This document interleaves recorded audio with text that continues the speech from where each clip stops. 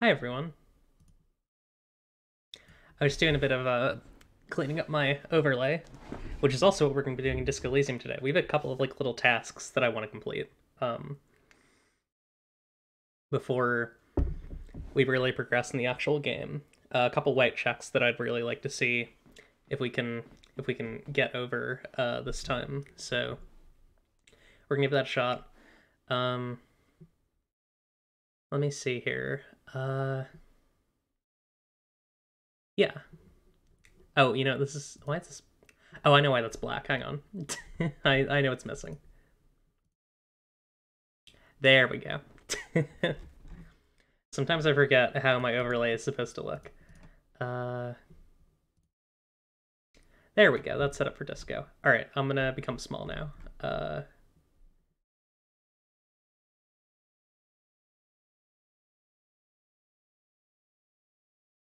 This isn't Disco Elysium overlay. Hang on one second. I need to do this over.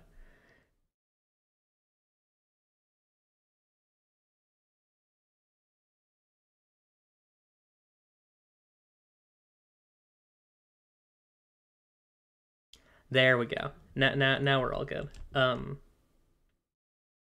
Okay, so we need to. I did some walking around, just checking some checks. This is. I want to do this date, but it's like 17%. So I need to get more suggestion.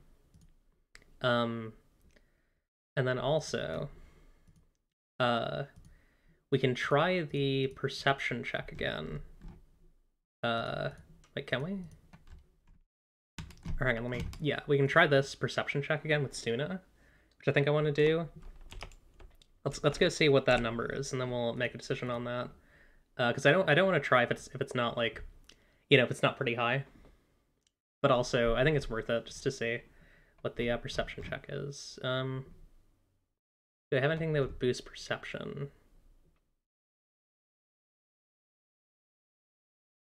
That lowers it.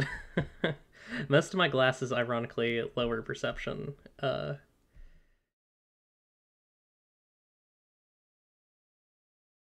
Yeah, I guess I don't have any glasses that boost perception. That's wild. Any clothing? This is sad. I don't think I have anything that'll boost my perception, so I'll have to go in blind.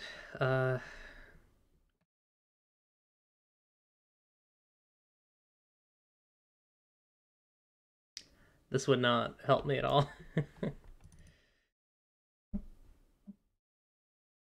We'll see how this goes. We'll see what the number is, and then if it's not high, the good thing is I have a lot of perception space. I just haven't filled it out yet, so I can get a couple levels just by doing like little things, like go after the armor, you know,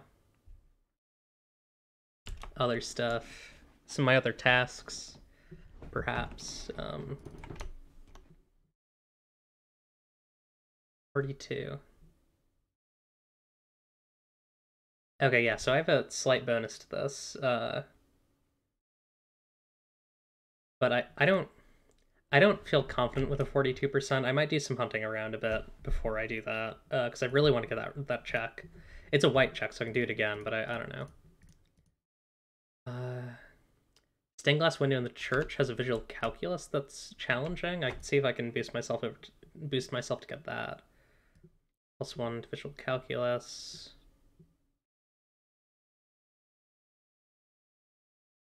Empathy shoes. Oh, my boots get perception. Okay.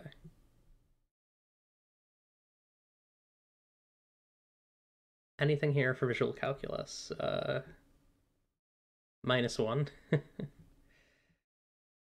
Oh, this gives +1 to visual calculus. Okay. Harry Dubois just constantly swapping out his clothing for no reason. Just like, time to wear this now. Silly man. Okay, well, 72% is my save scum threshold, so I guess we'll just do this. Okay, we'll reload that. Yeah, I want to see as much as possible in this playthrough, so if anything 70 or higher, I just, for those who are just coming in who've not seen previous episodes of this, 70% is my save scum threshold. Oh, game sound is off, you're right. Sorry about that, got that. Hi, Geeky Emo Gaming, how's it going? The mother of humanism stands above you. Try it again. A jigsaw of Nice. broken shards falls into place in front of you.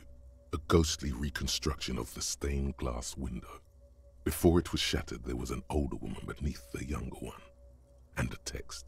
A light motif below them both. Oh. What shattered this mosaic? Unknown. Who is this older woman? The escutcheon on her throne says, Irene the Navigator. She is depicted as an older woman wearing thick-rimmed eyeglasses, holding a golden rights apfel in one hand and a scepter in the other. This is the queen her innocence day advised. Above, she herself is whole. Small figures of wise men, common men, worshippers walk up the stairs to stand at her feet. Secret servicemen, 30 years, stand in a row guarding her. It must have taken years to produce this work in all its dizzying detail. The motto, what does it say? Below both women, in luminous black letters, Après la vie, mort. Après la mort, la vie de nouveau. And then, along the left side, Après le monde, la gré. Après le gré, le monde de nouveau. So what is that? That's, I don't know what après is, but I know like something, the life, death, something, death, the new life. And then I don't know what monde is. Either the grit or the gray. Something the gray. the new Monday. I don't know what that means. Step back. Anyone who knows French. The mother of humanism towers above you. Okay, that wasn't really useful, but it's kind of cool. What other chests do we have? I'm looking for stuff that seems like it would be actually useful. I could probably do this novelty. It's not going to be useful, but I could do this novelty dice maker one. Because my shivers is, like, around, like, 9 or 10. Yeah, welcome, Geeky Emo. How you doing? Also, hi, Alhaf, and hi, Eden.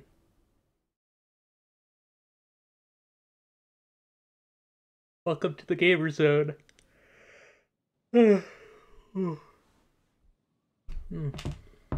Sleepy Demon Eclipse.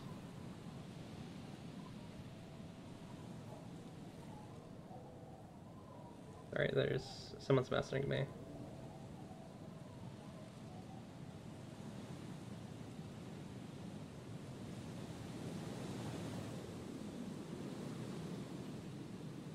You have a heart of gold.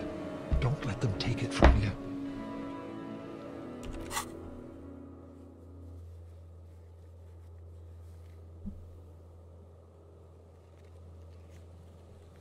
Okay, so let's go over to the Dice Maker Tower.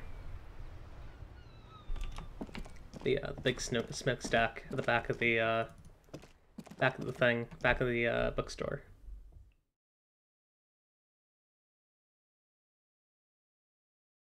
We don't have Kim Kitsuragi right now. Just me.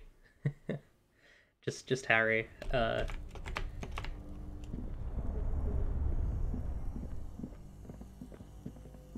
Currently, like, just mostly doing side stuff, which is...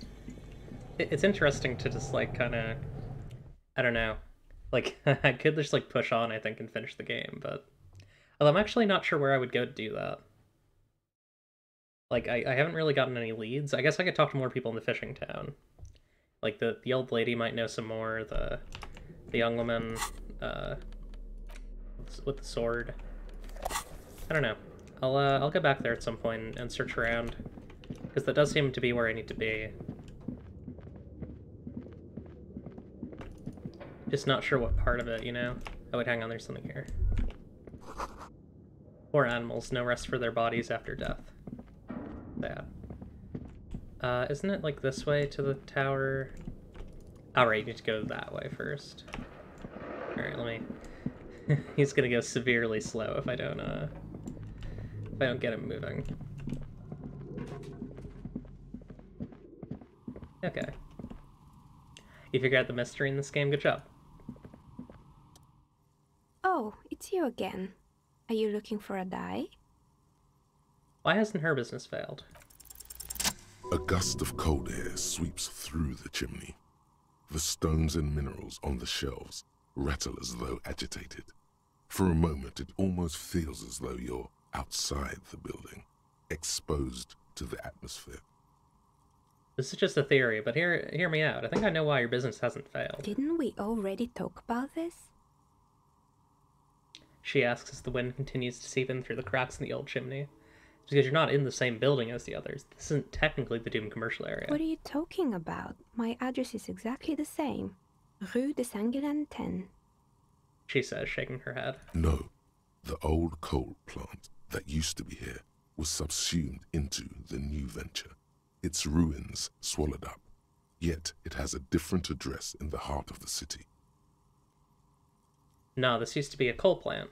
Touch the safety curtains. You're in a chimney of another building. This doesn't make any sense. She looks around the makeshift nest that she has carved out for herself, bewildered. Are you saying my business was spared because of a technicality? Where is this coming from?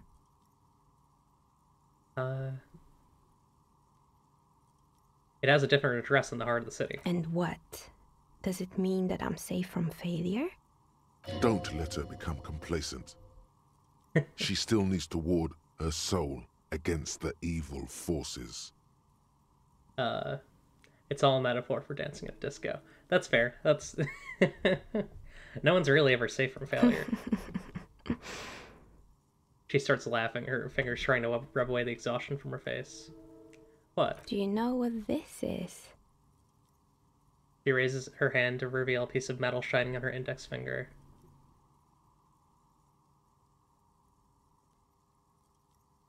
Looks like a regular piece of jewelry to me. It's a mourning ring.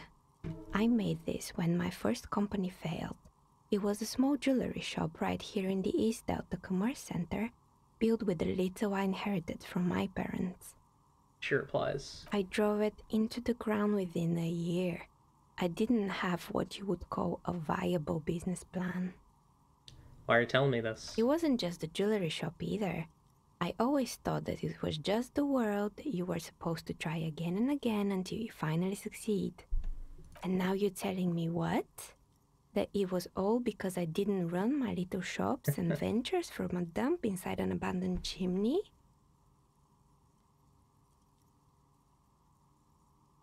Don't call it a dump. Sorry, she closes her eyes. Don't call it a dump. You made it nice and cozy. Yeah. Or maybe it's the entire world that's cursed. It's such a precarious place. Nothing ever works out the way you want it. Yeah, that's probably it. She stares out the window, not really hearing your words. That's why people like role-playing games. You can be whoever you want to be, you can try again. Still, there is something inherently violent even about dice rolls. It's like every time you cast a die, something disappears. Some alternative ending, or an entirely different world. She picks up a pair of dice from the table and examines them under the light. But anyway, thanks for sharing your theories, officer. She gives you a tired smile. Okay, I'd like to order a die from you. Of course. Tell me what you have in mind.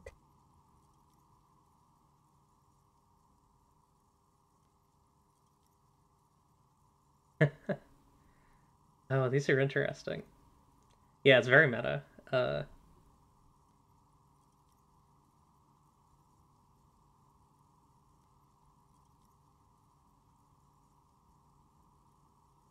I'm sorry, I don't actually know what die I want. How about an amber die? She suggests. Amber, poor man's gold. Who told you amber was cheap? It's beautiful, really, and has been treasured since the ancient times. The dice maker laughs. For 7 real, I'll craft you a 13-sided die from a piece of amber with a fossilized insect. It's perfect for those who can't seem to let go of their past. That sounds like me. I had a feeling. She smiles, but says nothing more. It's a deal. Order the die. Great. See you in 8 hours then. Was there anything else? Takes a small notebook from her table and writes something down. How'd you become a dice maker? How did I become one? It was a business decision. I was a regular jeweler at first, but that's an unfocused field with too much competition. Some of my friends were role players. They asked me to make some polyhedral dice out of cobalt. That was my first order. I grew it from there. Do you like role-playing games yourself? Not especially. I like working with rare materials and a steady pay. And role players as customers? They're nice people. She's thankful for the security they provide her. Okay. That was a really interesting conversation. I'm glad that I came back to her. Let's go back out through the bookstore, see if there's anything. I know there's like the map that I didn't get a good look at. Kind of curious about that.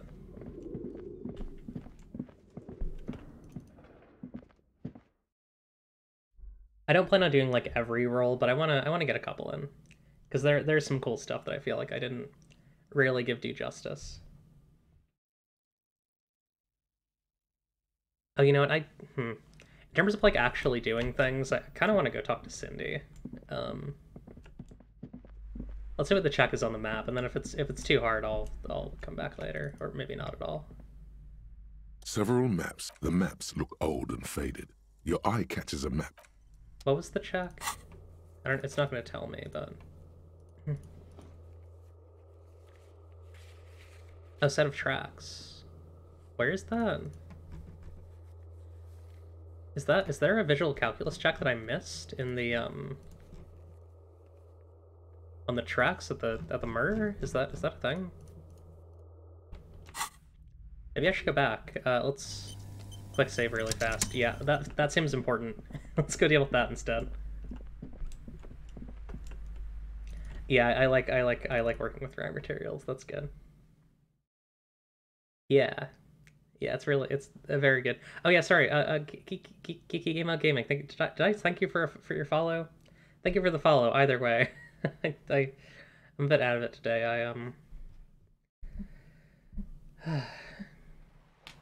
I a week or two ago, I forget how long it's been. I went to a clinic and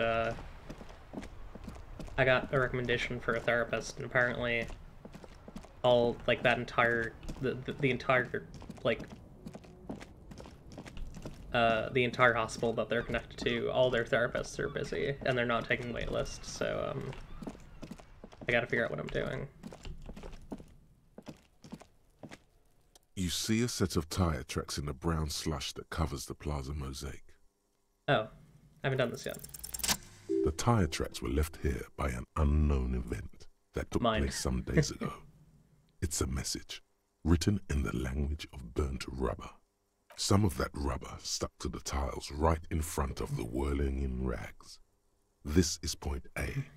The driver started there, and then accelerated straight into the fence, left a hole big enough for the Franco-Nigerian cavalry, according to the cafeteria manager.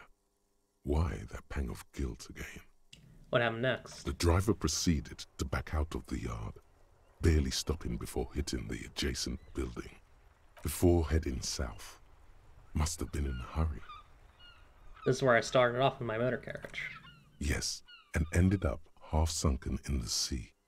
You must have been drunk when you left off. I think I got it. Alright, well, not very useful. The tracks are as they have ever been. A bit more worn, perhaps. Fortunately. Yeah, I don't really think I need to say this is significant somehow, because I know exactly how it's significant, right? Like, it's a pretty obvious one. Yeah, let's double check the tracks, if there's some other visual calculus I didn't do. You won't get far without... No, I did. What? Then which tracks is it?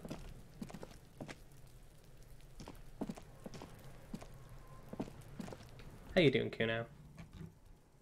Fuck does Kuno care? Kuno doesn't... He wants me to do an errand involving illegal narcotics. I'm not sure about that one. Alright, let's go talk to Cindy. Go get her gloves. Gauntlets, whatever you call them.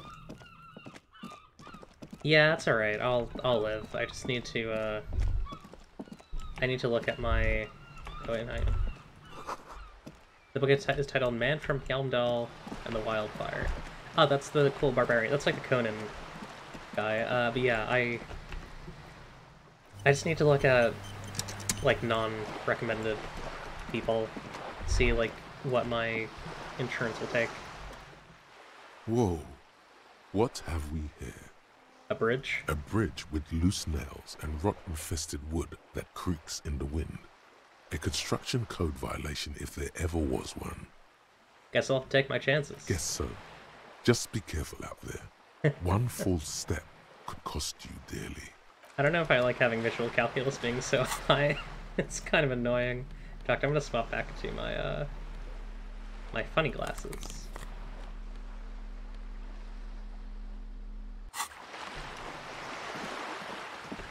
Funnyman's glasses.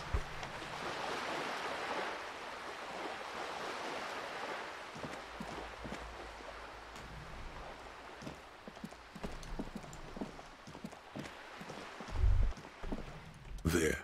Do you smell that? Smell what? Can you not detect that inimitable whiff of dissatisfaction and restlessness? That sense that the world is in need of dramatic, even violent, reordering? Close your eyes and take a deep breath. What do you smell? Nothing. Or at least nothing in particular. As far as you're concerned, your nose seems to be purely decorative. Absolute rubbish. Your politico-olfactory cortex doesn't deceive you. The smell is coming from that balcony over there. You mean from Cindy? Certainement. A precocious communist youth. A symbol of a kinder, more hopeful future. Now's your chance to establish contact with your revolutionary brothers and sisters. A chance to establish contact with the future. What a beautiful, terrible thought. Alright, let's talk to, Cindy. Hello again, officers. Have you come to admire my mural?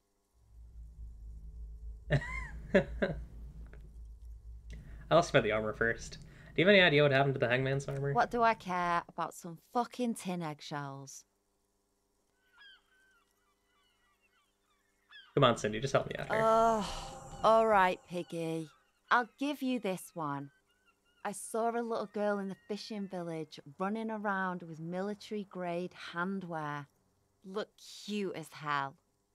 Could that girl have been little Lily? It's not a bad place to start. I know a little girl in the village out Little Lily. Could have been her. Small kid with giant white armored hands. If you've seen one of them, you've seen them all. Attempt to establish contact. Hey, sister, let's talk politics for a minute. And what do you know about politics? She squints at you suspiciously. I'm looking... This is a good one, actually.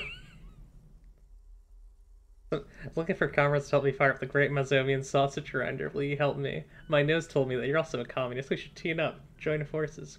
I like this one a lot. I'm searching for a bunch of mole people. Pigs and moles, eh? Sounds like something out of a children's fairy story.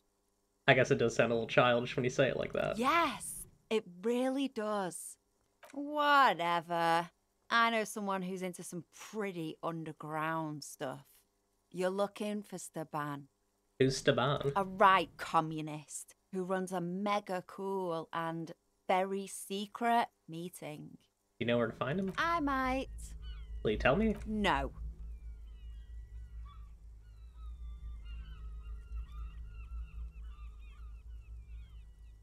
Just tell me what you want me to A do. wicked grin extends across her face. A laughing skull. Death hilarious. This is gonna be bad. Oink for me, Piggy. Just once. I'm not oinking for you. Be a good pig now. No oink, no goods. Reluctantly. Oink, oink. There, that wasn't so bad, was it? Sounds like you're really serious about meeting Staban. It's touching. Sort of. Staban's group meets only at night. In an old room in these apartments here. It just so happens you're in luck. Their weekly meeting is tonight. Poke your snout around sometime after 10 p.m. and you might just find them. Hold on, what else can you tell me about this Staban? Just that he's a real communist. Not like the play acting you've been doing. The rest, you'll have to see for yourself. That's very helpful, thank you, Cindy. Hold on. You didn't think it would be that easy, did you? See, Staban's a bit on the paranoid side. He's got all these mega secret passphrases to keep out infiltrators and the like. You can't join the meeting without one. But you're not going to tell me, are you? Why would I? That would be so boring. Now, let's see if you're half as dedicated a communist as you say you are. That's enough. Off with you then. She makes a lazy shooing motion with her dangling hand. Catch you later, Cindy. I gotta find the secret passphrase to Staban's meeting. Let's see if I can find it maybe in here. Because I know there is, like, the communist room in here. The Mazovian people with their white stars.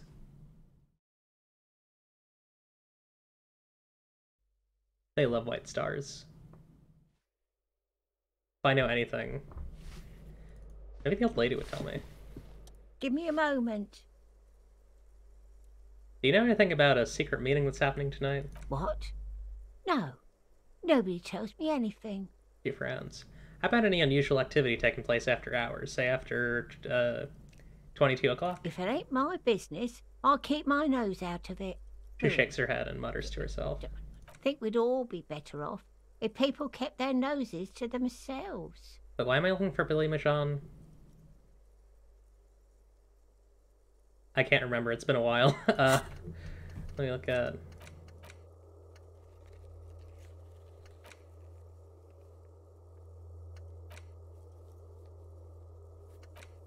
My numbered gloves, Van Eyck.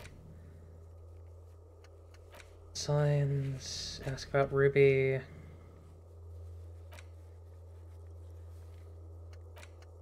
Dead body on the... Oh, right, yeah, okay. Yep. Looking for Billy Mahjong. Do you know where she lives? It's about Victor, isn't it? It's always about Victor with her. You'll find the Mahjongs in apartment 20 upstairs. It's one of those doors on the balcony. Thanks, I'm off. Okay, what is this?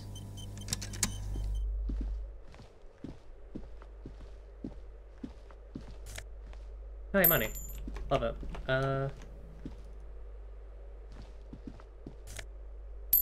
More money. What's... Yeah, I guess I'll check this out. See if there's anything extra in here that I missed. A plaster cast. Honestly, he does kind of look like you after all. A communard lives in this room. A poor communard, from the looks of it. The room? Okay, yeah, there's nothing here. What about in here? This is where that weird lady was. Lady who owns the building. A blister pack of medicine peeks out of the box. You should take it. Yeah, sure. Take some Hypnogamma.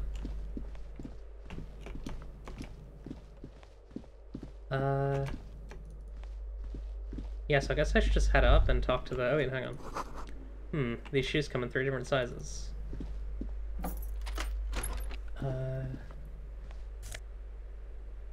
Elysium and Commodore Red.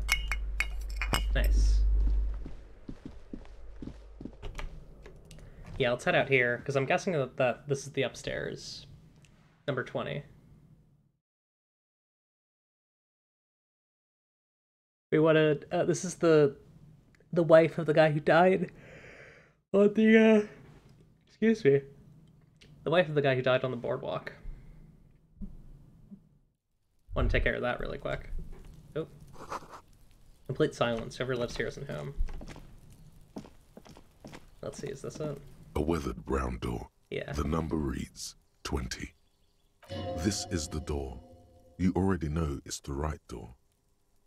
This is going to be so hard. Yeah. Get yourself together. It's just police work. Knock. Hello, who is it? A voice calls out from the other side of the door. Is this Billy Mahjong's home? This is the police. Please open the door. The police? A moment, please. Give us a moment. You hear shuffling inside. There's fear in her voice. She unlocks the door. Come in, the door's open.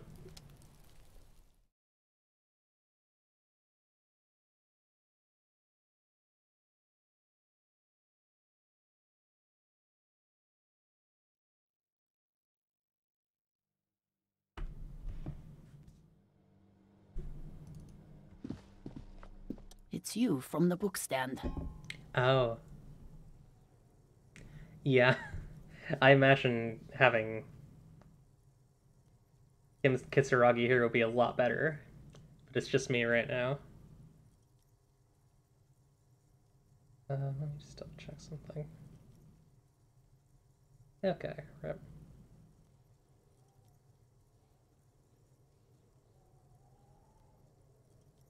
Okay, she just looks at you for a moment without knowing what to do. I don't think I introduced myself properly. I'm Billy.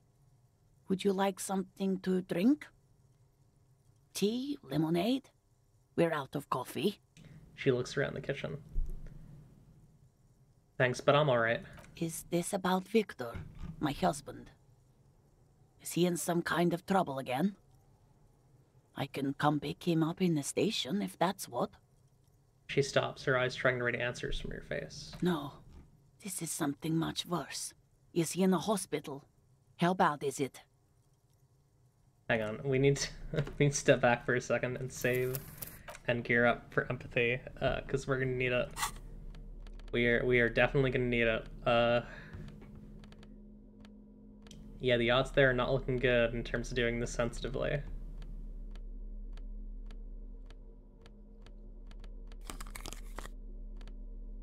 Put on my empathy glasses, put on my empathy coat.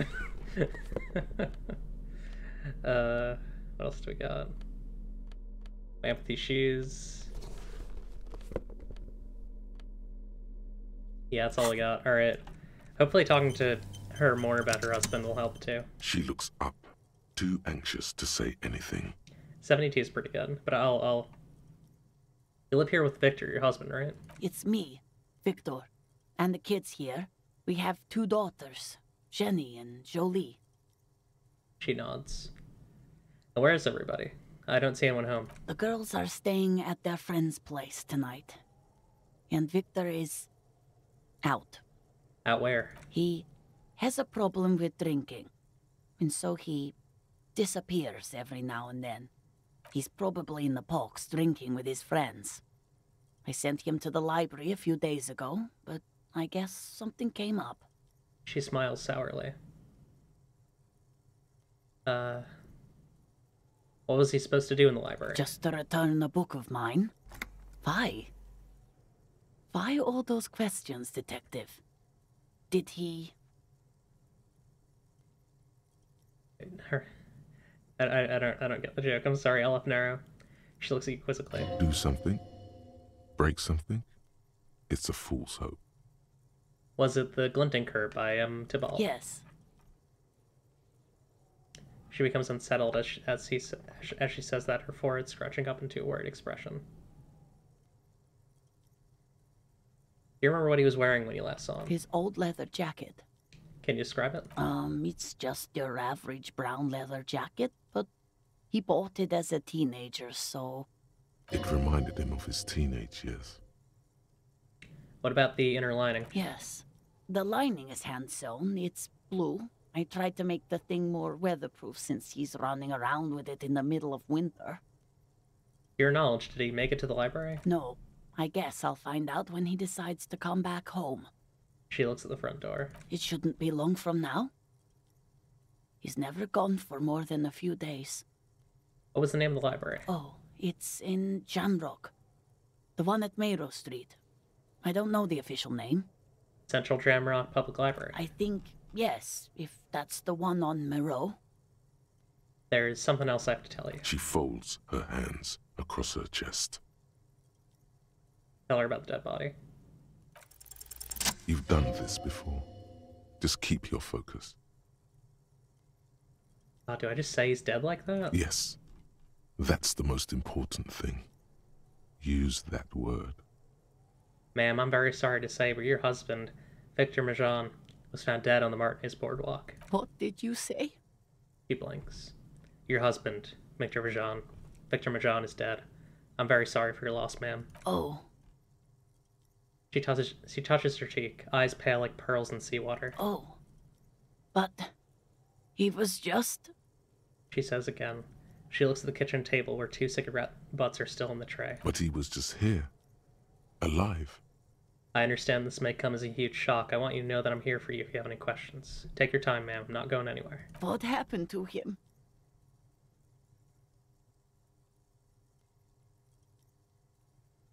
It was an accident. He fell through a hole in the boardwalk and hit... Actually...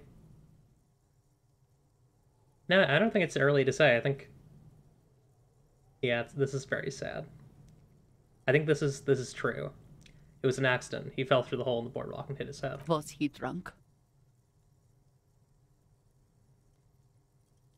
Alcohol may have played a role, yeah. I see.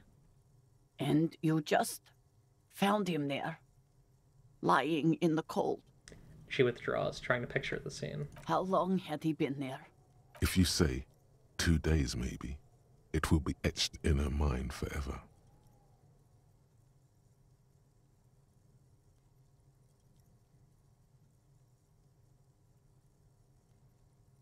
It's hard to say at this point. She blinks, eyes welling up with tears, as her hand starts searching for something from the pockets of her dress. My handkerchief. She tries to smile through the tears. as she rubs her face with hands like a child. Is there anyone we could call for you? A friend, a family member, someone who could be here for you? No. I just need to tell my girls. She breathes in. The air gets sucked out of her lungs suddenly. Unreal. God. Should I call them? Should I tell them to come home? No. A day. No, take a day to recover. You'll be better prepared when they come home tomorrow. Good. That's probably the right thing. Thank you. She nods, but with a wretched expression. Just tell me, what do I need to do next? Where is he? Yeah, really. Can I see him? Like, for how cynical this game can be sometimes, this is, like, very...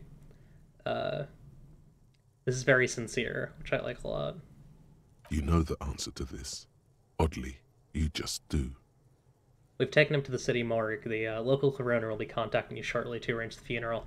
In the meantime, you can always call the RCM if you have any questions. I see. Well, thank you for telling me. She rubs her face, runs her fingers over cheeks that have become numb. Thank you for telling me, officer.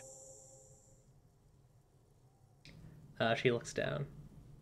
Again, I'm sorry, ma'am. Set the library card by her. Leave the room.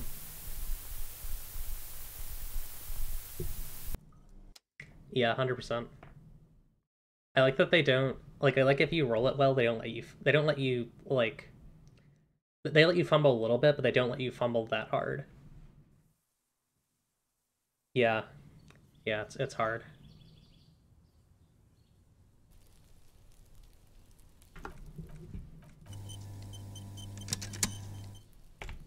When I was about 18, I'm about to tell a story about someone very young dying, by the way, a minor dying. If that's a trigger for anyone, hop off for like 3 minutes and I'll be done. When I was about 18, my friend Lucas passed away. He was an online friend, and I was the first, if I remember correctly, I was the first one to discover the obit. And I had to tell, I had to tell a person who was at one point, had been his friend for years, and for a little bit was his partner. And they'd actually just broken up right before he passed away. And he had been quiet for a bit, and the last thing that he said to her was like, I want to talk, and I want to try and work things out. And it was right before he went for like he went for a dental surgery that killed him. Yeah, it's really hard to tell someone something like that.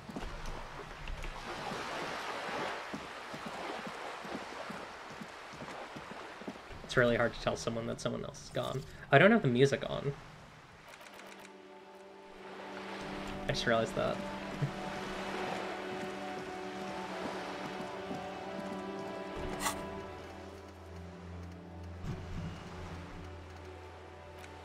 Okay, that's done. I should probably tag all these just so I know which ones I've done. For all the tasks I have left, I've done an absurd amount of tasks. Like, look at all these. That's a lot of work. Alright. How am I doing on, Okay. Yeah, I think next thing I should grab is probably a point of perception, because I need a good amount of that to get that roll done.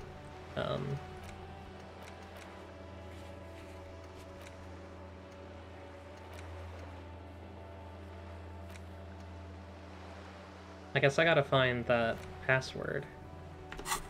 I wonder if the smoker knows, because I think the smoker usually hangs out in Whirling and Regs now, right?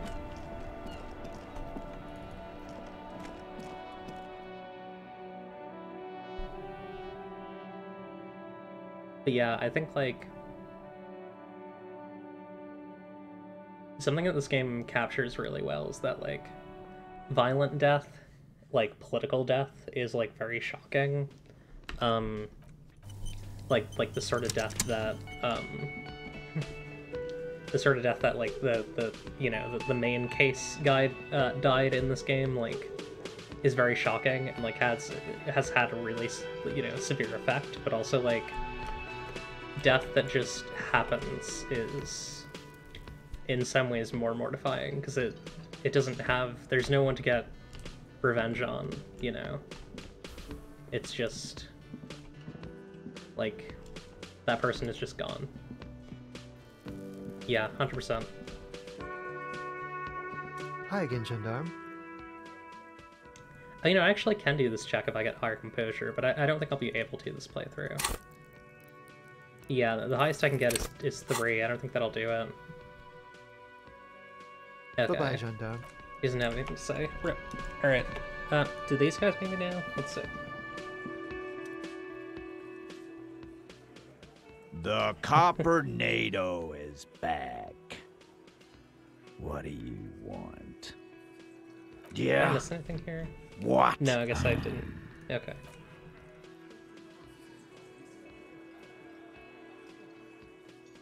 Yeah. Yeah, for sure.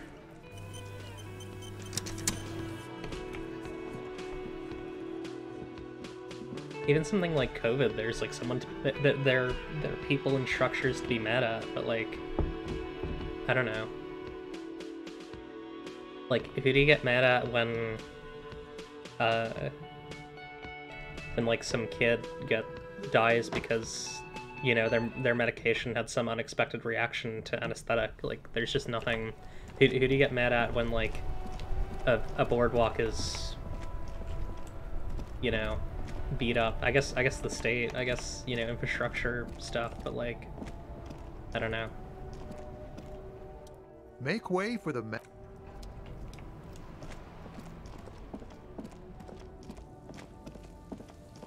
Oh yeah, right, I need to talk to the fake Striker guy here. There it is again. That hey. spectral smell haunting this industrial harbor. And it smells like years of turmoil, of hopes and dreams, ground beneath the inexorable tides of capital. Yeah, I agree. Life is wild, and art that says things about life is good. Close your eyes and take a deep breath. Can you smell it now? No, actually. In fact, you can't smell much of anything. Perhaps your allergies are acting up. Maybe. Nonsense. The reek of communism is unmistakable, and it's coming from that railing over there. You mean from Manana? Yes. Now's your chance to establish contact. It's okay, this is a heavy game. Alright, I want to talk to this guy first. Went native on the chief, huh? Those ballerina antics were reckless. Should have just punched him in the throat again. He nods in approval. Let's talk about our right to work.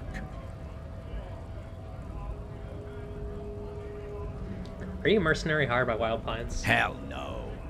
I'm just an honest scab. I won't have talk like that around here. You understand? His neck muscles tense up. The veins on his neck bulge.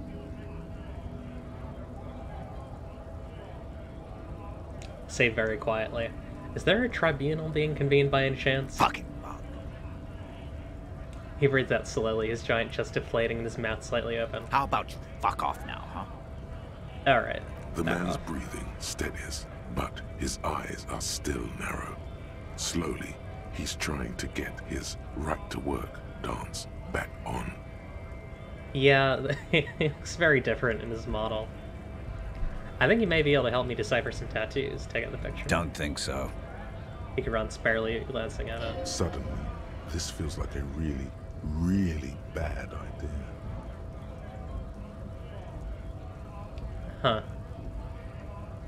I'm tempted to trust Inland Empire. Of course, yeah, forget about it. Let's discuss it. Another grunt. He turns his attention to the gates and seems tense. Who are all these strikebreakers? Honest men and women with rights to work, to be useful, not toys for corporate interests. The man runs a hand through his steadily graying military haircut. We came here to help the harbor run smoothly in time of crisis. If union fucks don't want work, they ought to let in those who do want work. I'm just gonna leave now. I don't feel good about quests because every time I question this guy, the game tells my skills tell me to not do this. Bad idea. All right. Hola, wandering man. How can I help you? He looks at you with soft and hazy eyes. Attempt to establish contact. Listen, brother, there's something important I need to talk to you about. What's that, boy? Yeah. He tilts his head. He tilts his head slightly. Now's your chance. Remember, communists are notoriously skittish, so it's best to insinuate your way in.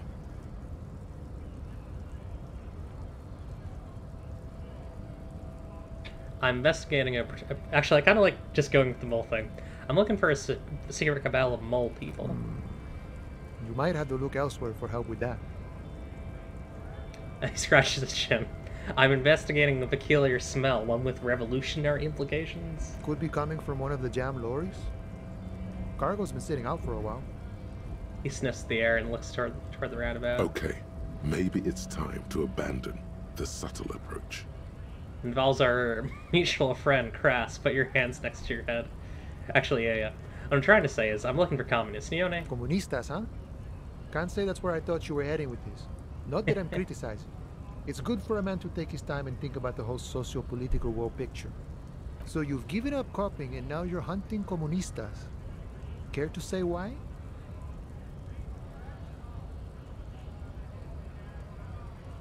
I'm not hunting communists. I'm trying to get organized with them. Oh, I see. He gives you an exaggerated wink. I wish I could help. Unfortunately, I don't know many comunistas. I thought you guys were all communists. Some are, some aren't. It's a big institution, room for all kinds. Comunistas, feminist supremacists, even an anti-institutional boyadero. He shrugs. There's some warmth in his voice when he talks about the Union. Whatever his personal politics, this is his home. All right, so if he isn't personally a communist, he's definitely hanging out with them. Ah, but you know, I did meet a genuine ideólogo a few months ago. Perhaps he's your guy. What's an ideólogo? You know, a guy with a theory. Someone who likes to pit his theory against other theories in deadly theory combat. Did he say his name was Staban by chance? Didn't say anything about his name. Wasn't this sort of encounter where names matter? How'd you meet him? It was late one night as I was leaving the harbor. He was waiting on the corner in a bright white jacket. Classic Saramiritian style. He asked me for a light. We shared cigarettes. Then he asked me if I ever thought about getting into some of the extra physical branches of communism. Hang on, what does that mean, the extra physical branches of communism? No idea. I took it to mean he was asking me to join some sort of underground cell. A very old school organizing technique. The sort of thing comunistas used to do before the revolution. Nod. An extremely cool way to establish contact, which I thought of that. It was alright. A little like something out of a Vespertine spy novel, but I must respect the effort. He shrugs. Alright, where do I find this guy? I couldn't tell you. Once I declined his offer, we finished our cigarettes and he disappeared back into the night. Just before he melted into the shadows, he turned to me and said, "Remember Dobrava and Abadanais." Oh, that's gotta be it. And then he was gone. Who are Dobrava and Adanais? I don't know. Guess not everyone remembers. A tight half smile crosses his face. What do you think it means? Been wondering about that myself. Some comunista inside talk with me. Not meant for the wider public. They love that kind of thing. You'd have to ask someone who knows this ideólogo personally. I have to say though, it sounds like you found yourself a proper hunt. The man whispers a jaunty tune. A coastal breeze ruffles his hair. Good talking to you. Gotta run. Okay.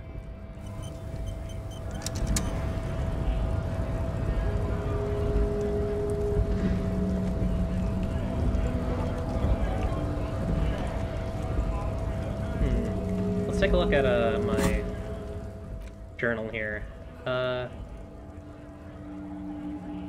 Where's the sleeping dock worker again? I forgot. I think they're in the actual dock proper. I'd like to go on a date with her, but I don't think I have enough suggestion. Map wall in the library. Boarded door in the library for pain threshold. Barbell for lifting. I guess I could do that. That doesn't seem like it's very useful, though. Fractured bullet. Hand-eye coordination. Wash basin medium? I could take a look at that. Oh no, that's for shaving, never mind. What is this? Composure? No, I don't have good composure. Abandoned lorry, physical instrument, challenging. I can take a look at that.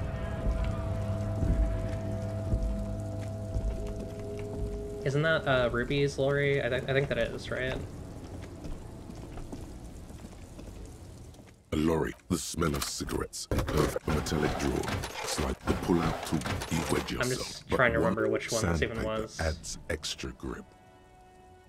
Matching one of the footprint, she is. The movie stars are still smiling from the. Seen most of this. One of the actress is a feeling of the actresses looks like radio. The peculiar frequency tablet. Unclear, not without the dark, the ghostly actresses. And you wedge yourself, but one hot sandpaper adds. The movie stars are still. I don't know what this is. It's an issue of, it looks like an article ripped. The pull-out tools close the run. Yeah, I don't know what. I'm not sure what that check is. I might have missed that. I don't know. Oh, you know, I could probably go talk to Lillian and get that glove from her. Little Lily. Let's go grab that. Da da da da da da da da da da da da.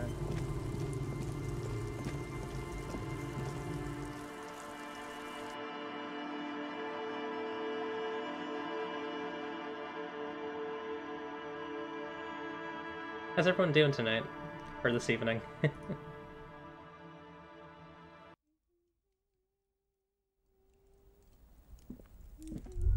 Okay.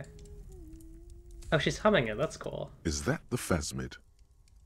It looks like the phasmid, leaning against the wall. Try to sneak up to the phasmid? It's not the phasmid. It's not even organic. It's a fire iron. How disappointing. I can't believe it. Right? You'll have better luck next time, though. The phasmid. Finding it is your destiny. Give the dream of discovering the Insulinian phasmid a rest for now. Mister, what were you doing in my fireplace? Nothing. Oh, okay. I heard there was a girl here who has armored gloves. Is that you? Oh, I had gloves. Very big ones. Heavy, too. She looks alarmed. Where'd you get them? Found them when Lemmy and I were playing hide and seek. In an empty house. Where no one lives. I think someone hid them there. She doesn't want you to think she stole them. And where are the gloves now? I hid them. The twins were gonna take them. They're stupid. She pouts. She lifts her stuffed toy up and looks into its one remaining eye as though searching for confirmation. I need those gloves. Why?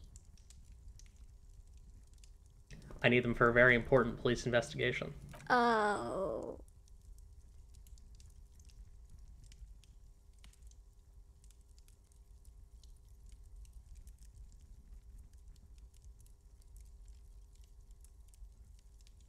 Sorry. Nice. That sounds really nice. I love to play a little guitar. I'm glad you're enjoying the show. She doesn't seem to understand, but you've at least conveyed the important. But you've conveyed the important part at least. They're in my sandcastle. Behind our house. Under the sand. You can break the castle. It's not very good. She points somewhere outside. Goodbye. Oh, actually, hang on. Let's ask about this. Do you know anyone named Ruby? Ruby.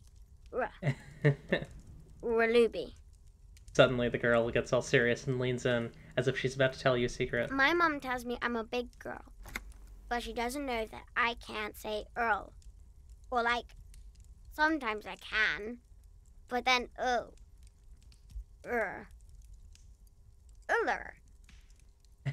Goodbye. Bye! The girl's large, curious eyes remain fixed on you. Alright, I don't want to destroy... If we don't have to, I prefer not to destroy her sandcastle. That feels like a very rude thing to do. To a child.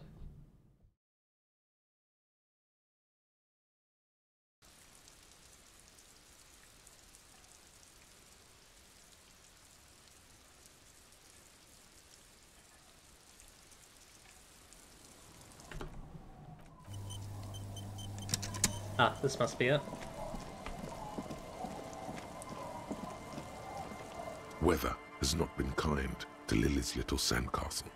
The once mighty towers are quickly eroding away. You can see something shining back to you from what must have been a vast underground catacomb network. Broken. A gust of wind disintegrates another piece of the cellar ceiling, exposing more of the mysterious glimmer underneath. The shithole's about to collapse. Alright, it's basically The broken at this building's point. coming down on you. You need to get out of here. Play it. Smooth, reflective surface. Are these the gloves you're looking for? Oh. Right, because Harry's childhood, he was in like the catacombs. That's really interesting. Because he sees that these as catacombs because that's... Alright. Reach the catacombs to pull the shiny object. The walls and floors give way to the giant's greed, collapse and present you with a pair of ceramic gauntlets. So I got the T500 gauntlets. Fairweather T. Ooh, they're actually better than my yellow gloves. As you fold your fingers into a fist, you realize you could knock anyone out with one punch. The white ceramic gloves wrap around your digits comfortably. I will be responsible with this. It's just to protect me from harm, not to show off. The hardened vitreous enamel, at once sleek and voluptuous, adds a glow to your cheeks and a spring to your step. Just imagine what a full suit of this stuff could do for you. One down, 2 pieces to go. Here I come. Are you sure you're correct there? There was a helmet too. 3 pieces more like. You were ambitious. I already sent the boots off. I'm not getting the full set. I would love to get the full set, but I'm not doing it. Perception. Let's get a point of perception. And do a little save.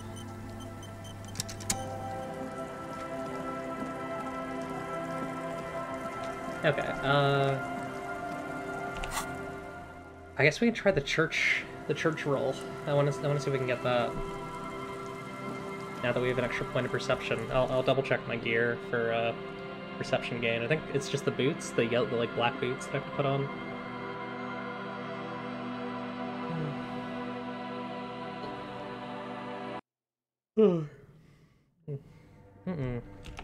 Sleepy. I slept for a very long time, and it was good. It was worth it. It's important to sleep for a while sometimes.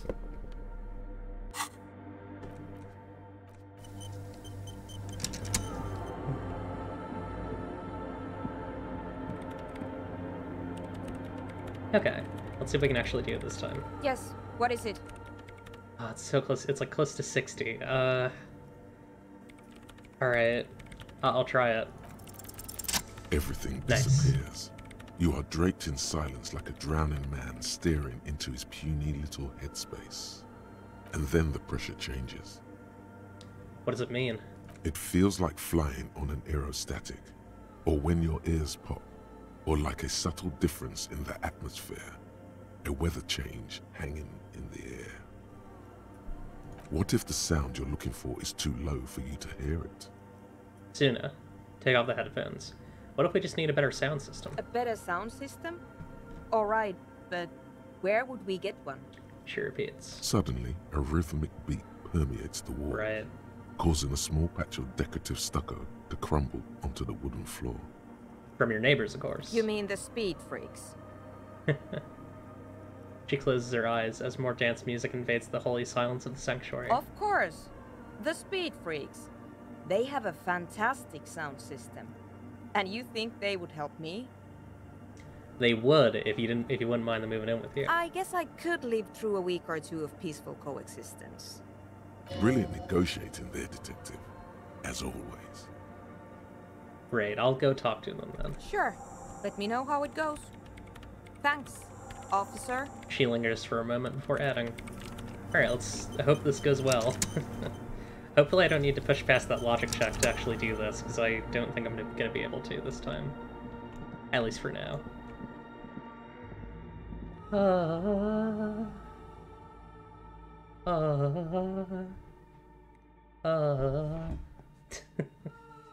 That's what that sounds like, right?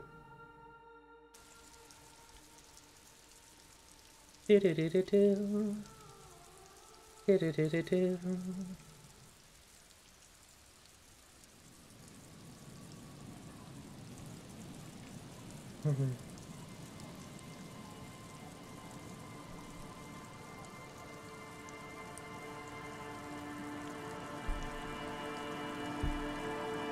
Okay.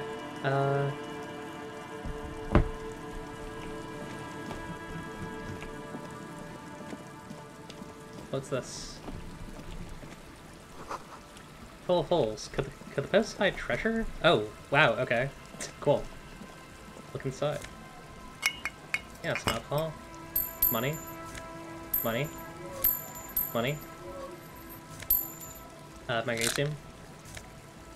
Money. And money. Cool. Man, I have a lot of money. I have almost 30 real. I'm gonna drop by the pawn shop and see if there's anything that I can buy there. And also the place, you know, the little clothing area. So we have our password. So once it's 22, we can go over to the communist meeting. I love to commune. It smells like sweat and laundry detergent, plus a trace of ether. Huh. Hi again. So, how are things going? I'm here to talk about the church again. Yes?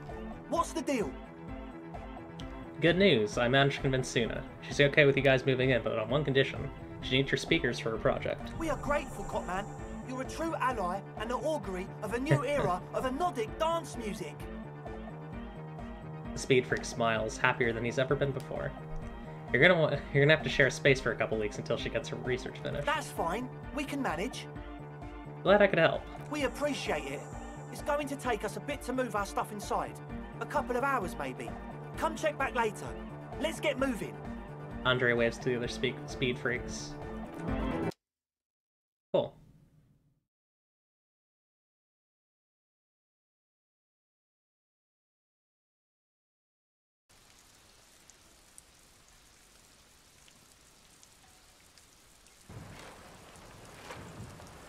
It's taking a bit to load. There we go, okay. Do a quick little save. I guess the girl's not here anymore. I wanted to talk to her now that we've helped with the guys. Maybe she's inside. Let's go take a look.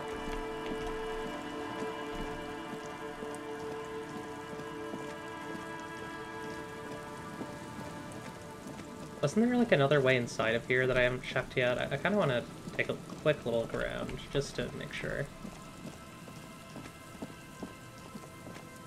There's like a bunker or something, right? Did I hallucinate that? That might have not been a thing. Oh no, it's here. The building before you has the engine. Must have been a big one. An old door, worn by elements, guards the depot. The wind has blown a sand dune in front of it. The door hasn't been opened in a long while. You see a handle. What is this thing anyway? The concrete structure looks military in origin, over half a century old at least, but sturdily built. Walk away. Interesting. Okay.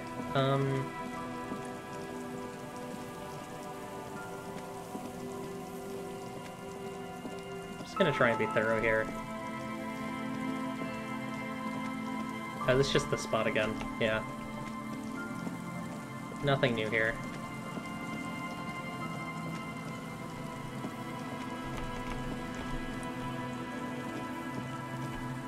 Right, that's just another cage. Yeah, let's go back inside.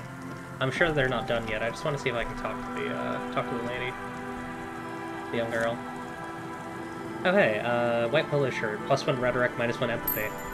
Might have been Gary's. That is what a white polo shirt does, huh? +1 rhetoric, -1 empathy.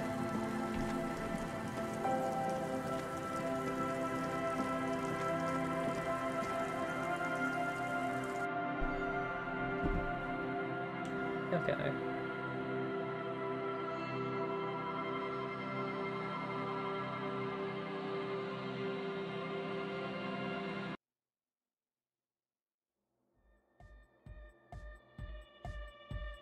Let's see. Where's our young woman?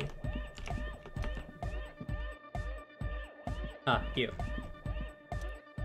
She's whistling a melody, her trusty contact mic attached to a wooden pulpit. At the sound of your footsteps, she stops what she was doing and turns to you. Hey there. I've been recording some new audio from all these beams and rafters. The sounds travelling through the wood are pretty cool. Creaks and stuff. Like you're underwater, you know? But like, underwater inside a tree.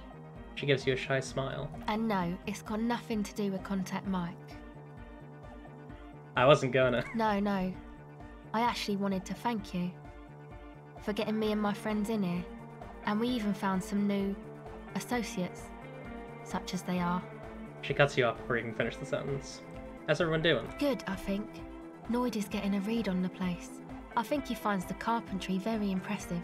Andre's been setting up the compressor and dancing. Egghead's been keeping the party up. He's got the stage under control.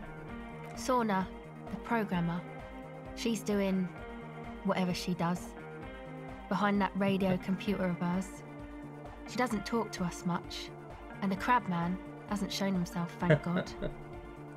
Now, can you tell me about your associates? Sure. You helped us out. I can repay the favour. What do you want to know? Tell me about Andre. Andre? He's a cool guy. Doesn't really come off as one, but he is. To me, at least. He takes care of shit. Sorry. I mean, he's got a vision. Of what life should be, you know? He tries to push things until everything falls into place. He's an organiser.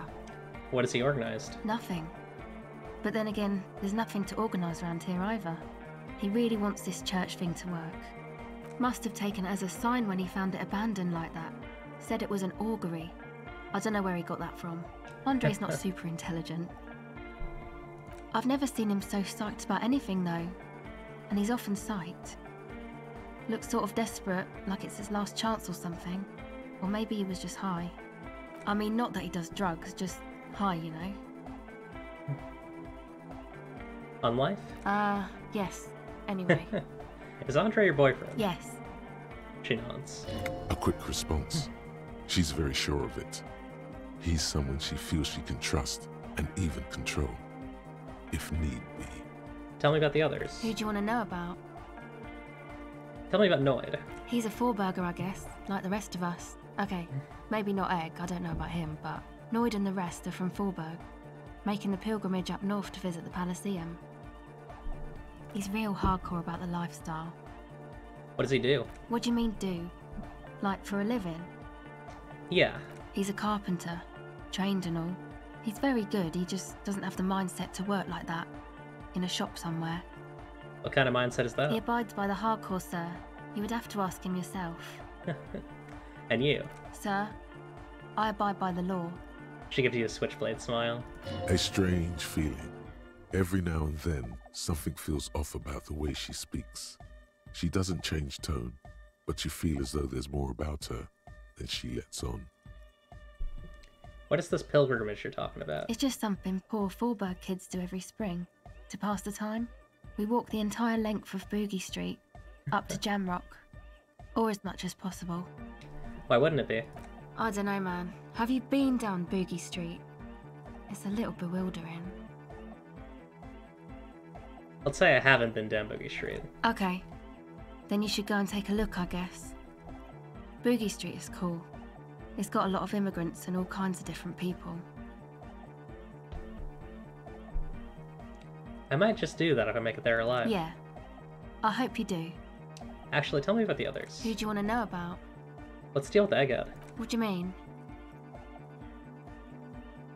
What's he from? How long has he been with you guys? Actually, we don't know where he's from. Or who he is, really. A true mystery. One time we were out partying somewhere in backwater Forberg. Or maybe even Coal City. I can't remember. Maybe it was Coal City. Egg was yelling along to some jam someone was spinning. All night long. Just kept yelling until he didn't have a shred of voice left. When the sun came up over the mines. There were mines? Yeah. It was in Coal City. She nods. Egg came with us. He made this wheezing puppy dog sound all the way back. Couldn't even speak. It was definitely Coal City. because it took us 2 days to walk back to the fort. He just wheezed the whole way. We never really asked why he came with us, or who he was. I think his name is Jermaine. People are sweet. She says quietly. You can see it must have been a great night. The memory causes her to go silent for a moment or two. You wish you'd been there. What does he think he's doing when he yells all that stuff? Oh, that. He's the party boy. He told me as much, but what exactly is a party boy? And Nordic music doesn't really do vocals in the traditional sense. Vocals are thought of as rock. That's to say they're a bit backward. Huh. No offence if you like rock music though. Rock music's cool by me. Pachoo, swish. Your credentials as the resident future man of Revachol are being questioned. Show her you're hip with the times, Gramps. No offense taken, go on. Anyway, even if you don't have vocals, you still need someone to say something every now and then, right? To urge things on. That's where the party boy comes in. Pachoo. He basically just stands on the stage and dances and yells how awesome everything is. It's very catchy. Swish, swish, Pachoo. Hardcore. Who do you want to know about? Tell me about Suna. Oh, she's a bit odd, I have to say. Doesn't talk much. I'm not really sure how to vibe with her, you know? Seems like she's not in a very good mood most of the time. But earlier today she told me about Welkins, and she seemed oddly happy, like she had some idea with those little creatures. Some artistic idea. I didn't really listen, I was busy with my mic. I sell grimaces as if it's the first time hearing the word. What do you think of the crab man? Oh, the crab man. Still gives me the creeps the way he moves. But he doesn't actually come down that much, just climbs around the rafters. I just tried to stay away from the crab man. But he talks to Noid. They seem to have some thing going on. Oh, he talks to Noid, what for? Beats me. Noid said they get along somehow. They're both crazy enough, I guess. What does he do up there? Who knows? He doesn't really answer our questions, see? Not that it's easy to ask them. What are we supposed to do, yell up at the tower? Thanks, about the others. Who do you want to know about? Actually, do tell me about yourself. Me? Again? Oh, actually no. Yes. Better that way. Thank you, some other questions. Sure. Actually, that's it for now. Okay, I want to see if Andre... I want to see if that helped with the Andre logic check. Yeah, it's all set up, man. Can you already imagine 1,000 people in here? 10,000! He waves his hands in an unbelievably lame, non-hardcore manner. It's static vibrations, totally transcendent. And I've finished setting up the new compressor too. He looks at the imposing black box in the corner that's churning out the sound. Now the only thing left to do is the name of the club. Will you do the honours, detective?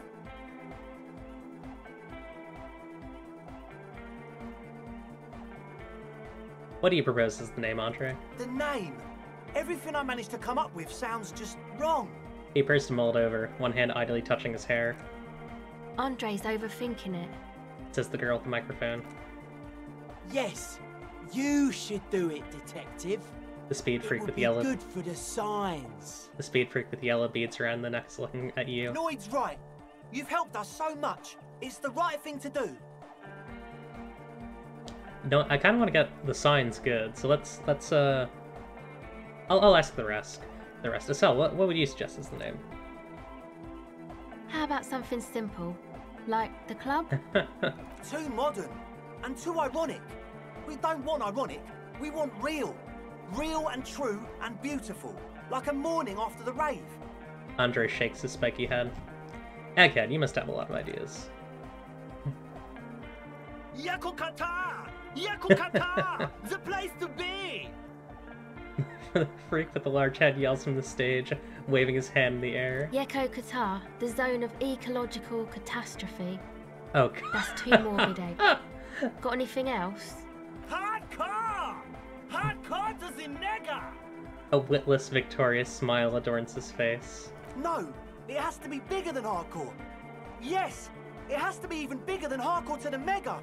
It has to be bigger than the scene. Andre looks worried as he comes to this realization. No, give me your 2 cents on the issue. The amnesia. Like the... I can't remember the name of the club, Amnesia. Amnesia! It's not amnesia, guys. Suna, do you have an opinion on this? I don't. Good. We have too many opinions anyway. I think I come up with a name. You have? Well, what's the name?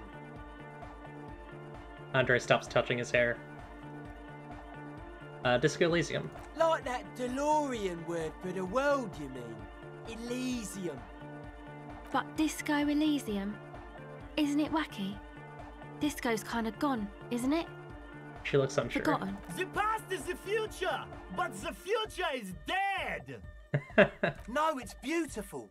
Beautiful and brave. Like we want it to be. Hey, they said the name. it's the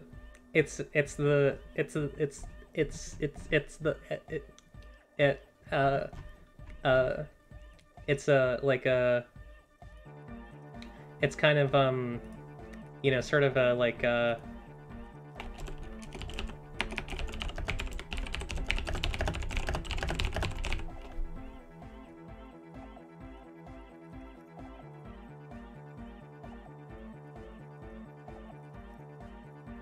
they said it.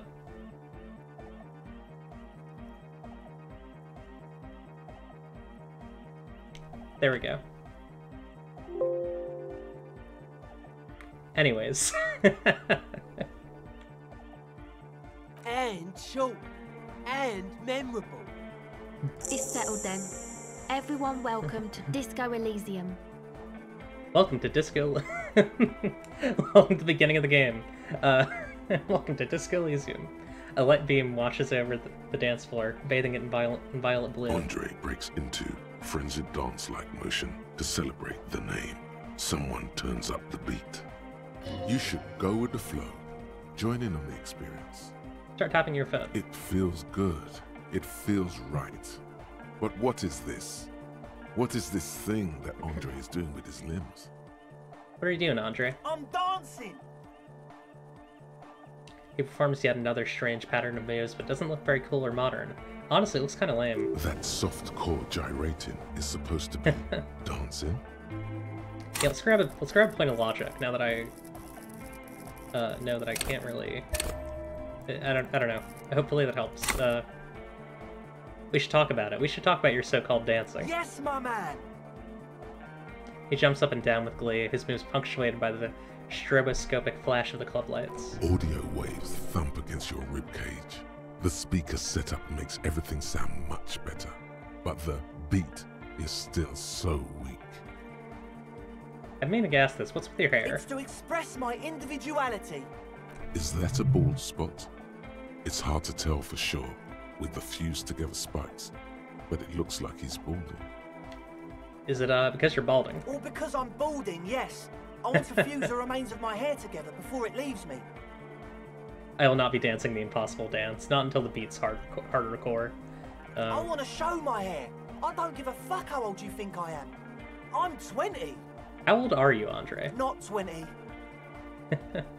Is it important to you to be an individual? Of course it is. Otherwise, I'd just be another poor guy with no education and no money. General issue, man. Now I'm all that, and I have radical spikes. Fair enough. Maybe it was a bad idea. Anyway. That's it for now. Goodbye, officer.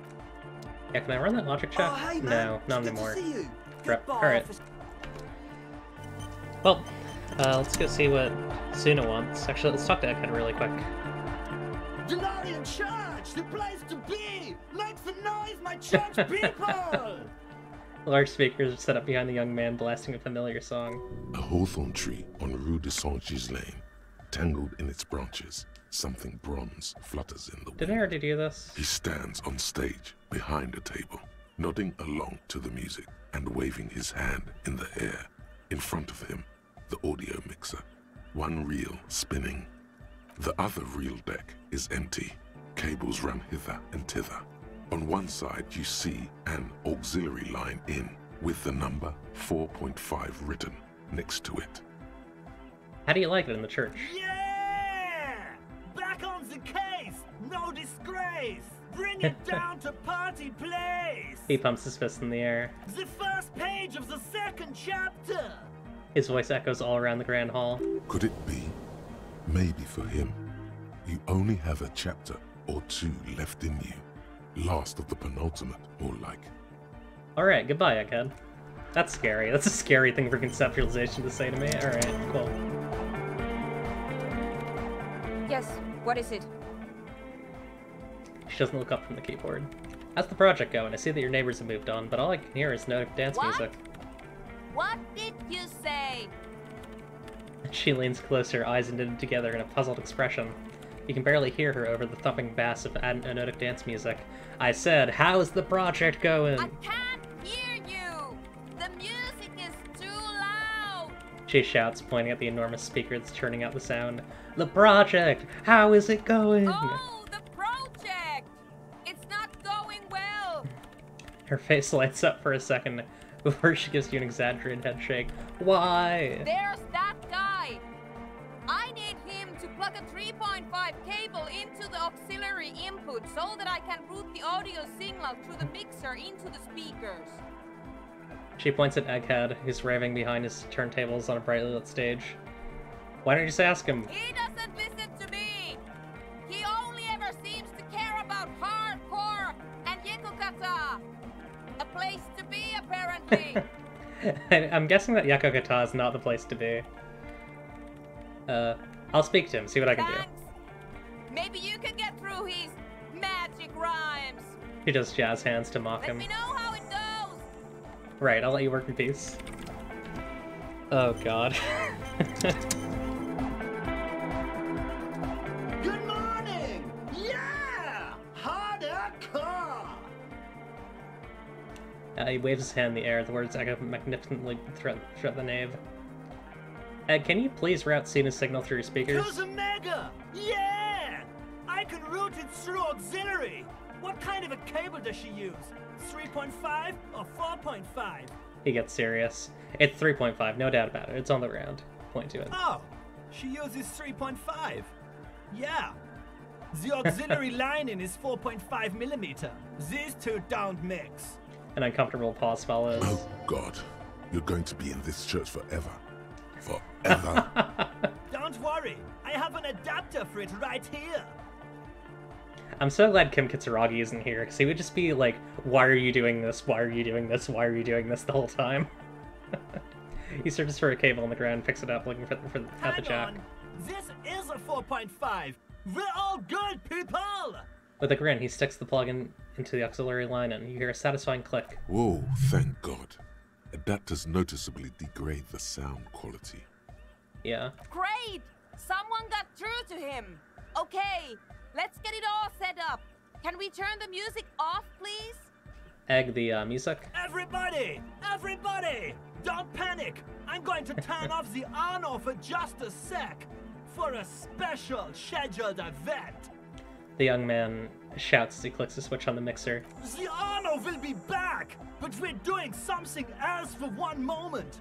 All right, go tell her that Egghead is ready to rave to her tunes, and then I'll turn off the music. He turns to you. All right, goodbye, Egghead. Go talk to Suna. Yes, what is it? All right, I talked to Egghead. He plugged in the cable. You can now unmute your speakers. Okay, but think you can ask him to turn the volume down a bit? Just in case. She seems hesitant, her eyes still fixed on Egghead. Maximum! Shouts Egghead, a great smile still adorning his face, larger than a red dwarf star. Maximum is the only way! Oh no. I know. Could you please turn it down just this instance? Just this one time? Maximum is not the only way, okay? Pump it to the brick! Pump it to the hard master! There's no other way! Blue style. Blue style! Blue style's really Blue funny. style. Okay, there literally is no other way. The mixing desk is glued to maximum. Oh, okay. See? He pumps it to the hard master. It's hopeless. I think what Egghead is trying to say is that the volume button is stuck on maximum. Of course it is. She shrugs, consigned to her fate. Yeah! Permanent enlightenment! Ray of sound! Never mind then. Let's get on with our project. I'm going to unmute the speakers on a count of 5. Everyone ready? She looks around the church. Egghead pumps his hand. up in the air, waiting for the beat to drop. Born ready. Says Andre. Ready. Yells Noid. I'm ready if you are, Detective. Suddenly, your palms are sweaty. The church seems cold and large, somehow. Yeah. There's tightness in your chest. Anxiety. I want to save. Hold on for a moment. What? No, let's do it. Never mind, let's do this. I'm ready. Ooh. 5, 4, 3, 2, 1. Mute disengaged. She lifts her hand from the keyboard. Complete silence fills the room. No wind outside. No waves. No floorboards creaking. Total, continuous silence. This is unnatural. The woman looks around. In the silence, you see dust move on the floorboards. The driver of the speaker vibrates in the air and then stops. Plasterwork begins to crumble down the walls. Oh, wow.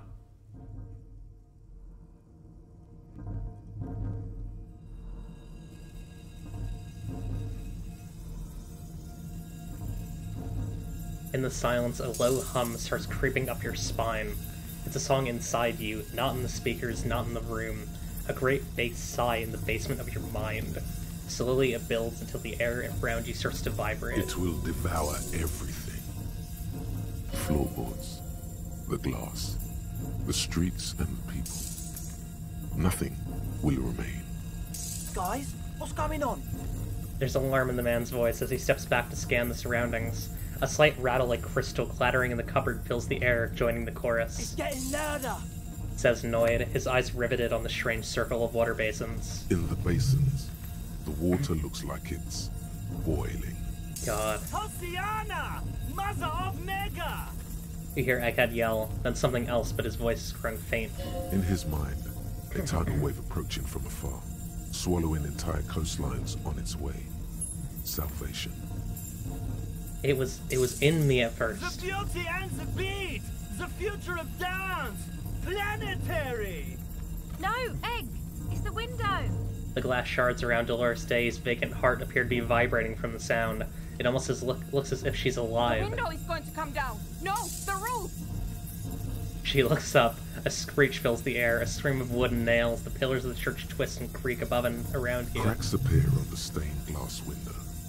Cracks run up the wooden pillars in the dark. Come down to us! Love!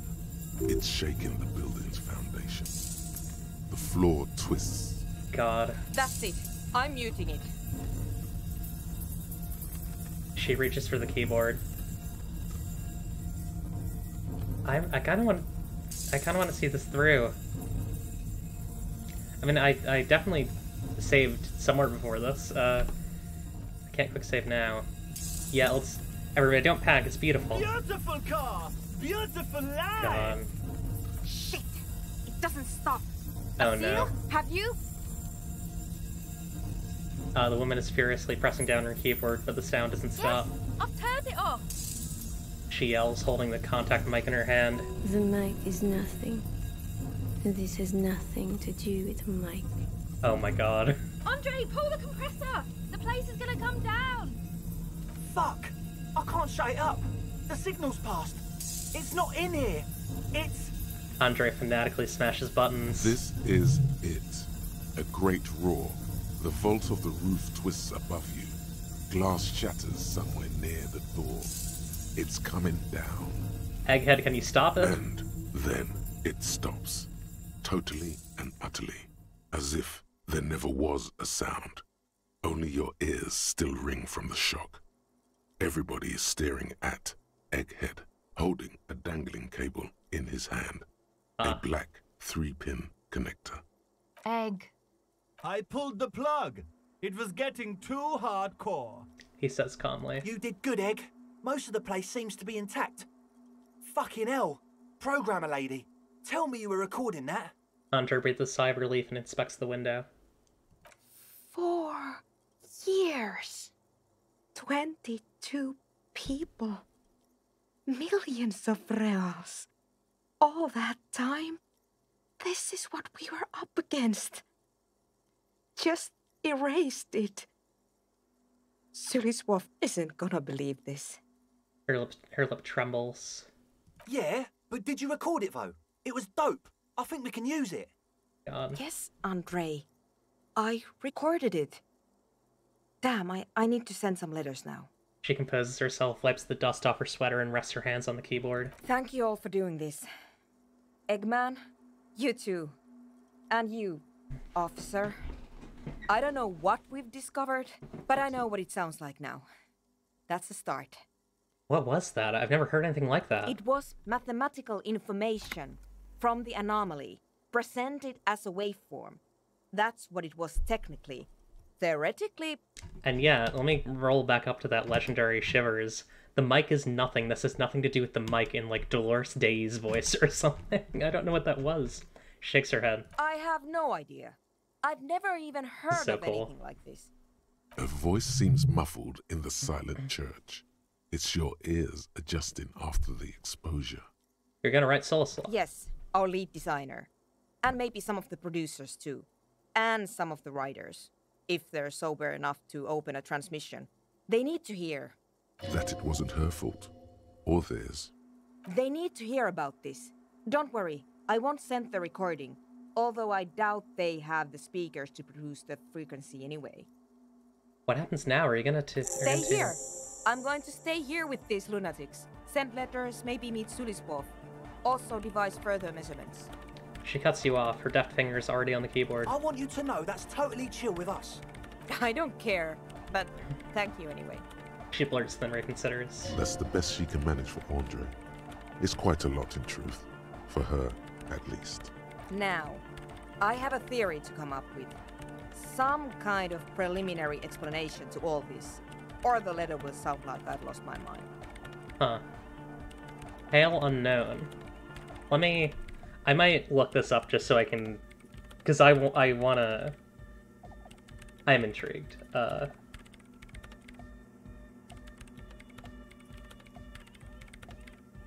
Yeah, let's see. I don't want to look up, like, what the result of this is, but I want to see how I get the Pale Unknown off.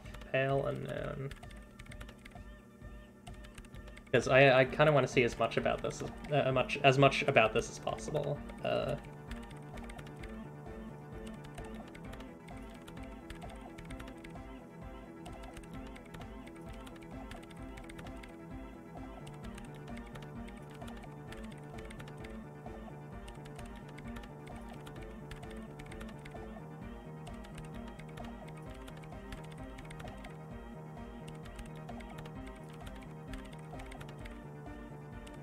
Okay, apparently you have to talk to Joyce without Kim. Well, he's gone, so this is probably my chance to do it.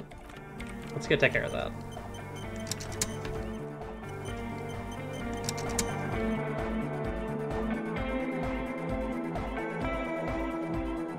Yeah, I kind of want to make a theory about that, because that just sounds really cool. Like, I don't know. This is a very cool side quest. A lot of very weird mystical stuff happening. Super into it.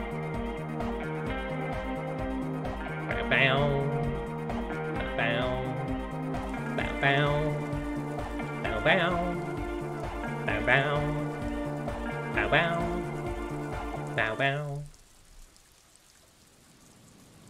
Okay, let's get back to the Martinez waterfront. That's probably closest to Joyce. Joyce is the lady, the one who like can like travel back into the past through her dreams. The lorry driver, the older one. This one. Yeah. I think this is Joyce, right? The woman is still hunched over the railing. Her head... Huh? What is it? What do you want? Wait, is this Joyce? Who's Joyce? Let me double check.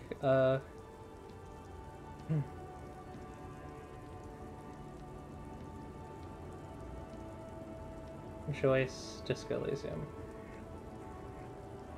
Oh no, sorry. Joyce is the the boat person. Let's go talk to Joyce.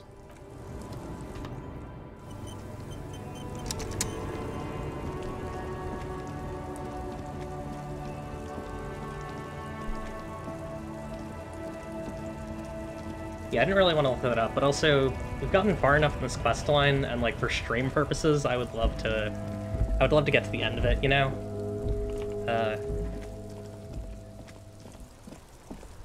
I mean, like, I didn't get spoiled for anything. I literally just got, like, you can talk to her about this thing, this particular subject. So, let's go take a look. Let's go talk to her about the Pale. Hopefully we can actually get to that dialogue option, though. I'm not sure what you need to get there. Oh, is she gone? Crap. What is the village on the coast? Oh, okay, hang on. Right, alright, yep. Yeah, we gotta go back to the village.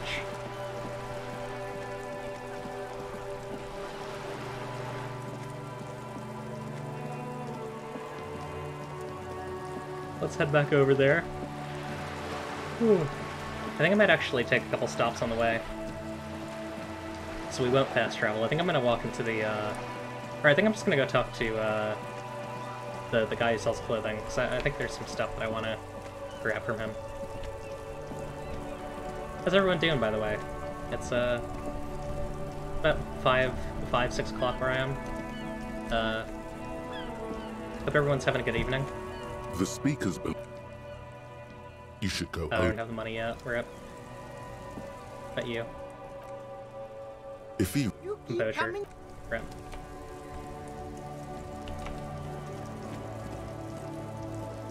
Yeah, that's the tree. We already got the stuff from the tree, so we're good to go on that. Let's quickly head over here. And, whew. We gotta go and, talk to our friend Joyce. Not really our friend, but she exists. Where is she? Ah, over here. Cool. I think next level I might try and boost suggestions so that I can do the date, because our suggestion is pretty low. We have a lot of space for it. It's only 4.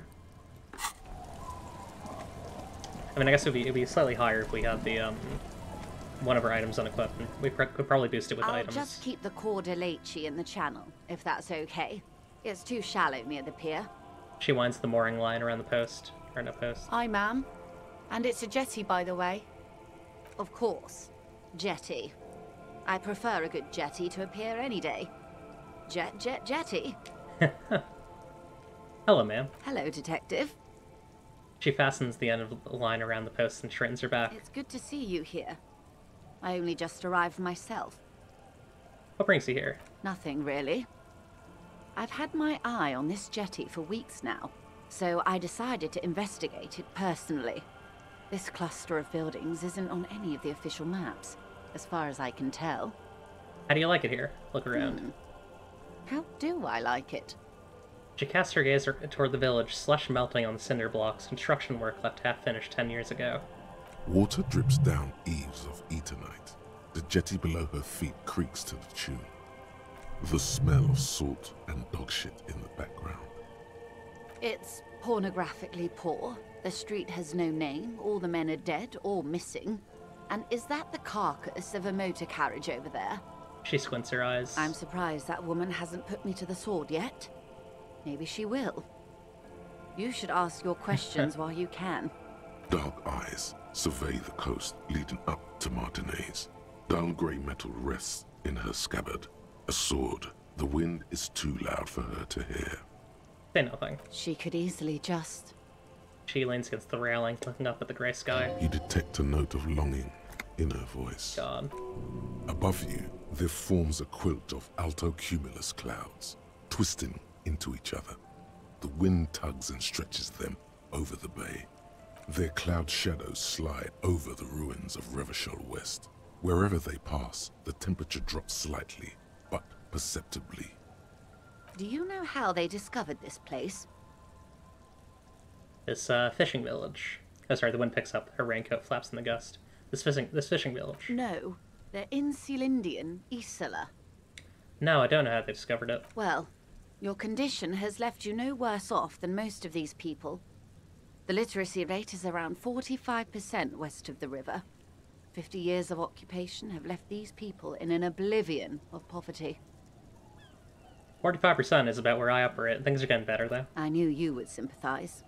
Most Revacholians will never know what this place means. Our home. This island of matter. Or why they were ferried over in the first place. She nods. Remind me to tell you one day. For now, how can I assist you in this new location? She corrects the scarf around her neck. Tell me now, I have time. I hear you have singled out a suspect and are in pursuit. This is cause for cautious optimism. I would not want to delay you. This story she will tell it only before she leaves Martinez, at the very end of her stay. Maybe there is something else I can assist you with, while you're hot in pursuit? Is there anything? I feel like... I don't think this does anything. I think we did this once, actually. It wasn't... It was not in a... It was in a deemed save. You're on a boat. Technically speaking, I'm not on it right now. She'll sway in the waves. Well, technically speaking, I'm not on it right now. Does she have a name? The boat? No. It is called Cordelati 19, because that's the type of sloop it is. The word, it, feels strange. Such a beautiful boat deserves a proper name. A breeze ripples through the sails and tugs at your hair. Below, the sleek, fish-like shape of the hull parts the water.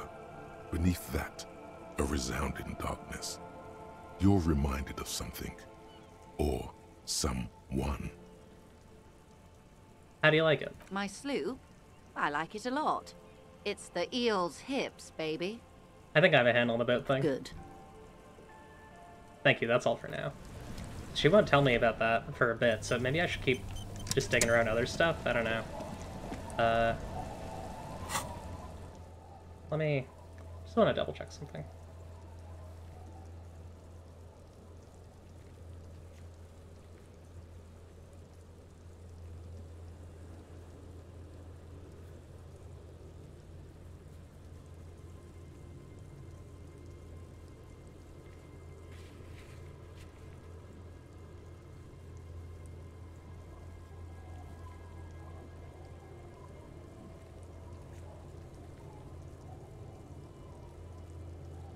Sorry, I'm just double checking some stuff.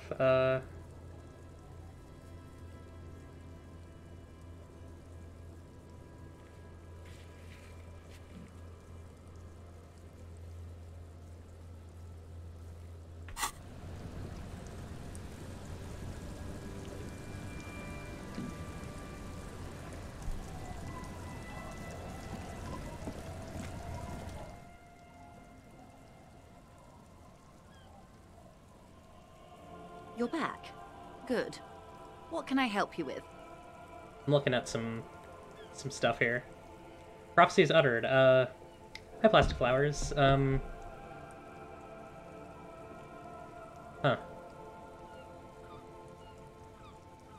In the deepest ice, on the southern coast of the northernmost continent, one day, a great creature will emerge.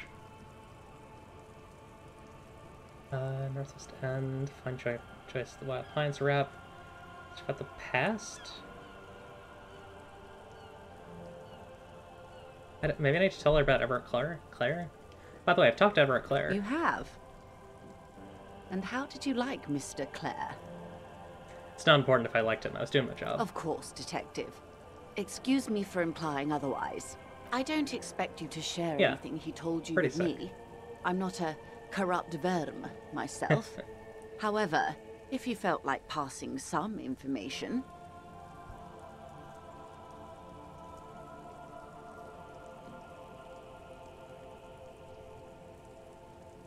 How could I stop you? Are we not human? Are we not curious to hear another person's take? It's only natural. We would only be... gossiping. Right. Don't fall for it. It's a ploy to get you talking. The honey-mouthed syllables, the smiling, the conspiratorial jokes, all of it. Intellectually speaking, it would be quite interesting to hear what she has to say about these things. I'd rather not talk about something else for now. Or I'd rather talk about something else for now if you don't mind. Of course, Detective. Should something come up later down the road, don't be afraid to drop by for a chat. Until then, is there... I have an idea. I have a sense. I think I know what I'm missing. Hang on, I'm gonna grab suggestion.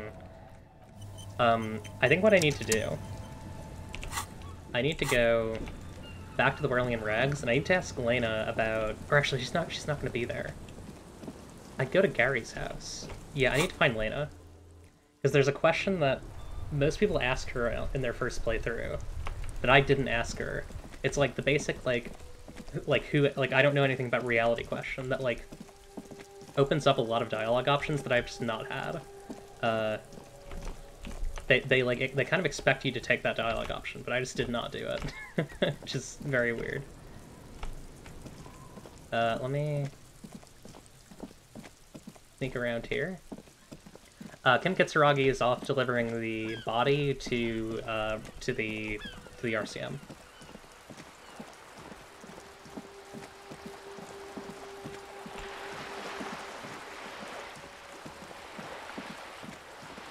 Yeah, I kind of goofed a bit. I didn't think about that.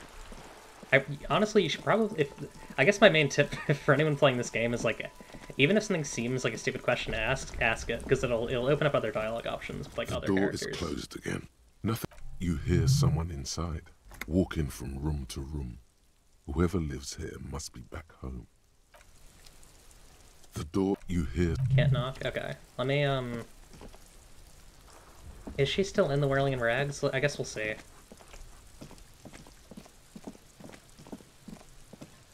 Yeah.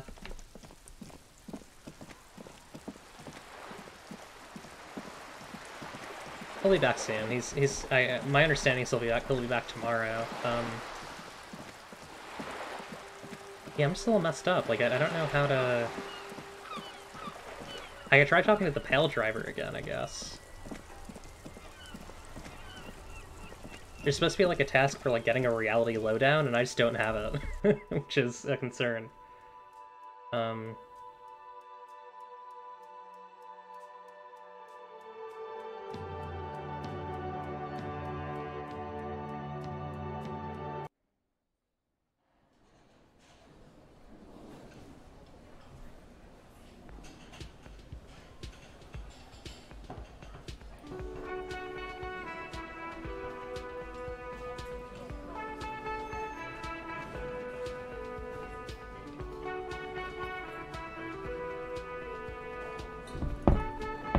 I think that the way that I played this game has been very incorrect, but that's okay.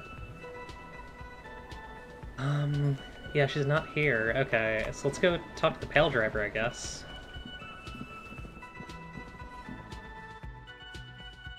Let's see.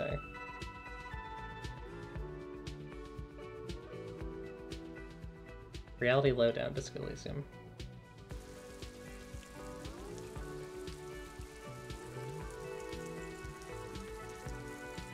Yeah.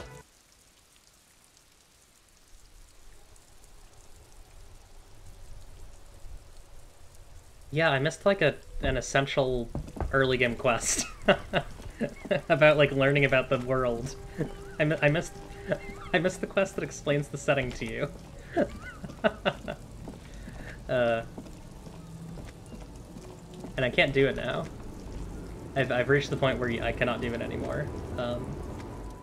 Lowman, you caught me at an opportune moment. This awful weather keeps me awake. You can entertain me with your questions. I don't really understand this whole Boyadero thing. Of course not. To truly understand the Boyadero, you need to listen to On the Western Plain. Okay, what's that? It's an old ballad about a young girl who falls in love with a daring Boyadero. He promises to marry her as soon as he returns from the Western Plain. I'm guessing that doesn't happen. Of course not. The Boyadero returns from the Western Plain a changed man. One night, as he and his beloved are out walking along the river Maigret, She pleads with him to give up his riding and settle down.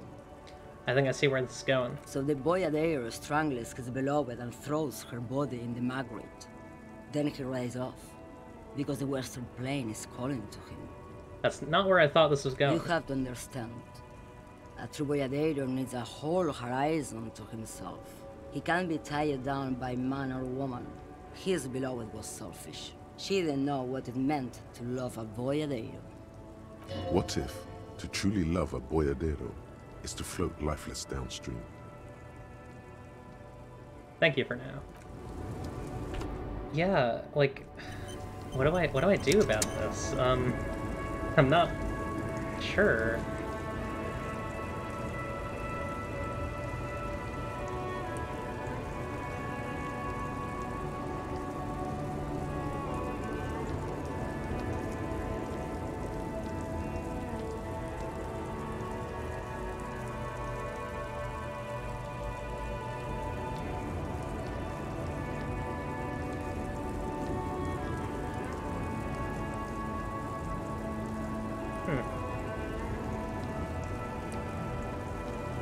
Let me see what the pale driver. I'll just look at her page, I guess. Hopefully there's not any spoilers. Yeah, I'm just trying to figure out like what I should be doing here, if I want to learn about the pale. Honestly, the answer might be that I can't do anything at this point. I might have gone too far.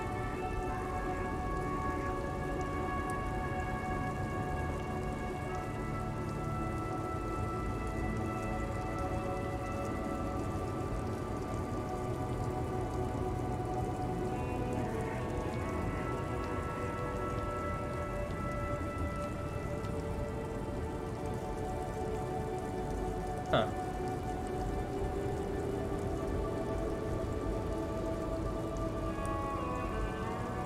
Okay, yeah, I think I missed this. Man. Is there a way to get back to Lena? Lena... Elysium.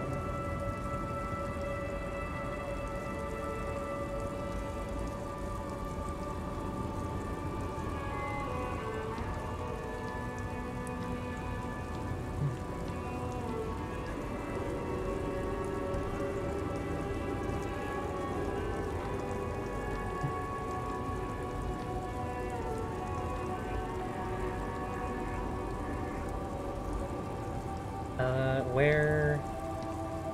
Sorry, folks. Where does Lena go after, find the Insulindian Phasmid? I mean, I know she's in Gary's house, but...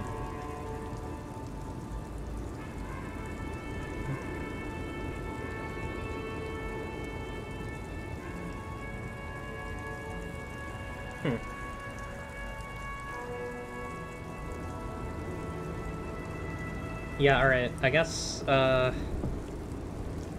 should go and ask around the fishing village about Ruby. I might have to look up some of the stuff online. Just, like, watch it on YouTube or whatever, because, like, it sounds cool. But I can't... That -10 on that logic check is gonna kill me. So I can't really do anything about it. Unless I somehow learn about the Pale from something else, but I don't think it's gonna happen. Scroll between the thighs of a page 3 girl. Lurgin Dudisco. You know, I probably could have fast traveled. That's right, it's right here.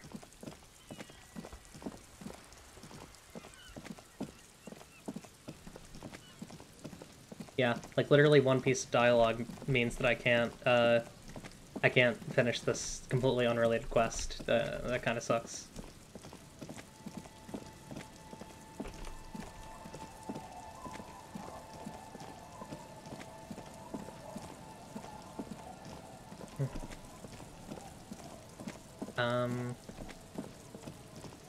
I'll ask the old lady first, I guess.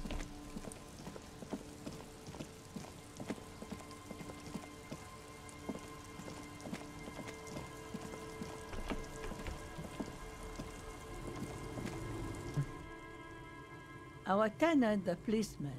I hope the waves don't keep you up at night. What can I help you with? I found this jacket, but it's filthy. Could you wash it off for me? I can wash it for you, but it's going to take about a half an hour. Think you can stay put for that long? She says after looking the jacket over. Hell yeah. Yeah, I'll wait. Well, hand it over then, and I'll see what I can do. Must say, I'm proud of this one. It's pretty nice underneath all that filth. I hope you'll have an easier life in your hands. It's a fallen windbreaker. I have like almost a complete fallen set now. I need to get the shoes. Have you seen a red-haired woman named Ruby around the coast? Nay, I haven't seen anyone lately. Okay, but do you know who I'm talking about? This is my little cinder block town. I know what goes on around here. She nods with a wrinkled smile. She's being evasive. She knows something. You know something. Hey, actually, this is a good one. This is like when that man locked himself in the woodshed. We just need her to help her come out. No, it's not like that, man. With him, we called you. Right now, you just arrived by yourself, like a raven plucking at the window glass. I see. You know something, but you decided not to tell us. There's not much to tell. People come and go. Now, was there something else? You should look around your shack. Maybe she's rented it out to others too. Goodbye, I'm off. Yeah, it's a good idea.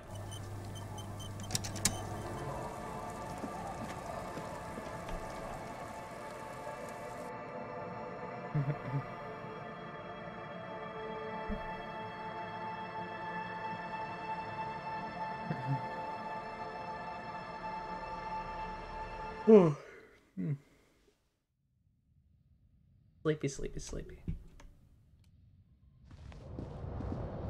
As you look at the floorboards in this corner of the shack, it's clear one of them isn't quite level with the others. The edge of a floorboard next to it looks scratched. Move the board aside. Hollow space underneath the floorboards is dark and damp. You can barely make out the mixture of sand and sawdust below. Search through. Sorry, what's in here? Nothing particular catches your eye. Looks like more reeds. There might be something hidden inside the sand, though. Something bad. Someone's night thoughts. A last resort. A bad idea. Search through the sand and sawdust. You stick your hand in and start combing through the sand. Dry, not like outside. Fine dust. And then, something hard wrapped in paper. What is it? A small cylindrical object. You pull it out. A bullet. A bullet, interesting. The floorboard doesn't care. But maybe the washerwoman does. You have enough to confront her with. Continue. Holding the bullet, you get the feeling this isn't ammunition against you. It's for herself. Ah.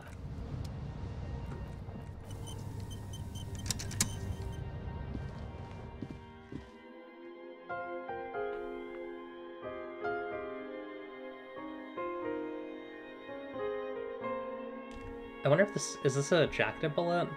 I don't think it'll let me observe it. Maybe it's interactable, let's see.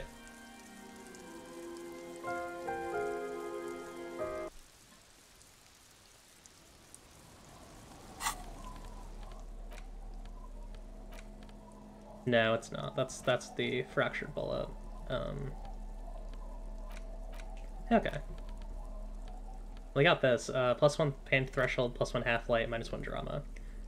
This windbreaker is like a protective cocoon, placing the wearer's torso in a pocket universe where wind, water, dirt, and fire cannot harm them.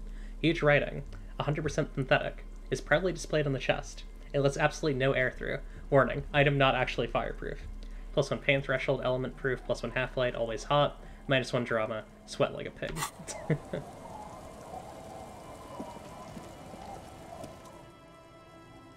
Our tenant, the policeman. I hope the waves don't keep you up at night. What can I help you with? Why was there a bullet under the floorboards of your shack? Damn that girl. She murmurs softly. I'm guessing you didn't put it there. Ruby did. Gone and hid things in there? She's usually a good tenant, and not a stupid one either. She shakes her head. You rented the room to her? Yes. I let my room to that Ruby girl. She speaks slowly, wringing out a rag after a long silence. Her hands move into the water bucket. Some water sloshes over the edge. As I've done before when she's been in trouble or just looking for solitude. I've made it clear. We welcome all kinds of people here. When was this? She came last Friday, left on Monday in a hurry. What has she gotten herself into, that girl? Her wrinkled hand needs a blue rag in the water. She seems genuinely worried about her previous tenant. She's seen her hiding out from trouble before. But this seems different. You said she left on Monday. Yes, early with the dogs, around 8 o'clock, I think. Is the room exactly as she left it? I cleaned it, like I always do. Was there anything else there? No. What is she like, Ruby? She's good company. Knows how to talk to an old woman. At my age, you don't get a lot of quality conversation. So I really appreciate that about her. She rubs her cold hands together. Did she talk to you much about... sorry. Did she talk to you much this time? No, she was mostly silent this time. Kept to herself. What do you mean? She tried not to let it show, but I could tell she hadn't come to fish. Usually she likes to cast a few lines, but this time she mostly stayed in her room. Why do you think she left the bullet there? How would I know? She's a gruff one, but not violent. She doesn't go around toting a gun. She looks back toward her shack, thinking. You could ask her about your hunch, that it was a desperate measure. See if she thinks Ruby fits the bill. I have a possible explanation in my mind. Do tell. A seagull flies overhead. Obviously a bad omen. It's an exit plan. Exit from what? This. Spread your hands. No, she's a fighter. She tilts her head to the side, looking up at you, deep in thought. Does she have any technical equipment with her, like radio stuff? Not that I know of, though she was into nice music. She once showed me a few mixtape millions she'd made. She brushes her forehead with the back of her hand. Water drips to the ground. Although I guess she was pretty handy with the mechanical and technical stuff. Even fixed the heater in the shack. You should be thankful for that. Where'd she go? Move on. I don't know. Further up the coast. She tried to leave quietly, but the hinges on that door screeched like a cat in heat. Woke me up. I heard her rushing in those heavy boots, heading up north. It's a peninsula. She might be trapped. You'll never find her, you know. She knows the coast like the back of her hand. You only just arrived. Her tone is without malice.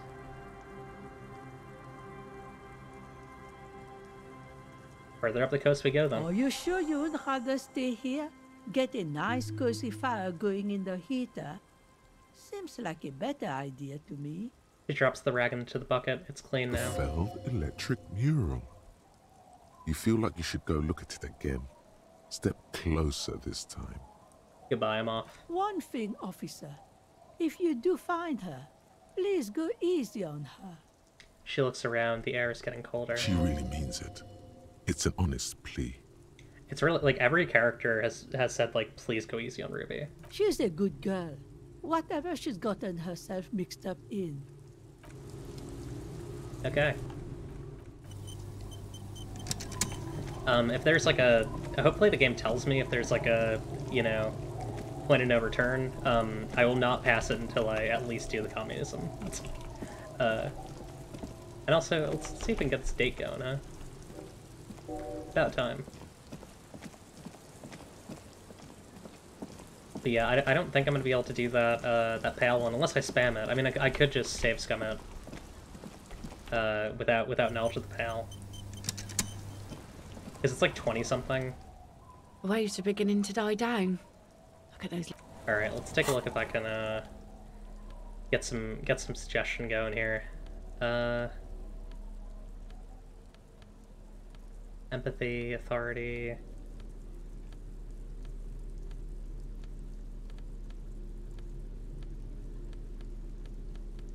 This one. Vertiqua. It's core. I know it's core. I like making it more French. I think I might have all the suggestion stuff that I can. Let me look at my. It's 6. Okay. Let's quick save. Give it a shot. Waves are beginning to die 20%. down. Look at those little bastards. It's a white check. I'll give it a try. Simmer down, bastards. She needs to go and take another drunk badly. Let's see. Oh yes, she does. You need to get your drink on. There is no other way for human beings to procreate. Not after 6,000 years of yeast cultivation-based mating rituals. I want to be close to you, and there's but one way to intimacy. What? Drunk date, tap on your throat. All we need is booze, the rest will follow. Funny sailor jokes. Sorry if I'm not laughing out loud, but the comedy has worn thin over the years. She nods without smiling. Great. Now you reminded her of the husband. It's okay. She just hasn't figured out how these things work between the sexes. Yeah. Keep at it. She'll come around. I'm looking for someone else, actually. Oh? Who? I'm looking for a suspect who might have stayed in the neighborhood. Okay. When did this person stay here? Very recently, over the past few days. She might have arrived on Friday. Oh. I've been out on the sea for most of the past week. The weather's been good for fishing, so I usually start at 4 in the morning. She looks slightly disappointed. Really? Yes, that's the optimal time. Got to make the most of the calm. I've been sleeping like a corpse after. The sea really takes its toll. Now I'm just waiting for the wind to settle to get out there again. Sorry I couldn't help you out. Maybe I can help you find someone else. That's it. I'm not looking for anyone else right Well, now. how can I assist you then, officer? Be seeing you. Yeah, we'll have to try that again another time.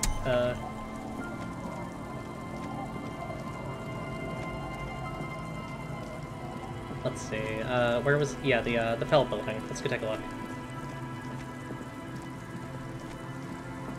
My understanding is I am definitely coming up to the end of the case, the big case.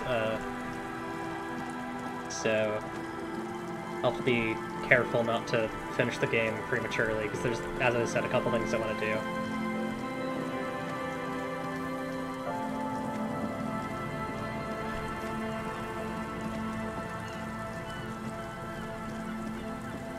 Let's take a look at the Feld mural. Save real quick. You see, a slogan used to intertwine with the loop above the mural, a collapsed roof, broken windows set in walls that are cracking and will soon also fall, and the coastal breeze rustling and sighing in the remains of the edifice. Felled electrical. How ironic. All these dark rooms. There's something in the wind. Sometimes the only way to go forward is to fail first. Why do I feel like I know this place? Indeed. Somehow you knew it was here. An urban ruin, gutted by looters that once used to consume money and dispense warmth and light. You felt it before, when it rained in Martinez, and you felt the cold of the rain. The feeling persists. It has been in you ever since. Could she be in there? She? I don't know who you mean, but the building seems long abandoned to me. You tried to peer in, but there are no windows on this side. Only the disinterested whistle of the wind. Leave. What about the windows?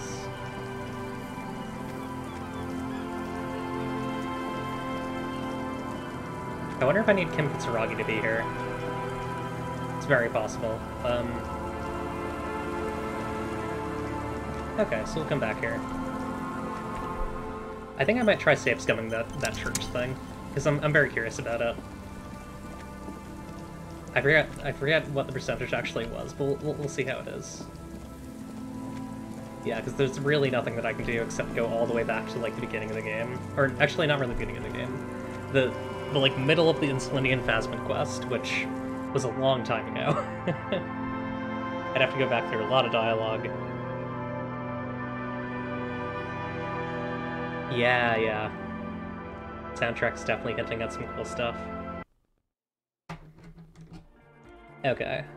Yeah, let's see if I can just save scum this. So it's logic, so let's get that geared up. Logic.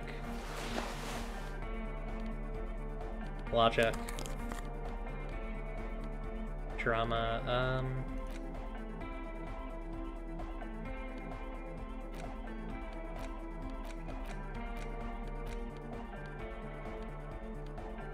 I think this is all my logic stuff.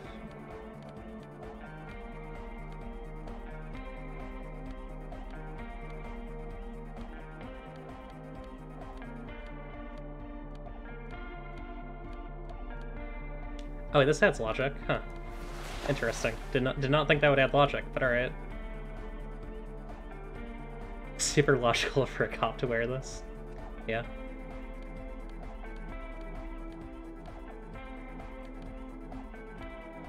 Do I have anything dropping logic? That's another important question. No, I don't think so. Okay. What a look. Sweatpants, the gauntlets, the like rice farmer hat. Yes, what is it? 3%. Oh god, alright, that's gonna take a while if I have to try that. Ugh. Ugh. Okay.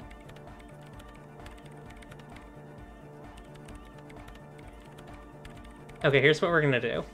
We're gonna try this 5 times. Then it's 15%. We'll give it a shot. All you hear is silence in your head. Alright. Load the game. We're gonna do it 5 times and then we'll stop.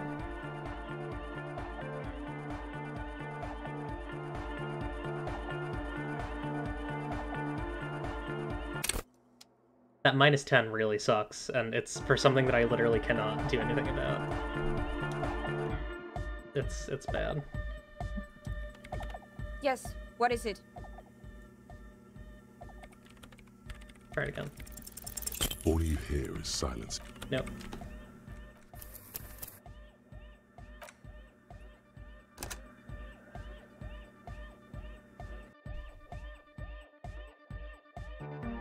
We get to listen to this nice little song at least.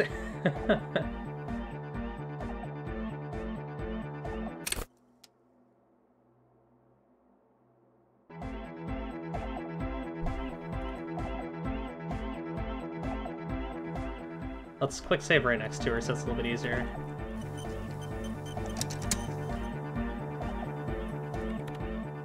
Yes, what is it? All you hear Nope. is silence. That's number 3. So we'll do 2 more and then we'll stop. Although I might try it anyways. Well, actually, that won't really help. Yeah.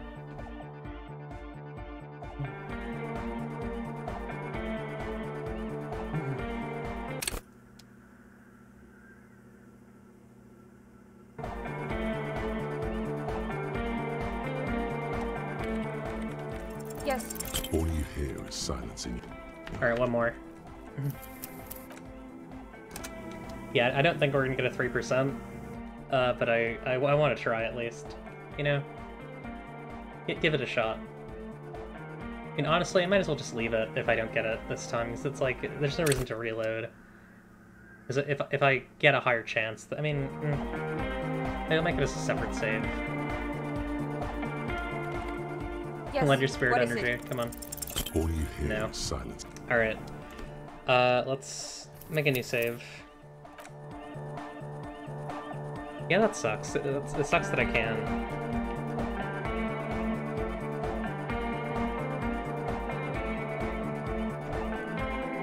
Yeah.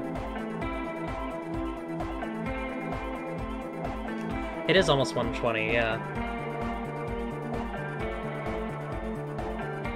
Maybe I'll try it off stream and just record it. I don't know. I at least have a save for it now. Well, I mean, I have a save after it, but I can always, like, grab something.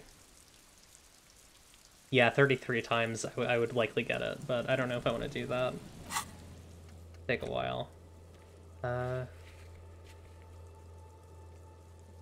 Inspect it thoroughly, huh? I'm guessing the thorough inspection requires, our good friend Kim Kitsuragi to be nearby, so...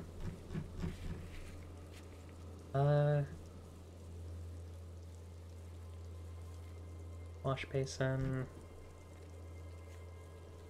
Composure impossible... Logic godly, we just tried that. Already did that. The other way. Yeah, I think at this point, I mean, let me look at the quests, I guess, the tasks. I could ask, let's ask Clash about Sunday night. That feels like an important one. Yeah, I think that's a good thing to end this off, like end off this day, and then we'll just like read our ledger. We'll just farm our ledger until we're out of time. Or maybe I'll buy a book or something, I don't know.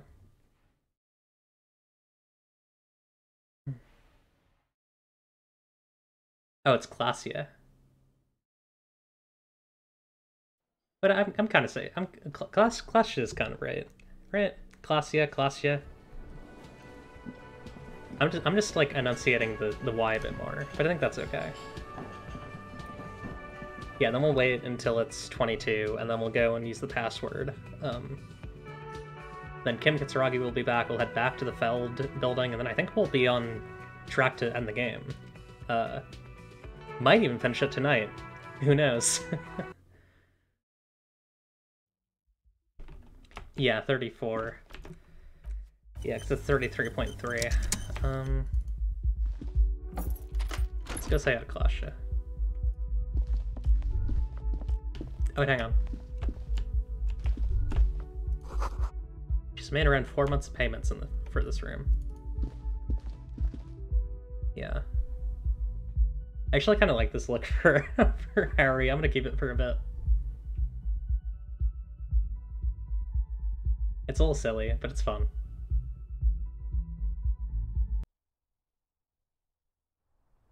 Although I might take the hat off. It's a bit much. Yeah, let's take, that'll also lower a suggestion, so we're gonna keep that off. Okay, we're gonna step outside.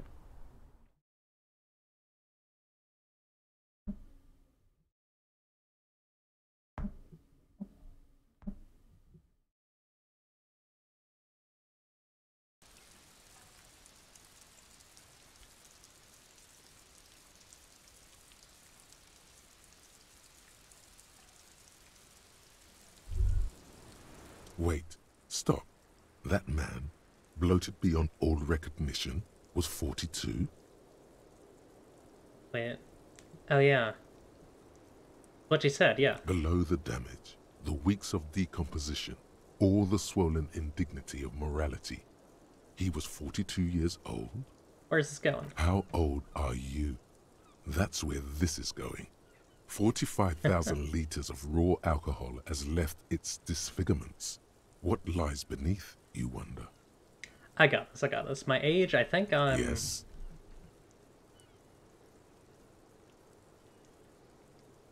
Oh my god, I have no idea. Probably middle-aged, but... Do you want to know the truth? Bring it on, I'm not afraid of the truth. To the laboratorium. Date of birth generator, alright. Great. But shouldn't that be on my ID? Is it? I guess not. Couple of things that I could sell. A police badge on which you see the photo of No a date man. of issue. No date of birth. Harry's 2,000 years old. Yeah? You think 46? That feels about right. Yeah, I could grab that as a thought, but at this point I kind of just need skills. Your face looks like it's 58 and your body feels like it's 60. Your mind feels like it's lived for 1 day or 100, both longer than they ought to be, the day and the century. But for how long, then, has this thing attached to your sentience walked the planet's crust? Time to start racking those brains of yours, Elder One. When and where were you born? I doesn't mind finishing up Wasteland Reality. Oh, about 13 hours. Damn, that's gonna take a while.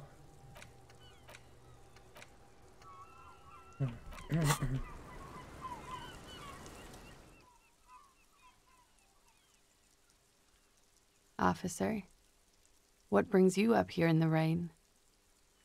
Now that Kim isn't here, let's talk about Sunday night. Ah, yes. The night before I saw you in the hallway and reminded you're a police officer. She pours herself some more coffee. The date of your re-entry into the fossil record.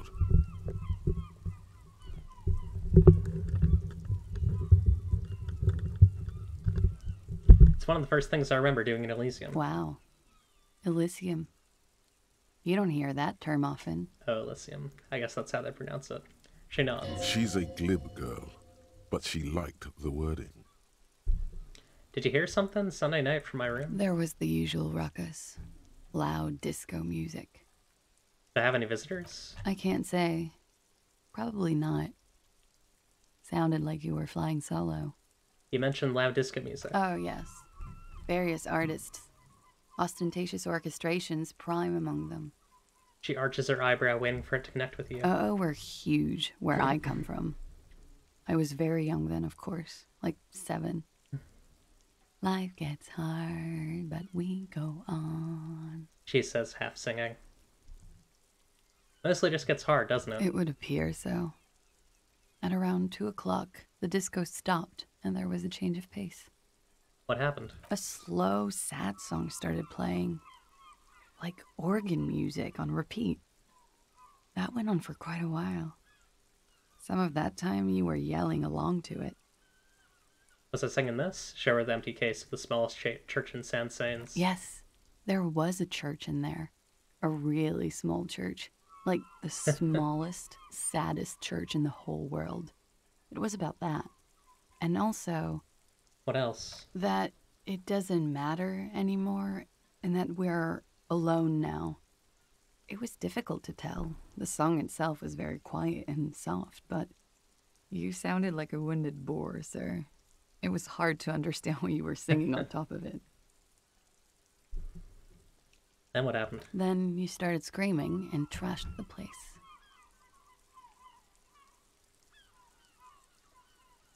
Are you sure I wasn't being assaulted? No, it didn't sound like there was a fight.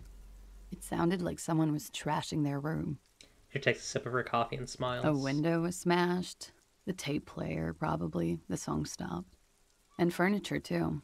A real destructathon. There was screaming. Then I think you passed out. Was there anything else? There was. I think you screamed that you didn't want to be this type of animal anymore. I may have misheard, but it was sort of memorable. I went out afterwards. Everything was quiet by then. Around 4 or 5. And that was it. Thank you. No problem, sir. She feeds herself another cigarette. Let's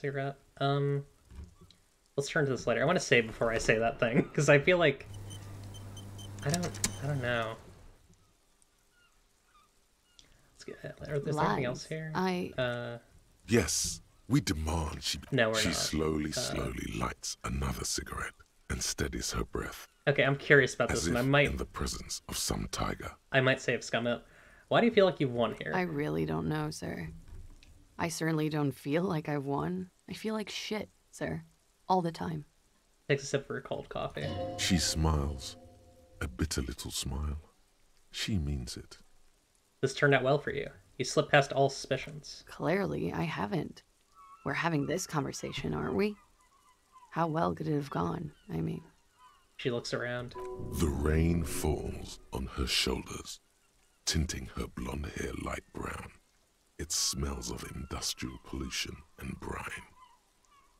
I'm stuck in Martinez just like all of us. I've been up here for... I don't know how long now. I like to call this my rooftop containment facility. What are you contained for, then? For my sins, of course. The long-standing sins of a bad, frivolous person. For destroying my first love. For working for bad people. The list goes on and on. It all turned out well enough for you. You somehow managed to not become a suspect. Did I? Why do I still feel suspicion hanging over me, then? What I managed was to get him killed. I understand that. Something seems off about this theory I've developed about Ruby. I don't know what to say. It all seems fortuitous for you. None of this is fortuitous for me. That's it then, I guess. She nods, slowly, carefully even. There is suddenly a strange glint in her eyes. Not malicious, but dangerous. Let's turn this later. Huh.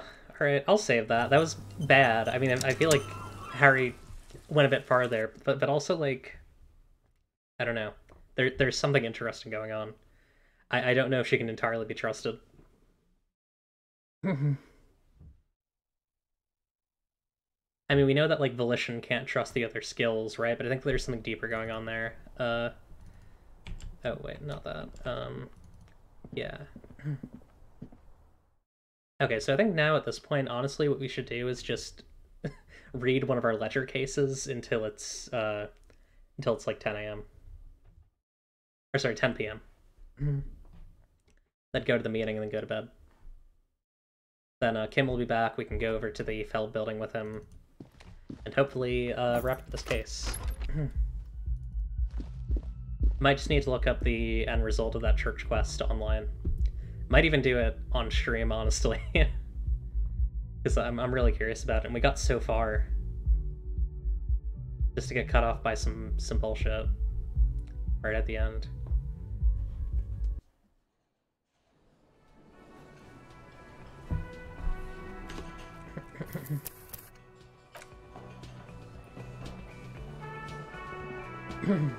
Because, yeah, there's no way into Gary's house at this point.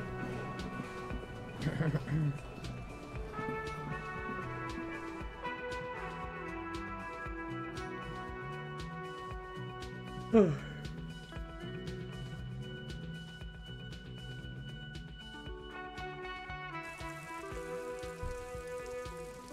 actually curious about Kuno. I feel like there's like one more thing, because there is that like drug thing that he wants me to do. I don't know. I feel like there might be like one last little breakthrough I can have with him. We'll take a look.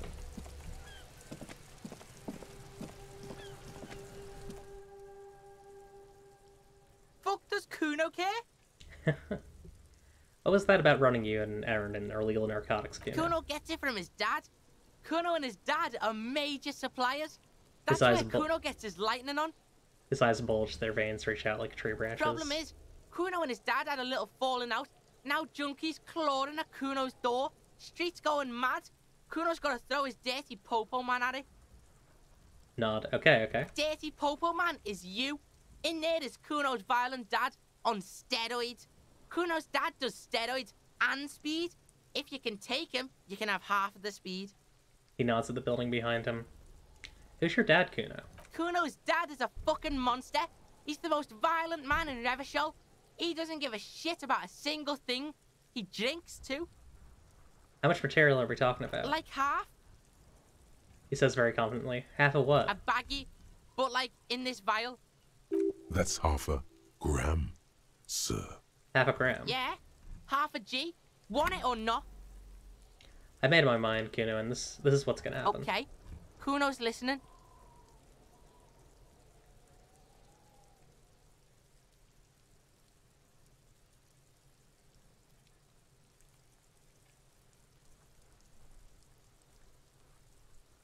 I feel like I gotta tell him what he wants to hear about this.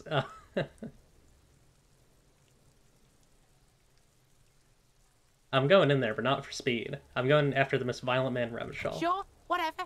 If you survive, make sure to bring that shit back to Kuno. Kuno's almost out. You wouldn't like the Kuno when he's out. God. Just get in the apartment building. Kuno knows you already fucked your way in. Kuno knows everything. He aggressively points his... Oh wait, Lena might be in there. Go to room 12, first floor, and kick down the door. Wait, never mind. Police violence style. Kuno style. And then it's action time. You're locked in the room with violent fuckheads. That's it. Next time Kuno sees you, you better have his shit. Okay, I'm off. Kuno doesn't fuck. Alright. I don't really think I want to get involved in this, but also, like... I kind of want to give his dad some shit. I don't know. I'm mixed.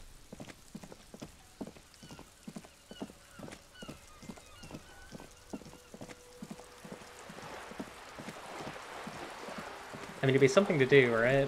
Yeah, I guess. I guess it's something to do.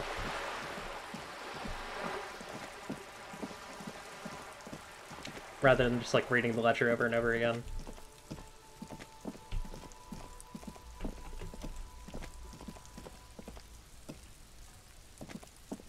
So it's in number 12? I'll have to look for that.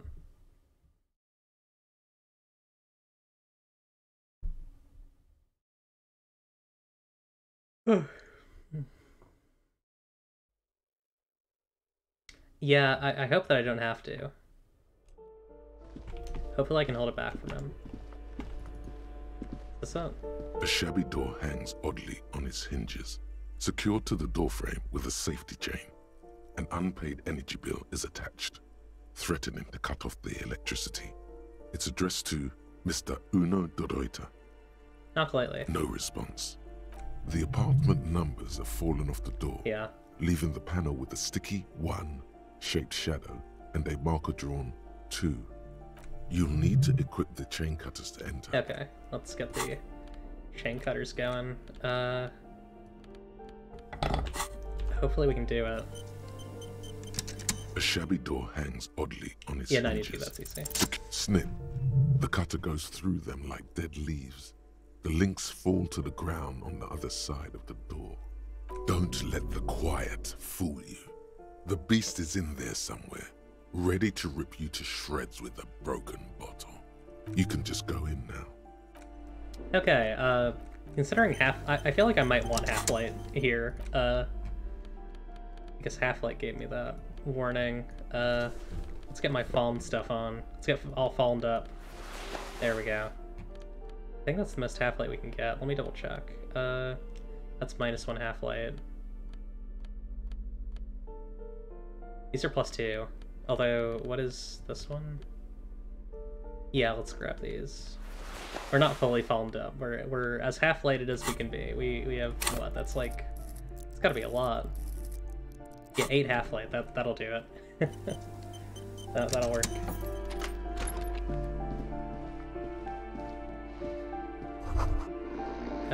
Kuno de Reuter is the name on unfinished homework. It's from 2 years ago. Jesus Christ. Nice stripe. Yeah, they're pretty bad. Glossy erotica covers the wall, wrinkled for moisture, not sprinkled. God. I don't feel like I should take their money. That feels bad. A phone book lies open on the table, covering a stack of utility bills.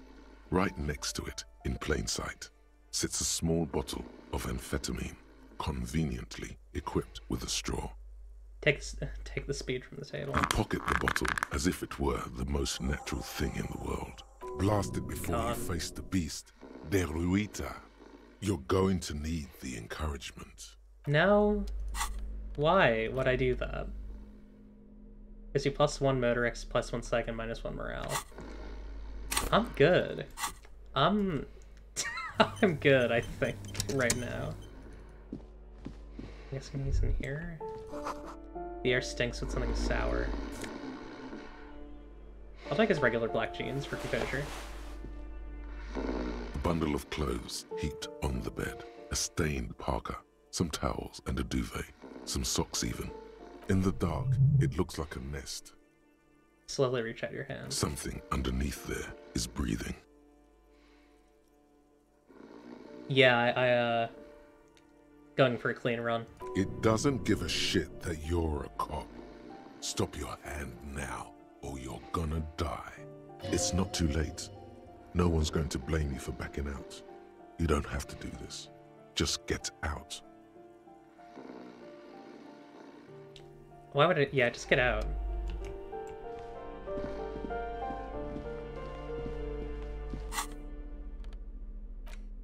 Thank God for black jeans. Everybody looks good in black jeans. Combine it with your favorite book t-shirt and a yellow plastic bag to channel that laid-back trash bin raccoon meets a cool professor vibe. Or do whatever you want. It's just a pair of black jeans after all. +1 composure. A normal day for a normal guy. Great.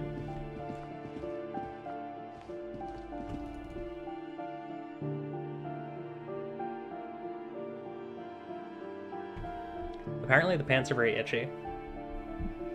God, I should probably take them off if I'm not doing Half-Light work anymore.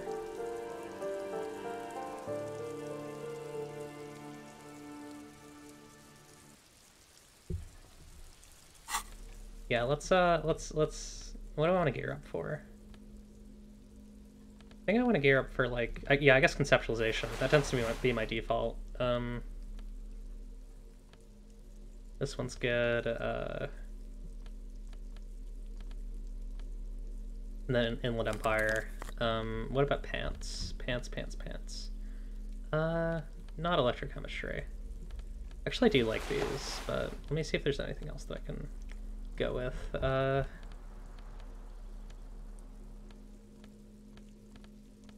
Oh yeah, let's put the interfacing gloves on. Wait, did this just make that noise when you put them on? Yeah, that's fun. 'Cause they're like metal. Usually I use these, actually. Yeah, I'll keep these on.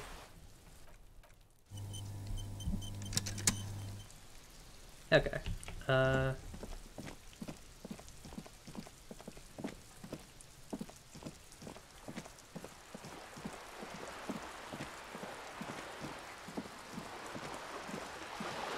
go back to Kuno. Hopefully he doesn't need this. Hopefully I can convince him he doesn't need this. Poor kid.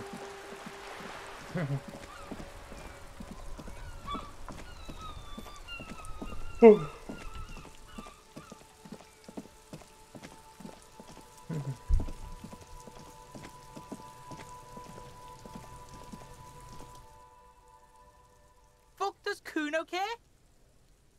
Took care of the drug situation. Alright, so you got Kuno's kilo. Here is how we do it.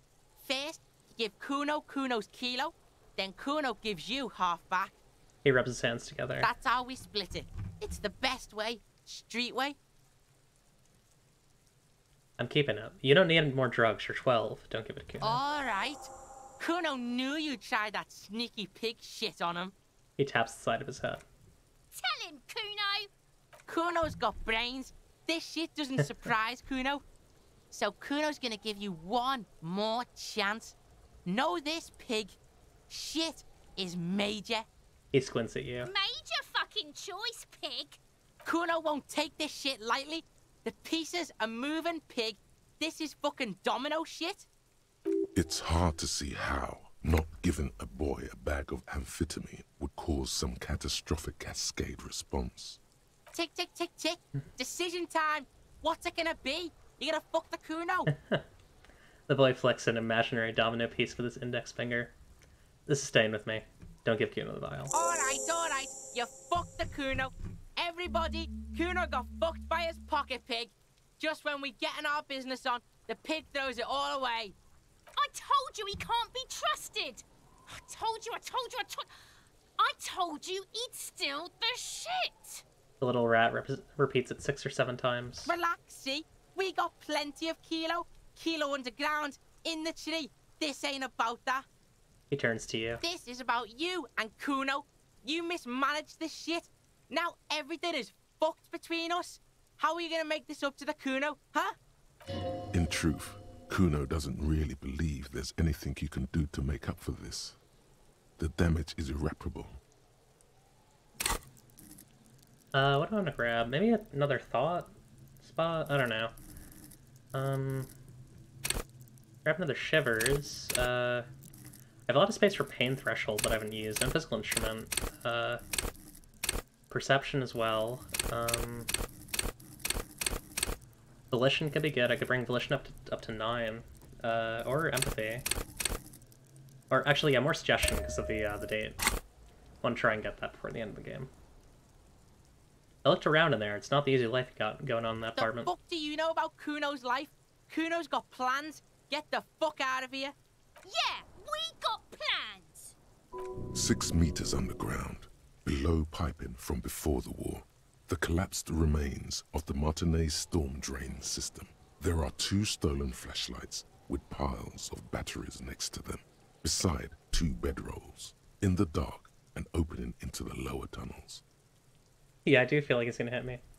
Good, I met your dad. Yeah? How the fuck are you still alive, pig? Kuno, your dad is a half-dead alcoholic. He was sleeping under some clothes. What? His eyes become large and round. Fuck right. Kuno's dad was sleeping like a bum. Kuno told you. Kuno's dad doesn't give a shit about anything. Fucking breaking and entering shit. That's nothing to Kuno's dad. He snaps back. You got lucky, pig. Kuno knew this. Kuno's fucking violent fiend dad's been drinking hard lately. Kuno knew you have a way in. Narrow window. Kuno window. Whatever scary thing it might have been, now he's nothing. Yeah. Kuno's dad is fucking nothing. Fucking coma shit. Stroke shit. Kuno's dad is so fucking violent. He's had a stroke many times. Shit. He pushes on bravely. Kuno's gonna have one too. Gonna be just like Kuno's dad. Speed shit, crime shit, fucking on the bed. Kuno's gonna go out like Kuno's dad. Revachol West style. Stop saying all this sad shit, Kuno. The whisper becomes smaller than usual. There's a touch of grief in there. Fuck are you talking, sad? Kuno's got hard shit, death shit, nothing shit. The kid breathes in and out like a boxer. He punches the air. You don't have to turn into that. Get your fucking nun-ass out of here before Kuno fucks it dead. You think cause you took Kuno's speed, Kuno's gonna sub like a Another punch. turn into... Kuno ain't turning into shit. Kuno is that shit.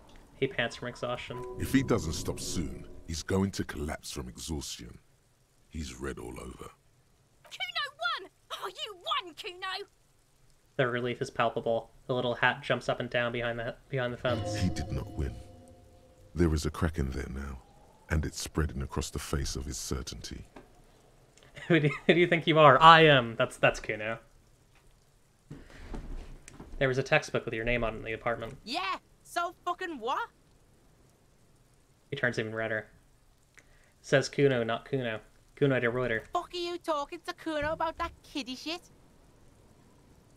That's a lame name, Kuno. Kuno knows it's fucking lame. That's why Kuno changed it. You can't fuck with Kuno. There are tons of unpaid utility bills there. Fuck right there were. Fucking 3 years or some shit.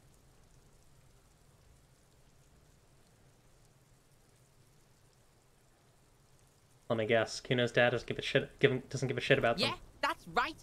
Kuno's dad doesn't give a shit about that electricity and light shit. Just wants to pound on people and drink. Both these suck. Change the topic, then. Kuno's got that shit under control. I did right not to give you the drugs. Let's conclude this and the conversation. That didn't change shit, pig. That only made things worse. Fucking social worker shit. It doesn't work, pig. It doesn't work, Kuno. Only our shit works. She tries to bind their fates together. She needs him. Bad. I wonder if there's anything new here. Good call. The fuck about it? You're Get lost. Kuno doesn't... Yeah, I guess that's the most you can get out of that. I'll die before I... Okay. Interesting. Yeah, I don't know. I guess we gotta read the ledger 4 times. Let's quickly do that. Interact. Or sorry, items. No, yeah, tools. Or just, yeah, I don't know. It's the case file. It takes this world one mural. is relatively the mural, the true love is what people call it. The graffito crew, the case files, the crew agreed. Or The 3 times 9,000 rather. people subject, a staggering 78. In any case, it appeared this one, the mural. Just is reading no the same true thing over and love, over as again. people call it. The graffito crew. This is how you pass the time in case Revachol. files, the crew agreed. The 9,000 people, a staggering 7. In any case, this one is relative. The mural is enormous. Oh yeah, I could use the True bench. love, as people call it, that the graffito crew is easy to track down. Only the case files, the crew agreed. The 9,000 people, a staggering 7. In any case, it appears Okay. not much has changed. That'll do it. Yeah, it feels like there are like whole parts of the game that I've just completely missed, but I'll probably have to play this again sometime and do some of that other stuff. Seems like there's some cool other options. Let's go over to the communism zone.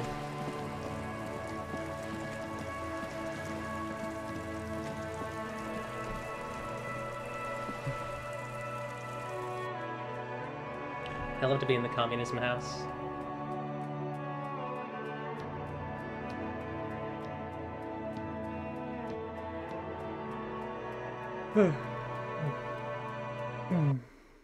Eventually I'll probably have to go get dinner, but I will probably do that as a break and come back. Sorry, that's the top floor exit. Let's I'm guessing it's in that little room, although maybe it's not. I guess we'll see. Someone has torn down the wall.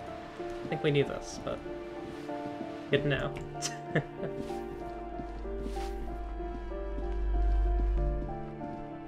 Yeah, I'm guessing it's this little room here. No? Huh. Maybe it's up by Ruby's, or sorry, not Ruby, Cindy's spot. Sorry, we've not met Ruby yet.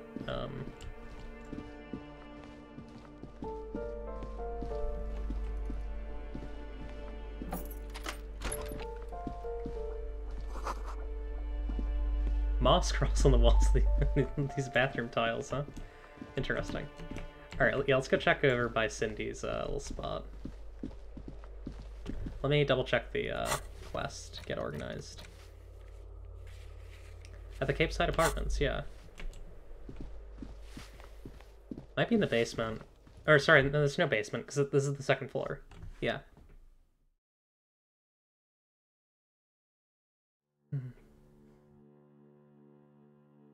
Bench. I didn't even read that before. Bench. Love to sit down on the bench.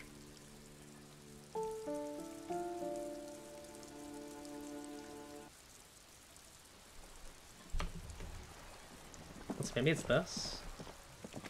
There's some red light coming from in there. As you approach the metal grill, you can hear several voices having what appears to be an animated discussion.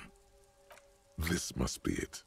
Beyond this door lies the beating heart of radical communism in Martinez. Somehow, the night air softens the smell of trash and sea brine. As the breeze pulls through the canvas like a shuttle through a loom, you catch a hint of something unexpected, something earthy, warm, and burnt. The acrid smell of failure. No, that's just slightly burnt coffee. A smell you would recognize anywhere. Just look at this pig, sniffing about after hours. Ignore her. The metal grill is cool to the touch. Try to listen. You can make out at least two separate voices. Two voices, both male, approximately early 20s. Careful with those now. I have it. It's going to work. I can feel it. Bang on the grill. The clang of metal reverberates all along the scaffolding. The voices coming from the other side fall silent. A pair of frightened hares cowering in some dark crevice of their burrow. Who's there? Is that you, Maurice? You're all communists? I'm looking for some communists. Who said communist? Did we say communist? Get out of here. Listen, I've already built like 0.0001% of communism, but now I need to get organized. Can you help me? For a moment, silence. A slight sensation of static electricity as before a storm. A miniature conference is taking place inside, and you are the subject. Oh. What's the passphrase? It's remember Dobreva and Abadanais. There's no response. You begin to wonder whether they've slipped out some back way. No, they're still there. You can feel them back there. All right. The key's taped to the back of the door frame. Just make sure you put it back when you're done, or we'll all be locked out. And do watch the concrete. It just kind of falls away, in places. God. Have fun at your underground meeting, pig. Hope it's a blast. Hello, my fellow communists. That's right. Yeah, this is very this is severely compromised by the fact that Harry Dibble has a cop. Makes this a little bit harder.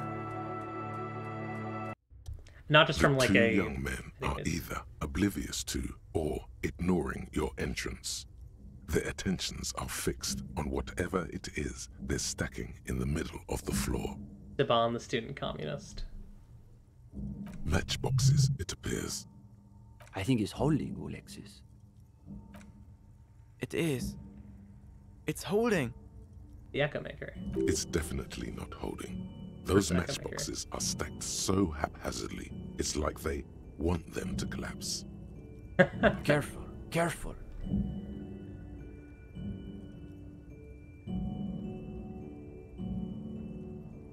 There they go. Damn, hardly any difference. The young man shakes his head and looks up at you with barely concealed irritation. You're late. He should know the meeting starts at 10 p.m. sharp.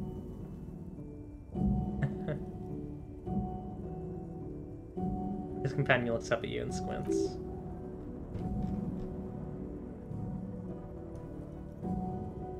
His eyes are tracing an invisible line back and forth from your jacket to his companion. Hey, Esteban. Isn't that your jacket? Oh, huh. It certainly looks like my jacket, Alexis. Where did you get that, gendarme? Oh, okay. I just found it in my room. Yeah, I'm sure you did. That's real Sarah Maritzian twill. Only old Sarah Maritzian communists and drug smugglers wear those anymore. See, Uli? It's just like Mazovrot. How does it go, gang? I love this music. Those committed to the rights of property are those most apt to violate them. His companion nods him emphatically. Just a minute. Steban, Ulixis, why do those names ring the faintest of bells?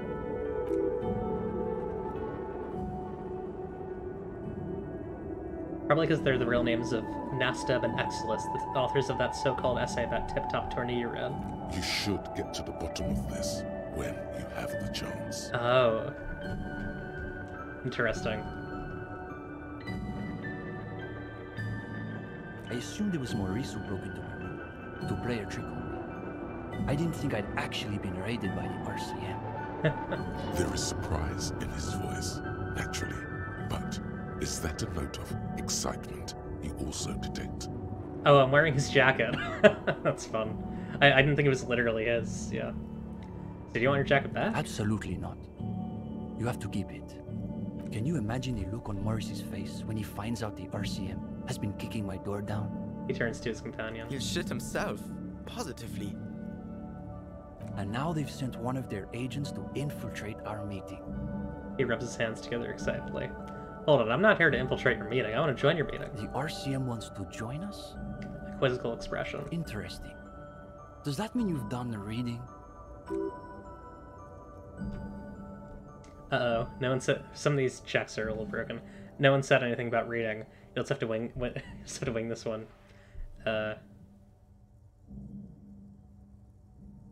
What is this reading? I thought this was a revolutionary group. Yes, a revolutionary reading group. The most ideologically advanced materialist reading group in Martinez. But it sounds like that's news to you. There's profound consternation in his voice. You suspect it's about something bigger than your not having done the reading. Good job, guys. 47% literacy rate in Martinez, and you've made a communist reading group. Good job. Great materialist analysis of what's necessary. Very good job. Maybe he can explain himself. What exactly are you two doing here? In the most generous sense, I would say we're cultivating revolutionary consciousness. You were playing with matchboxes. Yes, that's probably the best way to describe it. But more specifically, we are running a reading group. The most rigorous and theoretically advanced materialist reading group in Martinez. Comrade Steban is a great discussion leader. One of the best at the university.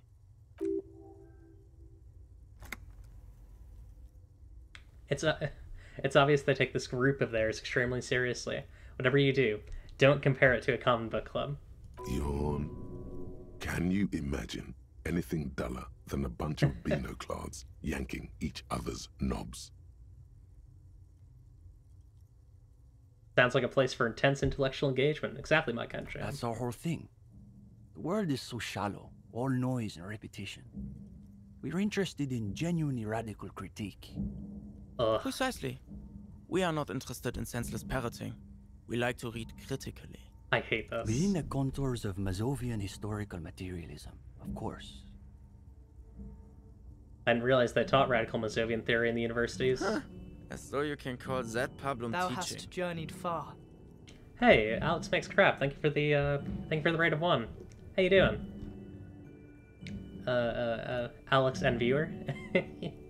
One thing you learn quickly at university is that you're not going to find a real education in any lecture hall or discussion seminar.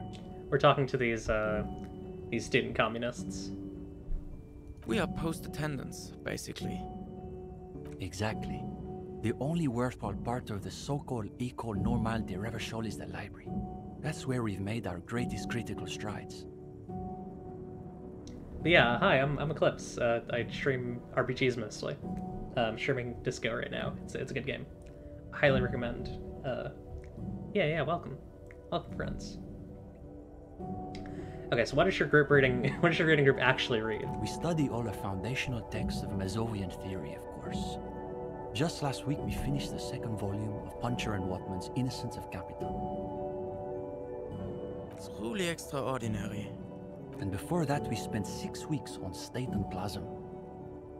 This is fine. You can handle a list. In fact, you find the tedium strangely soothing. We've also read Wertmüller's The Megastructure of History, and before that, Real and Reality. Communist theorists love puns, in case that wasn't obvious. Hablars une pain infernal.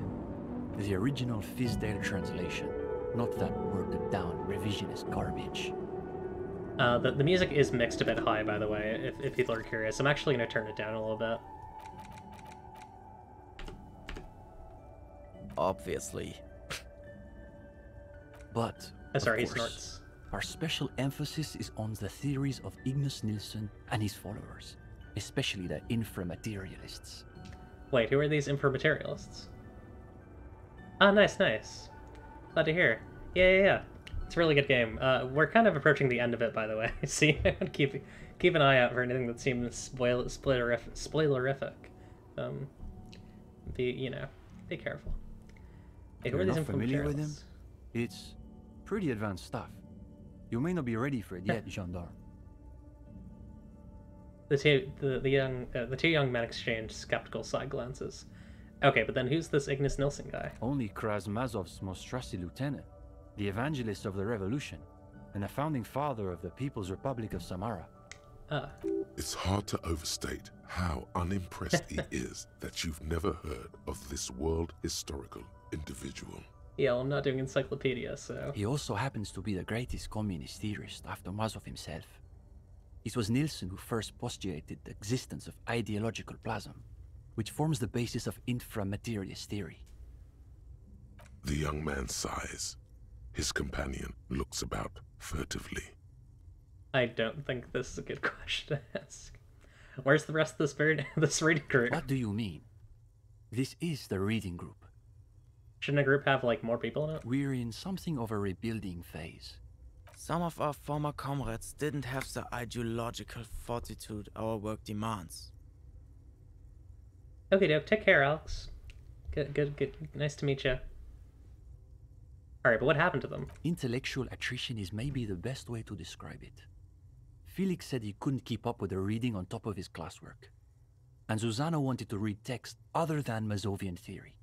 Like novels, if you can believe it. Imagine the audacity of wanting to read a novel in a reading group. Maybe you just haven't found the right group yet. We've tried recruiting new members, but unfortunately the current intellectual climate is pretty hostile to inframaterialist thought. These days, if you're on the left, the ascendant schools are the Godwaldians and their iconoclasts. Don't forget about Maurice and the turnips. Right. Then there was the whole turnip debacle. Whatever this turnip business is about, one thing is perfectly clear. These young students have a much deeper understanding of communism than you do. You could learn a thing or two from them. If you can convince them, you're one of them. What's so bad about the Gottwaldians? They're the most depressing school of communism. They love writing long books with a patina of Mazovian theory to cover up their cheap psychologizing. A gang of cheap psychologists and intellectual midgets. Typical Gottwalders, in other words. His companion sneers. It's okay for Uli to say that, because his dad is from Gottwald. What's so depressing about their theories? The Gottwald school believe that intellectuals as a class are incapable of sparking revolutionary change. So all they can do is critique capitalism from inside itself. In other words, they've lost faith in their own relevance. That's why they spend all their time smoking cigarettes and writing long works of criticism that make you want to commit suicide. That sounds miserable. It is miserable. That's probably why they're always committing suicide. You see, the Gottwald school look like communists. They talk like communists. But scratch the patina and you'll see beneath that they're just depressed liberals who've read too many books. Okay, but what about the iconoclasts? For starters, they love talking about beans.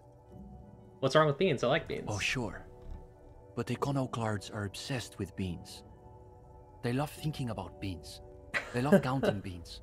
But most of all, they love building models to predict how many beans there'll be in the future. Very much in like the bread sort of, you know, that sort of thing. They're by far the most bean-centric school of communism. This bean-centric school of communism. Ah yes, the much maligned bean counters, ensconced in their think tanks and high-rises, believing they can save the world through a series of incremental, assiduously technocratic reforms. I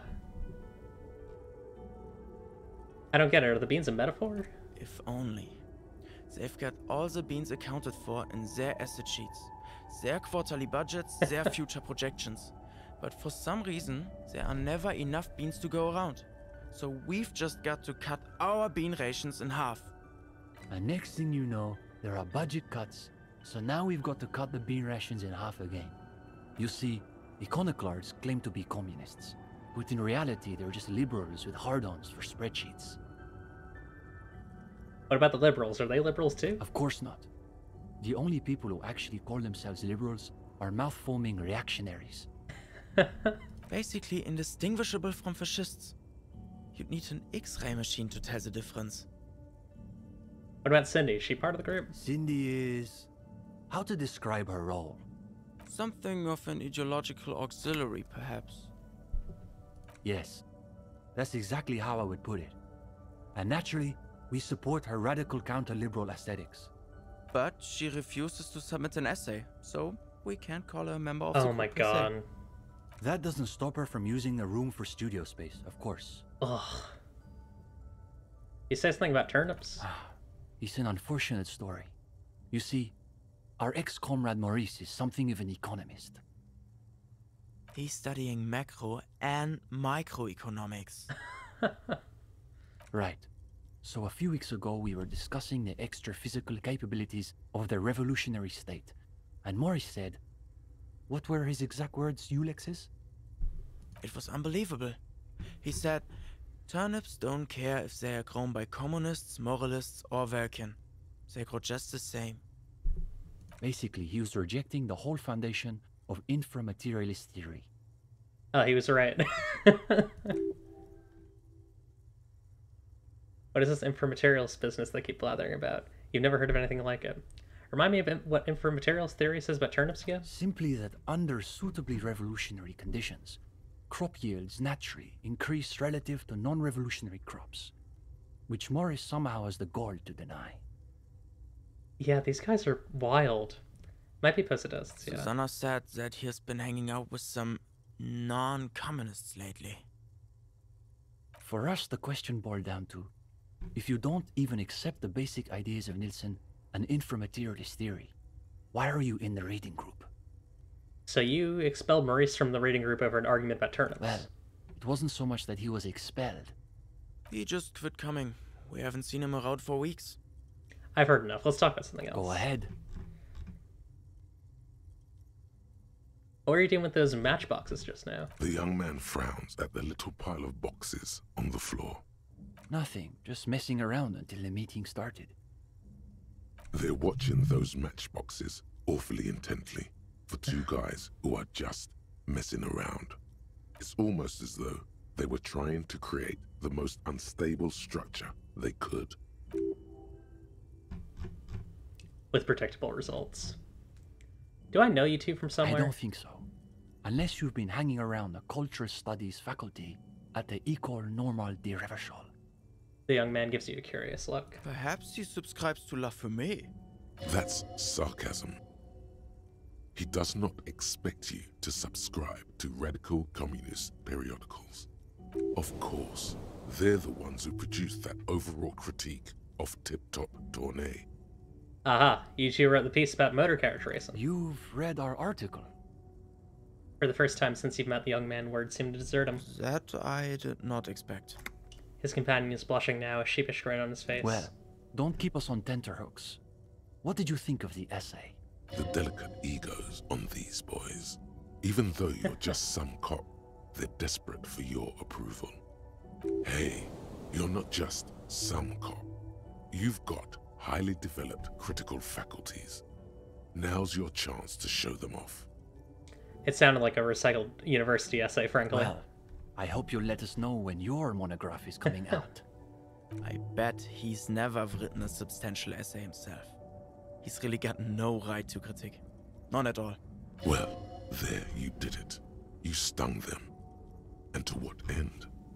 Is this reading group accepting new members? We typically only accept new members once per semester. Oh my There's god. this whole process with essays and presentations on assigned topics. Ooh, the young man turns to his But companion. given that we have some extra seating at the moment, I guess we could be convinced to expedite an application or I two. hate these dudes. These guys suck. Stefan, you can't be serious. For gendarme? I am serious. As materialists, we've got to adapt to conditions as they are. Besides, we still need to pass the interview portion of the entrance process. He turns back to you. Assuming he's even still interested, that is. Oh, yeah. That's enough for tonight. Will you still be here if I have any questions? Sure. We're here most every night. He shrugs. Maybe we'll catch you again. Sleep well, gendarme. Yeah, alright. I don't think I can do this. Might have to look it up at some point. Because I really cannot get composure high enough to pass that. Not at this point in the game. I've not focused at all on composure. Yeah, I don't even know if I want to put... What was the check again?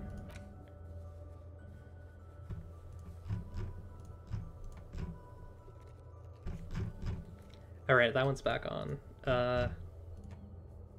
Yeah, impossible. Yeah, it's not gonna happen. What's this? Oh hey, reflective construction vest. +1 endurance, -1 reaction speed. Coffee. At the bottom of the pot, an aisle of black sludge rises from a shadowy sea. Trying to think about the cracks spidering across the floor. Rickety easel surrounded by pots of gouache. Cindy's, no doubt. Could it be the Phasmid? No, probably not. This one says no orbit class 4. Well, these guys suck. I don't like them. Okay, I'll be right back. I'm gonna take a quick break, gonna go eat dinner, and I'll be back after. Bye.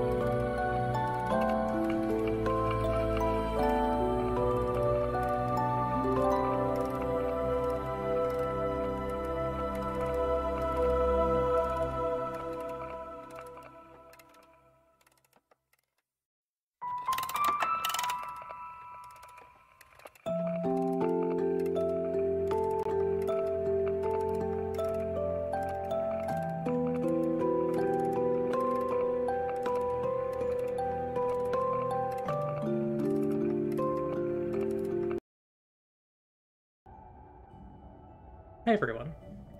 I think I might actually send like another just saying that we're finishing the game.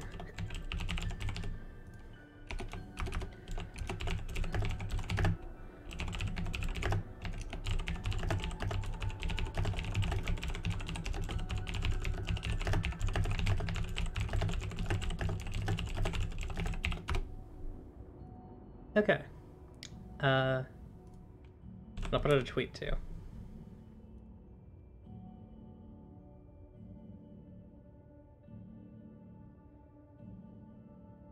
And we'll get back to it.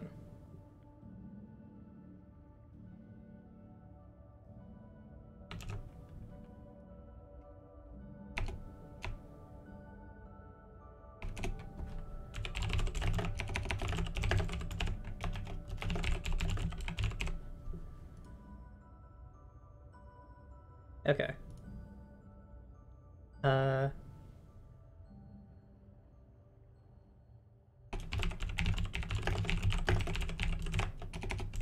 Got some ice cream, got some water. I'm good to go. Let's wrap this up. Let's try to wrap it up, at least. I'd love to finish the game tonight. That would be epic.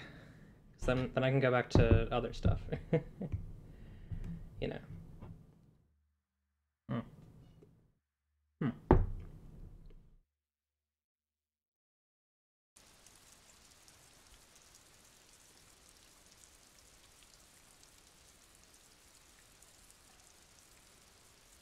Some good ice cream. It's cookies and cream.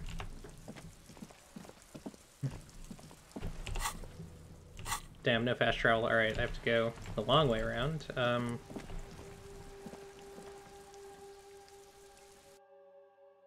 I got the funny gloves, so that's cool.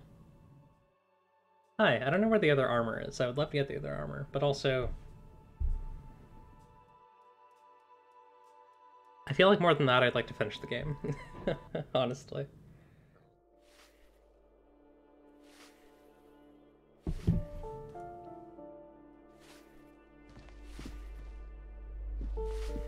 It's a very big game. Maybe at some point I'll do some cleanup, like a cleanup stream. Or like an actual, I don't know. Or honestly just another playthrough, you know.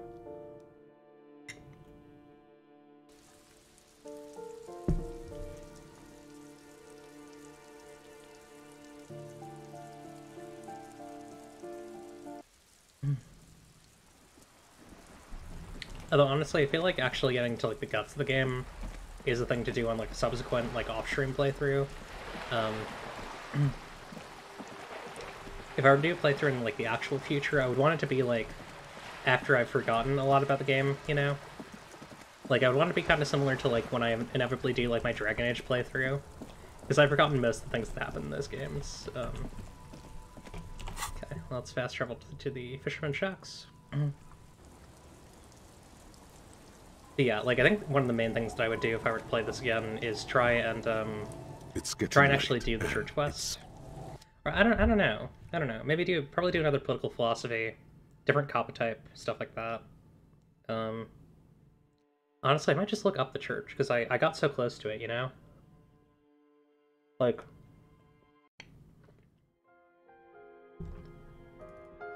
if there's a character built for doing that quest, it's this one.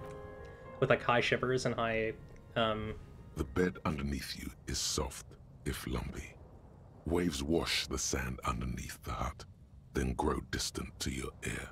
In the quiet hum of the organic heater, you fall asleep. Sorry, what I was saying was like, if there's any playthrough that would actually be able to do that, it's this one. It's just that I forgot to talk. I didn't do it. I didn't do one line of dialogue that opens up a conversation with Joyce or the Pale Driver. So, kind of missed that. That's like right. a deftly cast fishing net. Sleep pulls you out of the world and into its dark shore. The rough mesh chafes. Tightening around you, it digs into your brain. Great, this is gonna be really chill. How have things been going for you out there? Helped anyone lately? Saved anyone lately? Murdered anyone lately? Because you know you are a murderer. Hi. A disco music listening psycho killer who offs poor people and then forgets about it. Hi, Plausibly Average. Thank you for the sub. Saying, whoa, is this the Darling Demon Eclipse? And I got good news for you buddy. It is. It is the Darling Demon Eclipse. Text-to-speech is broken right now. I don't know why. Let me double check that.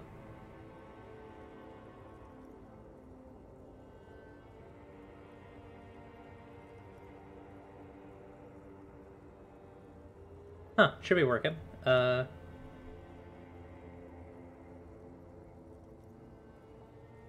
Okay, interesting. I don't know what's up with that. I'll double check it. Let me also check subs. Yeah,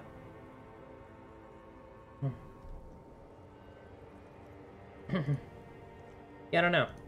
Weird. Anyways, hi. It's me. Whoa. Whoa.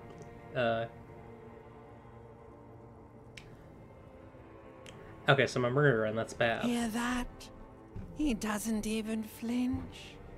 Iceman doesn't care about killing people. That's nothing to him. Blackwater, under the bridge. The thing he's really scared of is much, much worse than that.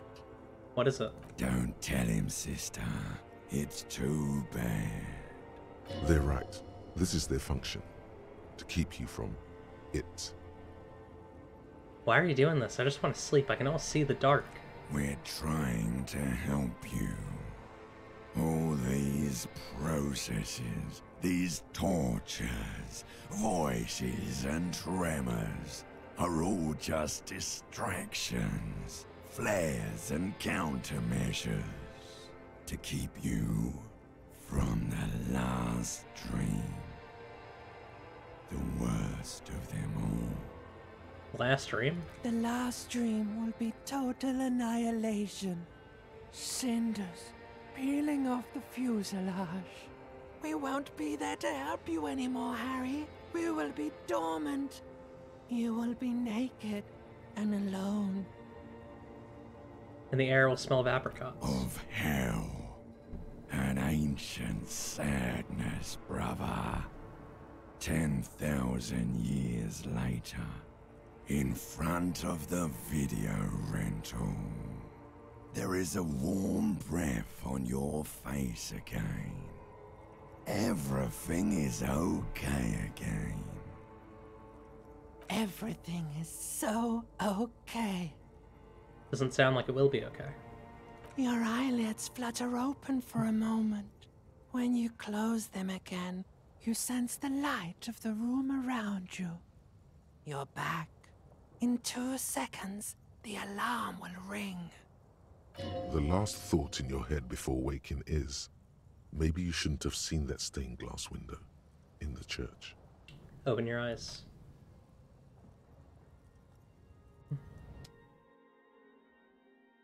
Okay, well, we're awake again.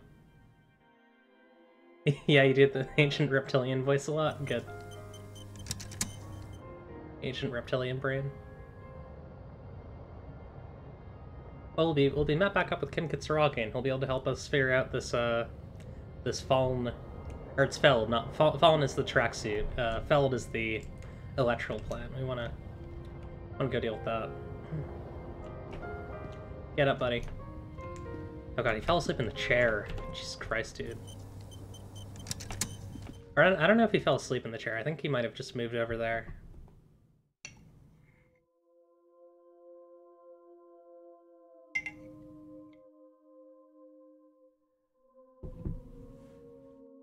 Pretty bad chair.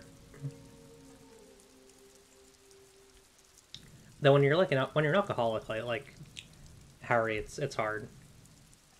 It's my understanding. Like my understanding is that like addiction is just like it's soul crushing. Good morning. Oh, well, there he is. Hey, why is Kim Kitsuragi invisible? That seems wrong. Let's try a save and load, I guess?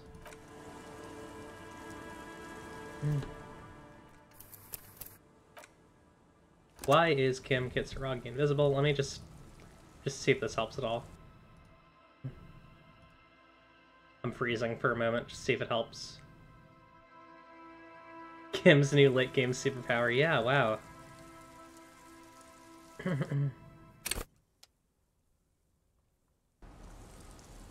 There he is. Alright. Okay, I'm back to normal. Hi, everyone. I'm regular again. Nothing. Okay. Let's head back over to the Feld building.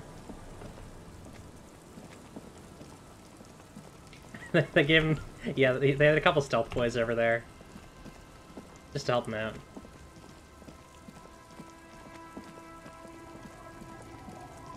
Da-da-da-da-da. Da-da-da-da.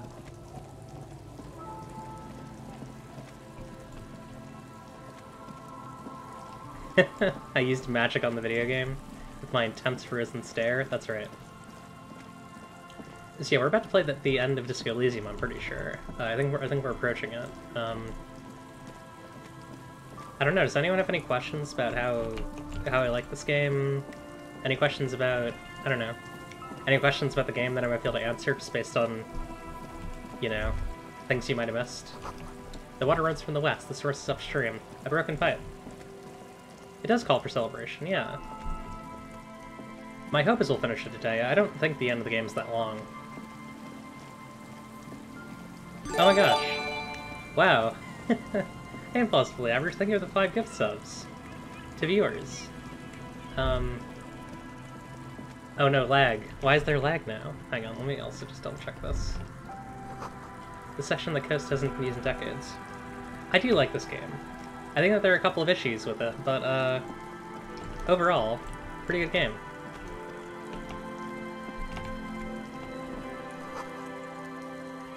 Wait, what's this? A scattering of bullet holes is spread across the cracked wall, reaching from one corner to the other. Look him. Oh my gosh. Another 3 subs, thank you. Appreciated. 8. I ate some ice cream. Thank you so much. Thank you, Epic and Plausibly Average Josh. The sign says enter deep day. An old ticket taker booth, no longer in operation. People paid money to park here. No one would pay now. I think I might have went the wrong way. I don't think I've actually ever been here before, but I'm kind of curious about it. A scattering of bullet holes is spread across the cracked wall, reaching from one corner to the other. Look him.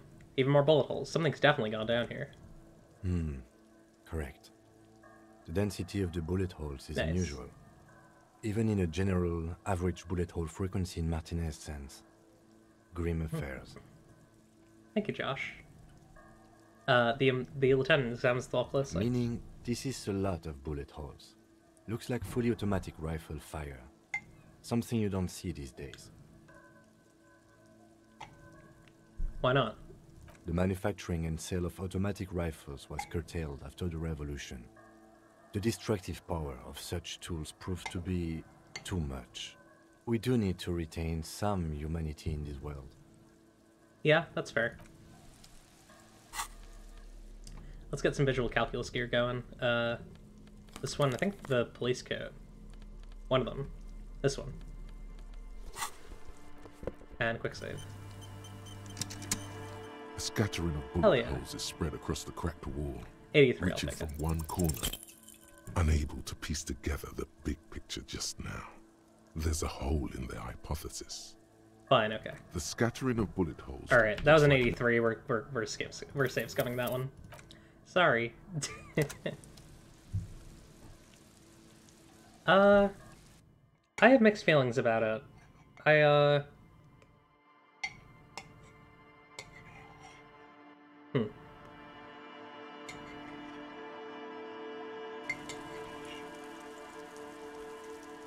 I feel like the best parts of this game are a bit more humanist. Well, I think the worst parts are a bit more satirical. Because I do think that it's drawing a lot from, like, A scattering of bullet holes is spread across the cracked wall. I don't know. Reaching from one corner to the other.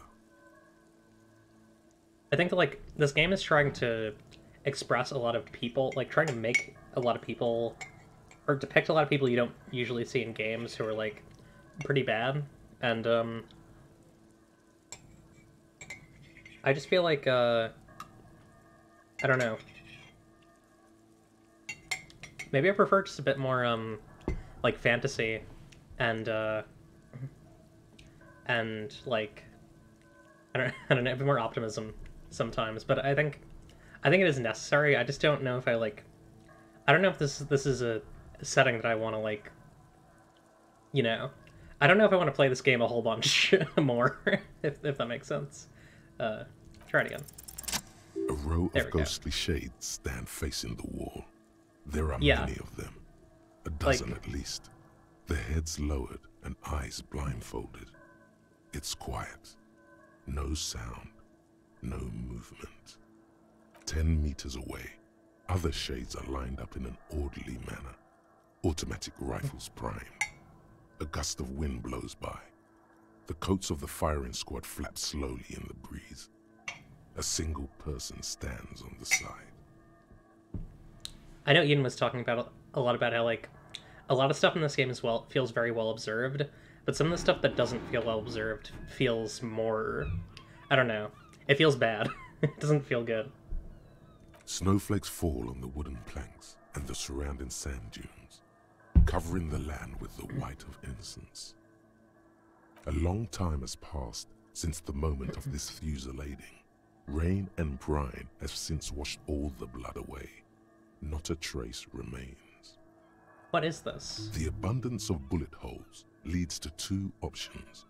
Either an inordinate amount of executions were performed here, or they did not use a conscience round, where only one soldier has the loaded rifle. Looks like this was a mass execution with everyone fully armed. Hang on, I think I need to reset Purpur. Or hang on, let me try something else. Did that work?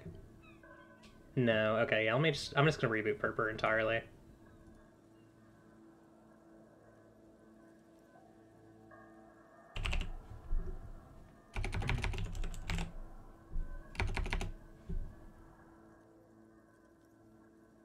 One second, folks.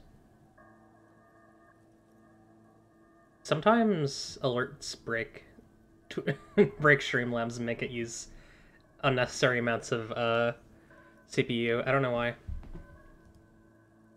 Okay. Get myself set up again. Hi, that should be better. And also sometimes it breaks Purpur for, I don't know. Anyways, we're good. Oh, cloak off. Let's get cloak off.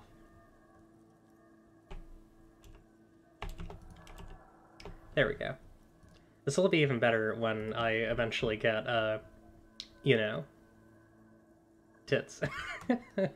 I need to, my understanding is Paprika still has some commissions to finish, so I'm still kind of waiting on that. Look at the line of people against the wall. A host of men, probably in everyday clothes, ragged from the conflict and covered in dust. They were not sitting, a common practice for executions in some nations, as demonstrated by the height level of the bullet holes. Yeah, all streaming programs are off. It's true. But yeah, eventually I want to commission Paprika to kind of remake my model a bit. Not a redesign, I just kind of want, like, this, but sharper. With some of the things that he's learned over the year or so. They stand, facing the wall. It's impossible to discern any details about their personality or background. Ordinary people, familiar, each and every one of them. Who were they? Comrades, the forsaken, the wretched, who tried to rise against the horrors of the world. look at the line of the soldiers. 7 men in combat uniforms and dark coats, holding automatic rifles aimed at the people. Soldiers from some side, but from which one?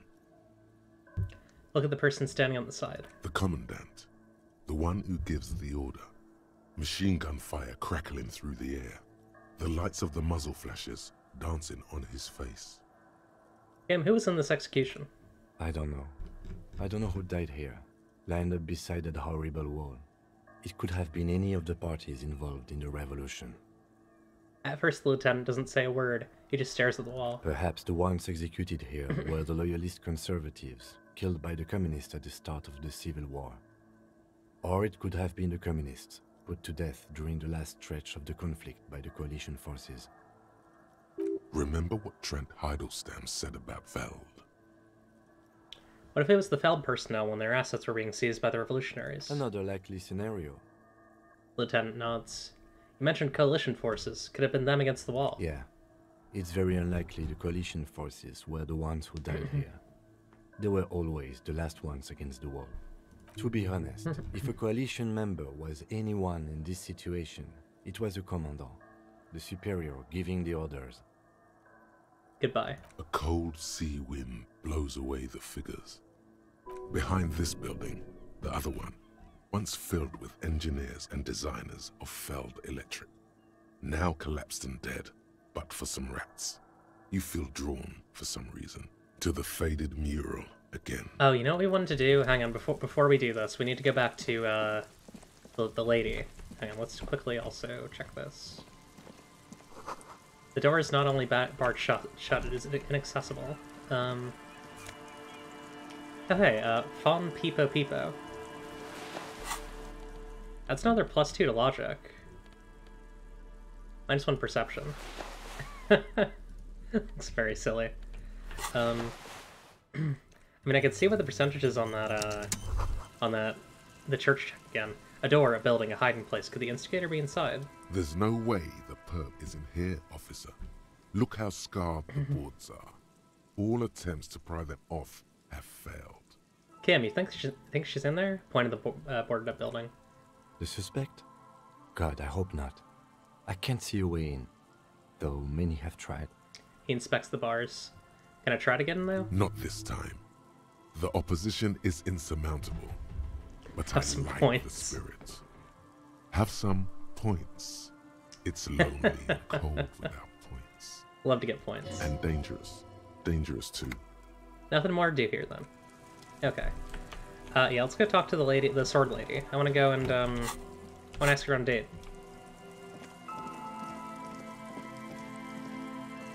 This feels important to me.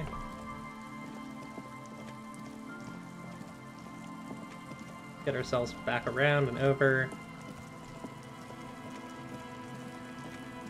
I mean, I guess I could also try that check again, although I don't think I have it as white right now, do I? Map. Logic. Yeah, no, I need a bit more logic. Okay. Yeah, that -10 sucks. It's really bad. It's really bad to have a -10. And it's completely inescapable. I mean, hang on, I'm glassesless too. No one asked for this.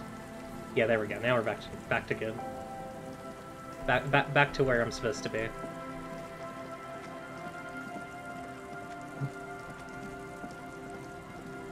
I should have more point incentives. I gotta think of a couple. Okay, let's go talk to the sword lady. Build up some suggestion gear. Let's see, what do we got? Yeah, I have a -1 right now to suggestion. Which one of these things is doing that? I guess first of all, this. Let's take this off.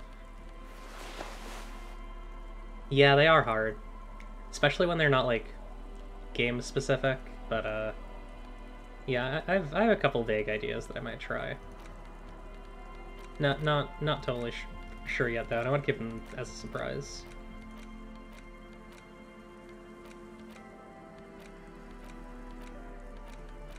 Coat. I'll put on the drama one, why not? I love these gauntlets, they're great. Ceramic gauntlets. Yeah, insane tank mesh is good. Horns on off would be good, but I don't believe that's a parameter. Oh, Kim's presence makes it This is awkward. gonna calm -1. down soon. I can feel it. The wind is turning southeast. 32%. What's up? I wish I could make him go, just for a bit, but he doesn't go until the night. I guess I'll try it. Maybe I'll build it up. Gonna calm down soon. I can. Get the drink on. It would be unimaginable. Alright, just funny. Do that again. It's okay. She just hasn't figured out. Okay. So keep trying that. Let's put conceptualization stuff back on. Need that. For XP. Eclipse on / off. Yeah. I mean, that would kind of, that would be maybe a bit too similar to Marcy's less of them, more of them, one. I actually am gonna try that logic check again. Oh wait, no, sorry, I can't. I don't know why I'm here. Whoops. We gotta leave.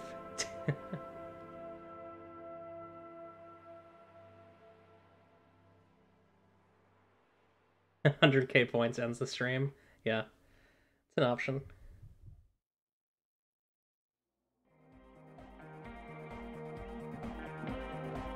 I'm actually kind of curious about something. The mother of humanism. Nothing new. What do you want to know?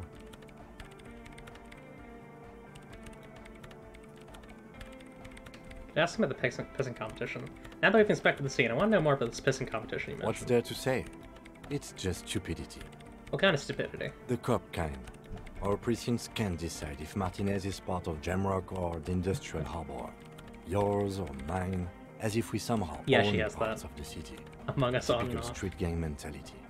So we've let the Union make a mockery of law enforcement here. And now it's come to its natural conclusion. Ah, so this is a struggle over who runs Martinez. Well, sort of. It's less a matter of who gets to police Martinez than who has to. It's an orphan district, in other words. I think the dispatch desk just told both our stations about the hanging. There was quite the brouhaha at the 57th, I can tell you that. Time to settle it, they said. Cop off. But I assure you, I am not their finest or toughest, with 102 cases solved. What I am is least interested in a pissing competition. What's special about Martinez? Martinez? Nothing. It's just a puddle at the end of some drain pipe. No one cares about this place. They care about sports. Most of our colleagues don't even know how to get here. Most of the interchange doesn't exist. A tremble comes over you. Another after effect of ethanol poisoning, perhaps. Feels like leaves do when they rustle in the breeze, somewhere far away, below the turbine. The 41st and the 57th. The lieutenant was right. It's not about who gets what's north. It's about who doesn't. Huh. Wonder what this says about me, that I was sent by my station. He raises an eyebrow, thinking it best to let you make the next move. Tell him. Tell him why it's you. Huh. It's all part of the master plan, you see.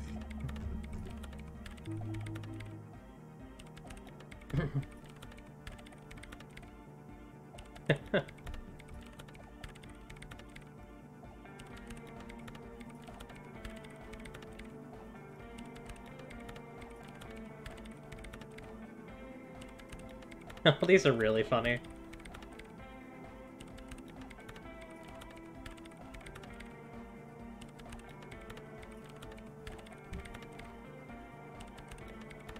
I kind of like this one. I must be an augury, an apocalyptic omen sent by my people. Can you guess my message? Better not to relay it. Actually, no. Better not to relay it. I agree. Too dark. Too dark. Was there anything else you wanted to ask about the competition? Okay, enough of the competition, then tell me something else. It's a wholly pointless matter. Forget it. He's actually glad it's addressed now. Oh, hang on, we gotta get logic on. Oh, we leveled. Wait, did we? I think we did. Yeah, we did. Suggestion. Boom.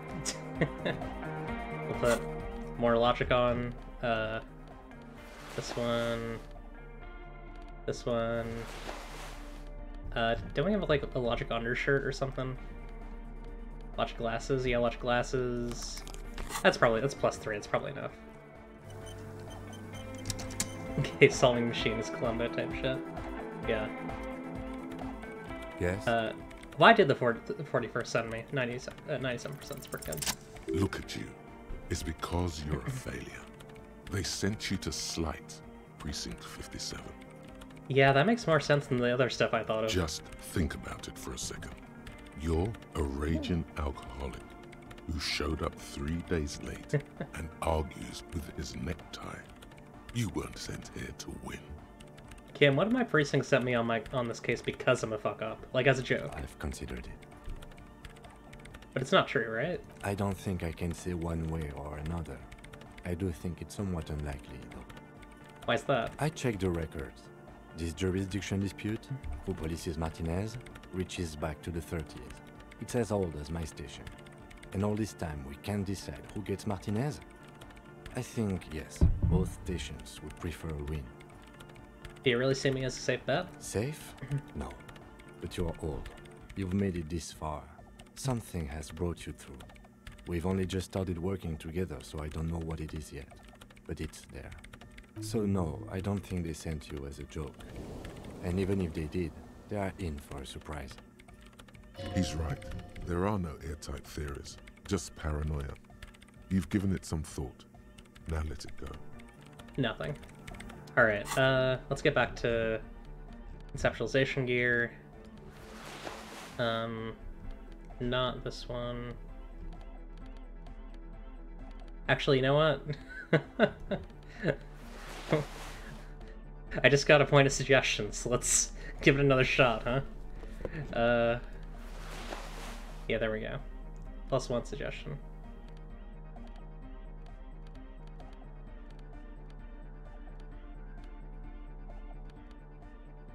Yeah, alright, let's go back. Hey, Bun. How you doing?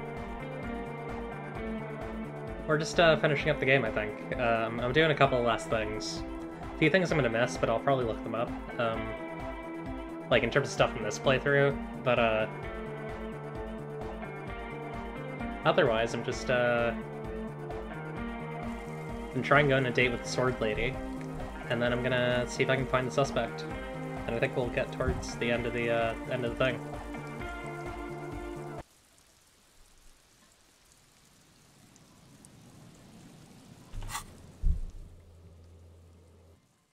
And we didn't even need to convince the Fisher people to let Everard build a community center over their homes. Love to see it.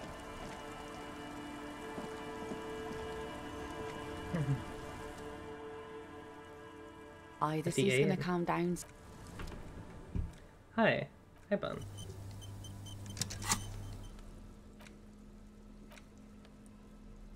I do have this, but I don't know if I want to use it. It would boost my psyche, but... Yeah, I don't know.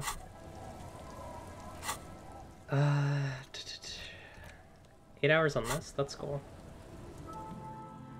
Aye, the sea's gonna calm down soon, I can feel it. The wind is turning southeast. What's on your mind, officer? I wonder if this would actually break the ice. That's my motor carriage in the sea, by the way. Point at the sunken vehicle. Oh. That's good to know, I guess. Why is it in the sea? I got drunk and apparently drove in the sea. This calls for a funeral, if you ask me. You're suggesting we honor the carcass of my former carriage. Aye. Feels deserved, don't you think? Falling in the line of duty like that and all. What an odd thought. Maybe I should. Why odd? Our things are a part of our life world. They're made with our human sweat and they share human history. We should care about them as we care about humans. To some extent, at least. Life world. Someone's been reading up on last century Gottwaldian philosophers. Play it cool now. Alright, I'm in. But organizing a funeral takes a lot of time and effort, doesn't it? Oh yeah. You won't even be able to get it out of the water before early June. And where are you going to bury it? Who to invite? What music to play at the wake? Take it from someone who's been through a few funerals. It's easiest to just leave them there and let nature take care of it. Yeah. That's all we have time for right now anyway. Come back here in June and see how you feel about it then. It's not like it's going anywhere. Lieutenant looks at you sympathetically. Let's focus on the things we can actually do, right? Absolutely. Things like what, for example? Didn't help at all. Alright. 60%. It would be a bit higher if Kim weren't here, but you know. Give it a shot. Either she's gonna calm down soon. I can alcohol. She doesn't. All right, I'm breaking the rules. Sorry, everyone. I want to see the scene. It's simple as that. I want to see the scene. I'm allowed to want to see the scene. My name is Eclipse, and I'd love to see a scene.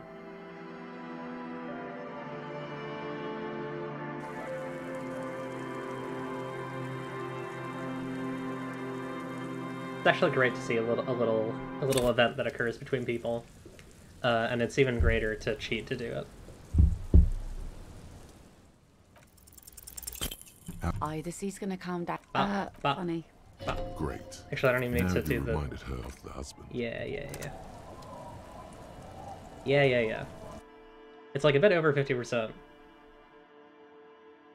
My name is Eclipse, and I'm here to say I love to watch a scene in a major way. That's right. God, I can't believe you made me say that. I didn't choose to do it. You forced me to do that. That was sad. It's sad that you made me do that.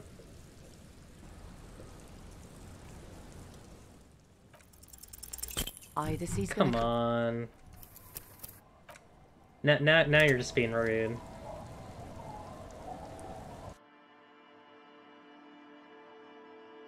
Didn't even highlight the message, yeah.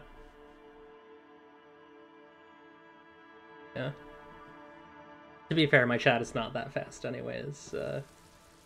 That people really need to do highlights. Ooh. Oh boy. Ugh. Sorry, my nose is a bit itchy.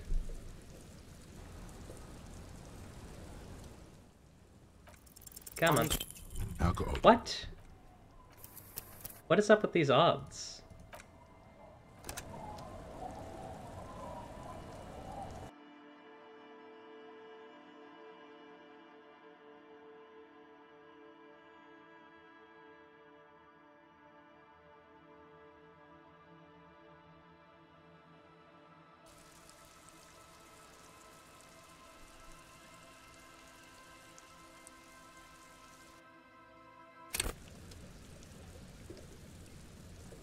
Okay, please. Please. Please. You There we go. think she really needs more of that after a man died at sea? What do I do then? What if I told you it is actually possible to go on a date sober? I'm listening. Before recorded history, men and women were able to do simple, very primitive things together sober. Acknowledge the situation and keep it basic. Thanks for clipping. I'm a drunk. Don't know if you noticed, so I usually ask people to drink with me. I have, and I don't really.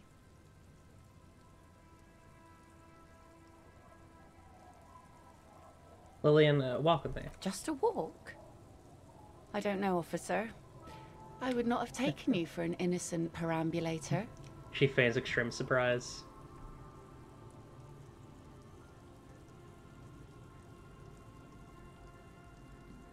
Please come to a sober walk with. Actually, is that a yes, ma'am? Is the walk happening? Where would this walk take us, officer?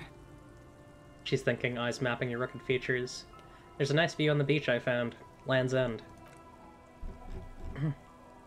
Officer, I thought we had a work of our own in mind. One that results in a solved murder investigation. Lieutenant has discreetly taken a few steps back. Oh no. You come with us. Seriously, I insist. She smiles at the lieutenant and turns back to you. You need to understand that nothing is going to happen. We're just walking. That's it. Understood? Having the lieutenant along is a fail-safe measure against any possible funny business. Smile and nod. I guess I can come along for a quick stroll. I mean, if the ma'am insists, of course. The lieutenant looks at you apologetically. I do, yes. Stroll on the beach sounds nice, doesn't it? All right, I'll see the kids haven't killed each other, and we'll meet at Land's End in 15 minutes? She nods. She doesn't wait for an answer. You better get ready.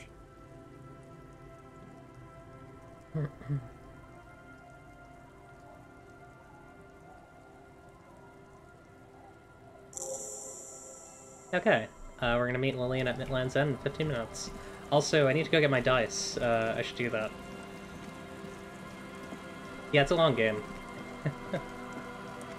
It's been a long series, for sure. Not quite as long as some other RPGs. There are some real long RPGs, like, Divinity Original Sin 2, for example, is like 100 hours of playthrough. It's long. And that's not even, like... That's not, like, open world content. That's, like... It's all, like... content that's been, like, written. It's like fully written stories and stuff. It's just long. A lot of fights, too. A lot of exploration.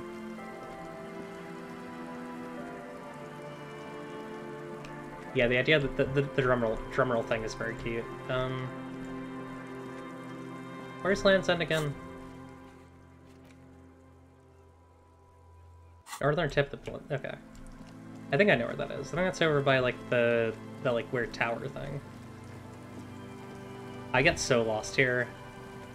Like, every time I'm in this area, I get so lost. Well, there's the Fell building. We'll be going there when we're ready to wrap things up, I think.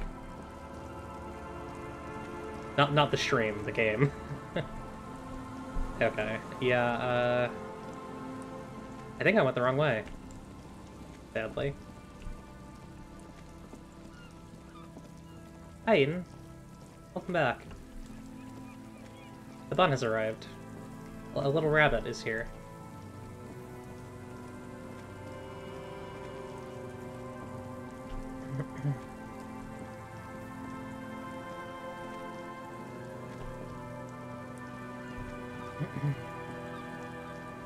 Yeah. Skyrim is nothing compared to Myst. I mean, I did beat Skyrim in 8 hours, so that was pretty impressive. I mean, you can obviously beat it much, much, much faster. But, yeah. Like, Skyrim's actual written content is very short. There's just, like, a lot of repeatable content. When are we getting Fist-only disco? I haven't found my guns, so... you might be getting it right now.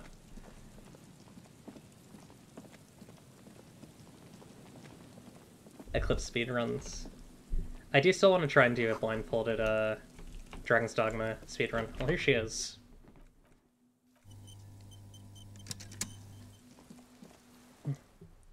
The woman gazes steadily at the waves. A sudden gust picks up her dark hair and lets it fall again, tousled, wild.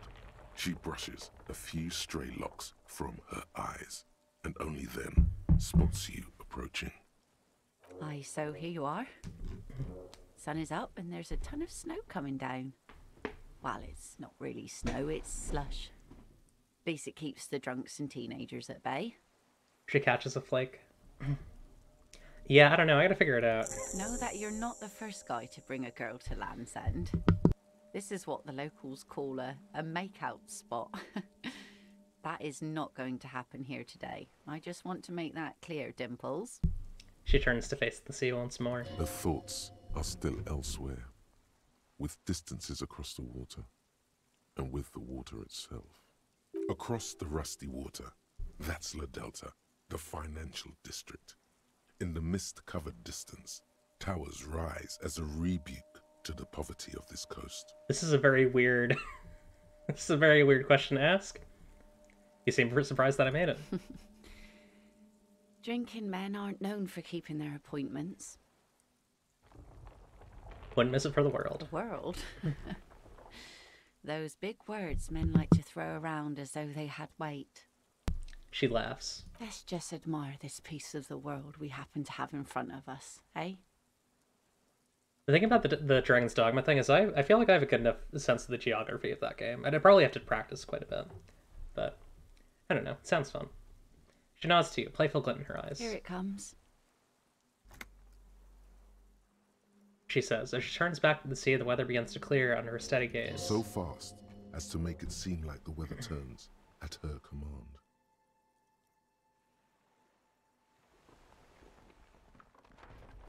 I'll ask. It's kind of funny. Wait, did you just do that? Me? No. Just grew up on the sea. Know which way the wind's blowing and all. She laughs. Knew the weather'd clear up once we got here. Otherwise, it would have been a less pleasant stroll, nay? Yeah, finding's gonna be hard. For sure. Yeah, it seems like it'll be fun though. Especially like climbing things, god. Ugh. Yeah. I mean, it's not gonna be a new character. That'll help. It'll probably be a... I might even use like a trainer or something, just get like a max stat, like max level character so I can one-hit everything. Because that's the way that people do like actual speedruns. They'll do a like a, you know, maxed out character. You should say something. Anything. Maybe the tequila sunset thing. You know, past incarnation of myself called himself Tequila Sunset. I wonder why that is. It's a common Revacholian expression. Means drinking yourself to death. Oh. She narrows her eyes. So, are you going to keep the name?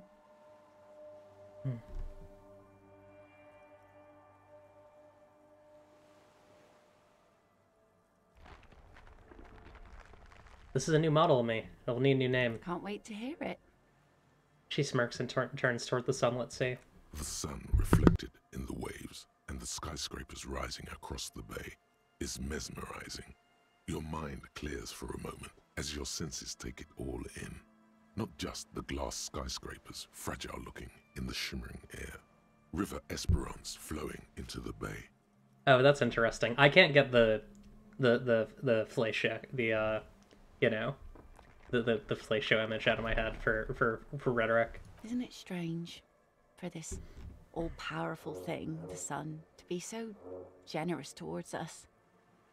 You know, the best time to go out fishing is usually towards sunset, when the water is warmer. She breaks the silence abruptly. The sun also falls on the Capeside tenements and war-torn ruins. An old sea fortress juts out, seemingly impervious to the sheen cast over everything else, shaking you out of your reverie. The sun does little for the dead, and those hopelessly lost in their own minds. Or people living in desert climates with sparse vegetation and little drinking water. That why I named your boat the Sun. Oh, that was a bit of pride and a bit of superstition. And a bit of conceptual unity too, it being yellow and all. Just enjoy the view. There's salt in the air, and the cries of the gulls and the skewers, grit of the sand and the green glint of broken bottles. But still your gaze always returns to the dazzling streaks of light, wherever they may be reflected, their opulence. It's bringing us spring, summer. It's entirely on our side, no matter what we do or who we are, for absolutely no reason. It's unlike no other powerful being, certainly no powerful organization or government. How can that be? Well, something's got to be on our side. I guess we wouldn't really be here if that thing wasn't on our team. She nods. Maybe some general remarks before you say something big. Work your way up to the cool. You have fishhooks in your ears. These aren't real fishhooks, silly. They're earrings shaped to look like fishhooks. A drunk called Rosemary brought them to me. I kept them. She turns her head and they dangle. She's right. They're made mostly of plastic. A cheap novelty gift you can buy from a flower shop or a kiosk. Huh, yeah. The wind ruffles her hair as she looks at the light slowly spreading across the other coast. There's an interesting lilt in your voice. Thank you. I'm half Ubi. My mother was from Ubi Sunt. Not a lot of sun there, I hear. Though I've never been. Look at Kim. Oh, hang on. Y'all can't see. Hang on. I'm actually going to disappear for a second. Because I want y'all to see something. Look at Kim. Look at Kim Kitsuragi over there. He's just like... just hanging out. It's very funny. The wind ruffles her hair as she looks at Eclipse the off. light slowly spreading across the other coast. Don't you want to visit La Delta? It's enough that my fish goes there. 50 real a piece they ask for spring Third cod. wheel Kim. Trying very hard not to be third wheel. He's just standing there looking at it at the... It's very... Hang on, I actually just... I want y'all to be able to see this entire tableau as things are said. So, oh no, hang on. We can't do that. We'll do this.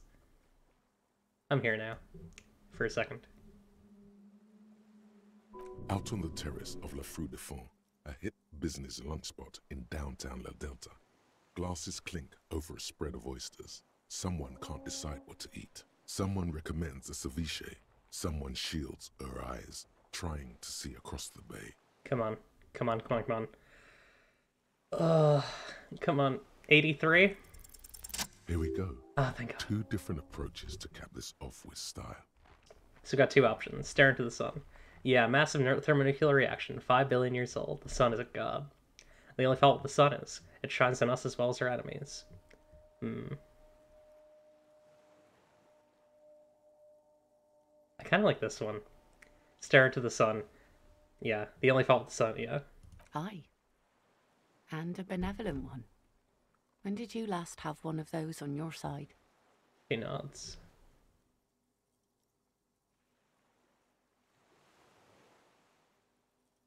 When I had love with me. Well, now you have that giant thing to watch over you. So, to hell with love. You know... She smiles. The wind's gonna pick up soon, and I have to go, but... She takes her sword out of the scabbard. The blade reflects the sunlight, a dark orange. Have this. Oh, Some she shit gave me a that sword. Doesn't stick things. I've no use for it anymore. Are you sure you don't need the sword? No. Men around here are too drunk to pose a threat to me. The lieutenant looks at the sword with distrust in his eyes. Do not bring it into a gunfight, he thinks. Please understand, it's merely ceremonial. Think we can do this again sometime. Doubt it. But thank you for the company. She smiles sadly. This is as far as it goes with her. You'd need to put a year between you and your last drink for anything more. Yeah. Thank you for coming out on this walk with me. Farewell. She nods to you and turns to go.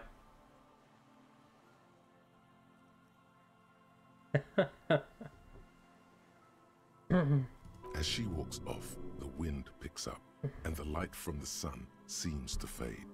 The crumbling silhouette of failed electrical R&D towers in the distance. She kills you.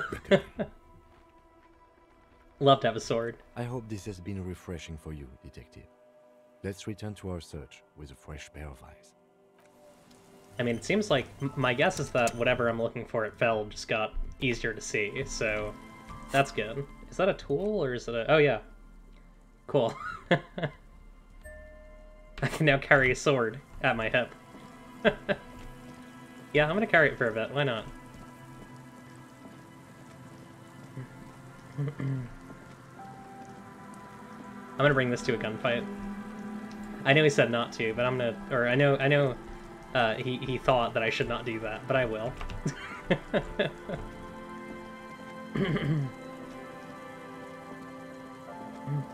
Kim is a neoliberal and he likes eating spaghetti. That's right. Oh yeah, I'm in the middle. Hang on, let me move over. Hang on, let me just... Hi. What skill is Eclipse? I'm Eclipse. I'm the special skill Eclipse that helps Kim, or helps Harry not do bad things sometimes. And sometimes leads him on to do bad things. Oh, so Getty? Is that what that is? So giddy.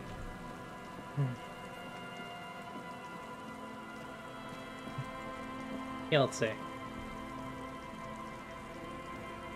I'm the reroll skill. Yeah, I guess I am.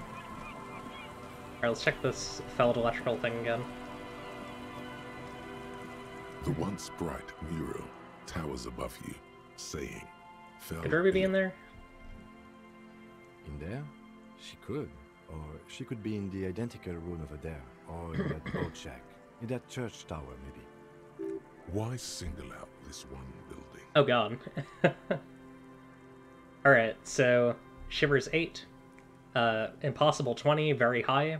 Because of +3, found the empty trap. Heard Lena's true story. Went on a date. Reconstructed at the execution. Established the nightclub. Discovered the anomaly.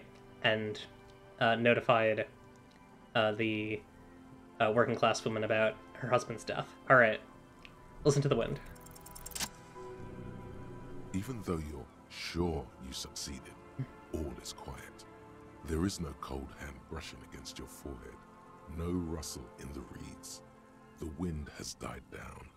The ruin in front of you is silent as a tomb.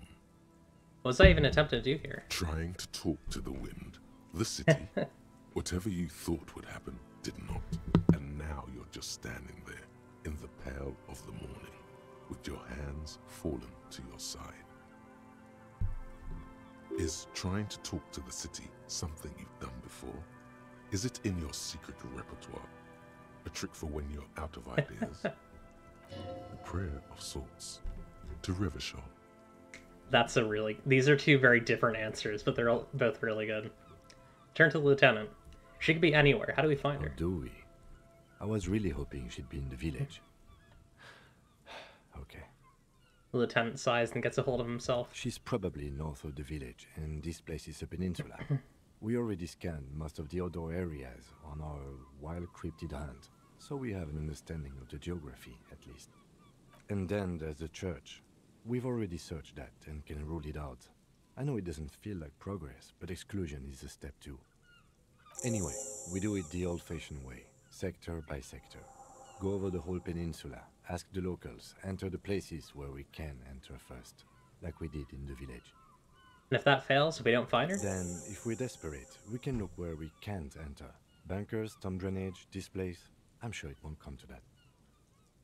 He looks behind him, at the dark red box crumbling across the chasm. Walk the coast, the old boardwalk, the reeds. You can always come back here and talk to the wind again. Look where it already got you. Buckle up and raise your collar. This search is going to be wet and cold. I'll listen to the wind again. I mean, I've already done a lot of this, like, Suddenly, I don't know. There's a sigh, carried on the molecules around you, moving, flowing from high pressure to low pressure, like that of a woman emptying her lungs. She wraps the collapsing stone box in front of you in her breath, flowing through it. I think that we need Harry's, like, we've already searched everything. We need Harry to just, I think you found it. Where does it go? In through the collapsed roof, flowing down a concrete staircase to the basement, sweeping away footprints in the dust on the stairs, and then the beach below the boardwalk. Its winding tunnels, a whisper away.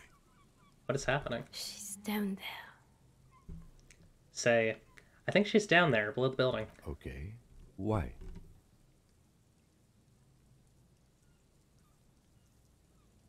We've looked everywhere else. Right. How do we get in there? The doors were on the collapsed side of this building. They're gone, basically. He shrugs. Finally, my time to shine. There's a ladder next to the sign. Point to it.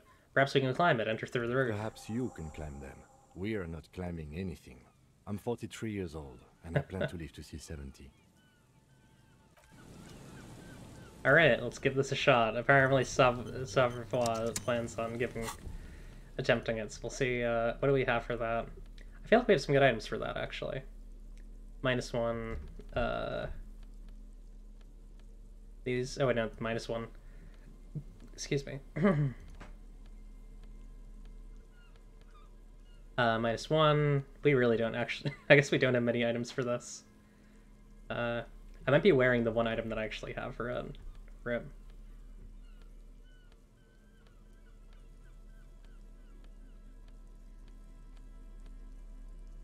Endurance minus reaction speed. I think this is what we have. Yeah, we can't really increase this at all. Alright. Well, time to pray. A rusty ladder leads to the rooftop. Some of Hi, the rungs are Drunko. missing. Welcome from New Jersey, I guess, or welcome from my channel. I don't know. Yeah, that doesn't look good at all. Assess the situation. The distances between the remaining rungs are rather wide.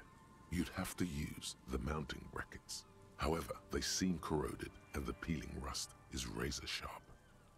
In addition, the first rung is going to be tough to reach. It's what, 3 meters above the ground, and you're 180? 180 seems about right. Not to mention that the roof is collapsing and the wind gets pretty brutal up there. Dismounting from the ladder is going to be hard. Perhaps if you were to not climb the ladder. Instead, yeah. What if you were to reconceptualize climbing the ladder? yeah, we could do that. Astral projection. Be open-minded about this. What if I don't climb? What if I just teleport? Teleportation is not a thing. The 10 stairs you stone-faced. Come on, Kim, where's your adventurous spirit? This really has nothing to do with adventure. We are dealing with basic physics here. Won't hurt to try. Oh yes, it could hurt. A lot.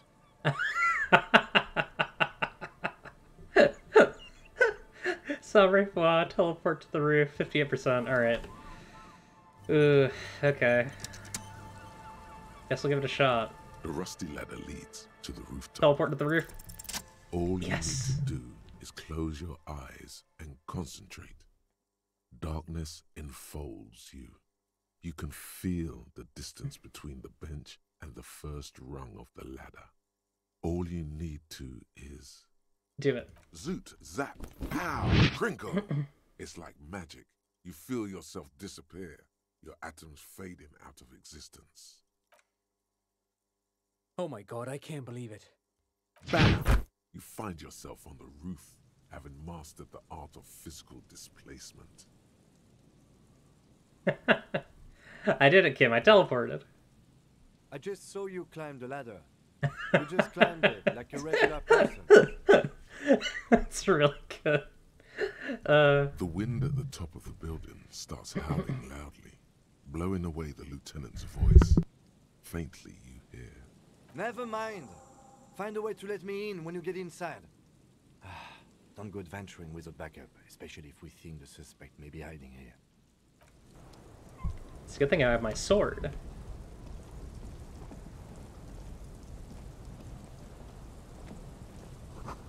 The central support beam has been destroyed by artillery fire. Sad.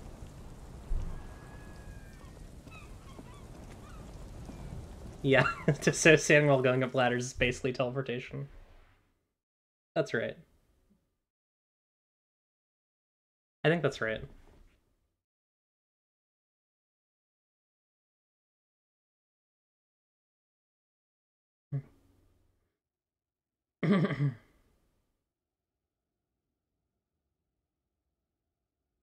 Da da da da da da da da. Probably get my flashlight out actually instead of my, you know. Where? Flashlight. Also, let's just. Yeah.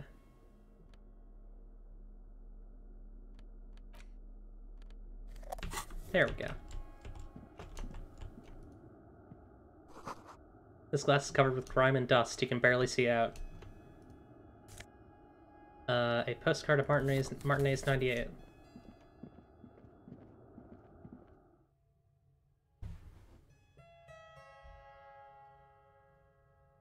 Spooky.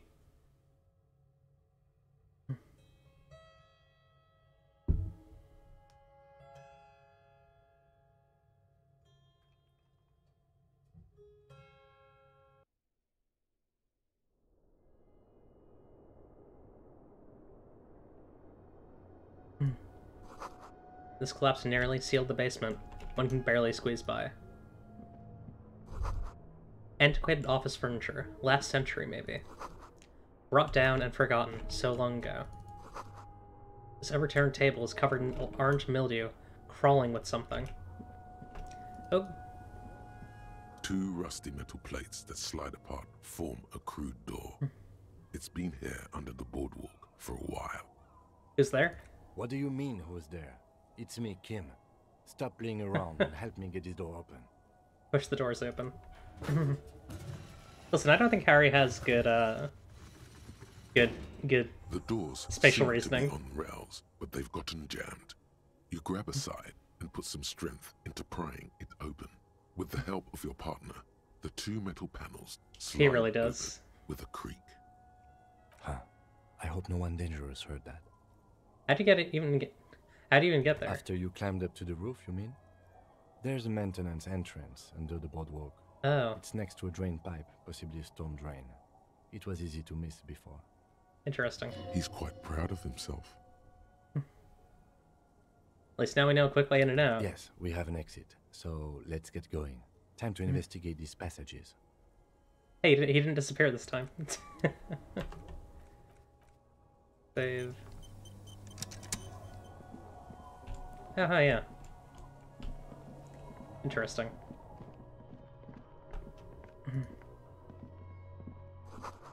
Old file folders in the cart. Documents silvery with mold. That's the exit. A series of thick, dusty panes of glass. An interstellar suit jacket with +1 suggestion. Cool. That'll be useful. Well, actually, I don't think it will be, because I think I have something that has +1 suggestion and +1 something else. That's alright, though. The beam of the flashlight, a crevice in the wall. Oh, hey. Stale fabric, smell, and dust. No one slept here in months, maybe years. A mustachioed and mutton-chopped man, Hey. amateurishly depicted, gazes at you with sad eyes. The plaque reads, K. Mazov. There is a spider web in the lower left corner of the portrait. Brush the dust off the portrait. Years' worth of dust is shaken off. The full head of hair, matched by an ample moustache and sideburns, look a bit silly. Someone crouches, heels digging into wet sand. Hands sweep across the sand. Grains stick into the frayed skin of the fingertips. An old man sits on a slab of concrete and taps his fingers against the glass of a scope. You shudder. Look him. It's Comrade Mazov. Yes, I can see that. Looks like some communists were hiding out here. They left a long time ago.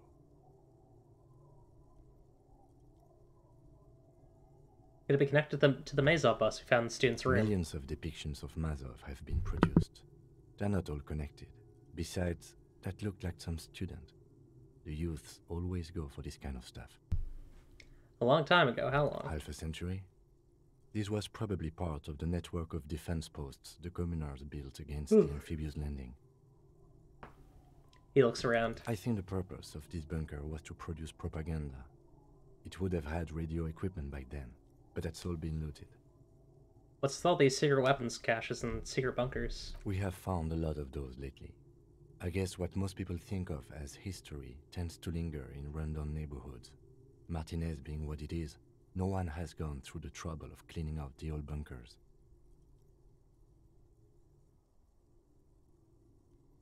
I don't think I'm going to say this one.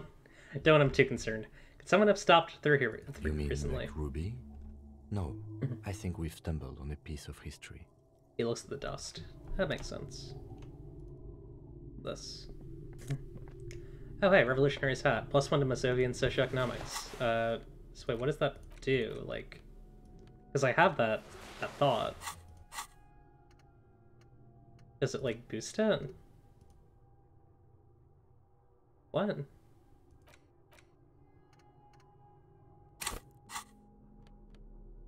Okay. I'm gonna wear it. Anyways, we leveled up. What do I want?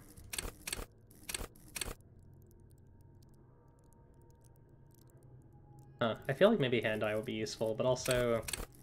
I also feel like maybe I should just boost the things that I'm already good at, right? Like, maybe Shivers a bit? Or Volition. Yeah, let's get a point of Volition, or maybe a Thought. Just like, what's a quick Thought that I can finish in a couple hours? Coach Physical Instrument's pretty quick. Arna Van Eyck is pretty quick. Yeah, I'm kind of curious about this one, actually. I'm gonna grab it. It's only 50 minutes. This one else seems interesting. Precarious World.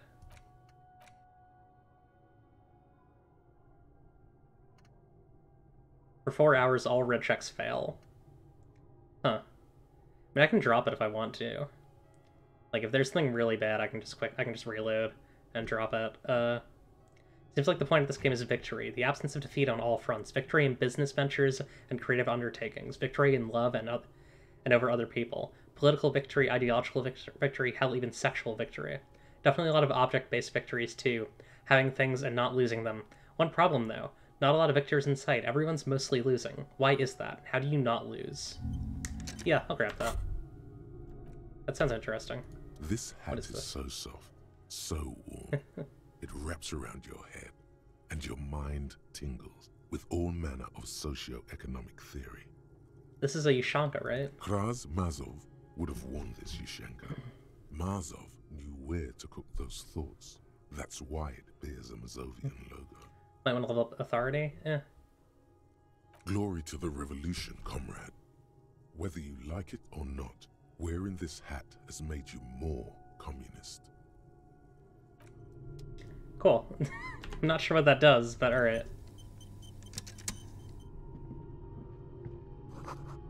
Revolutionary propaganda on the bunk bed. Ancient flyers and brochures. These pots and plates are full of dust and spider webs. The same slit window you saw from the outside.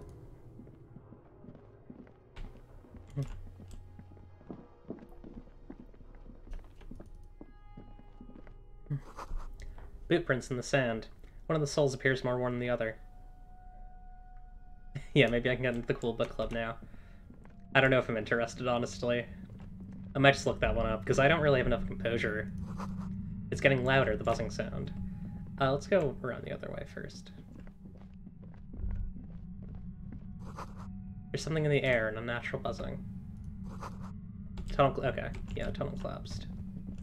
I'll have to find another way around. Now, I do know that Ruby's working on, like, a pail generator. Maybe that will actually tell me about the pail. There it is again, like a swarm of hornets buzzing under your scalp. A strange tingling you can almost smell. Lieutenant, do you feel something? No. What do you mean? A pain, a strange tingling. I don't feel it, but we should still be careful. There were footprints back there, and I'm pretty sure they were fresh. He looks ahead beyond the arch. Hold on, you don't feel anything? No, but you are the sensitive one. I saw them too, footprints with the bright soles worn smooth. Looks like our suspect. If she's in here, we need to plan our next step carefully. What do you mean? Once we detain a credible suspect, who knows what the Union and the Wild Pines will do? We'll set in motion events we have no control over.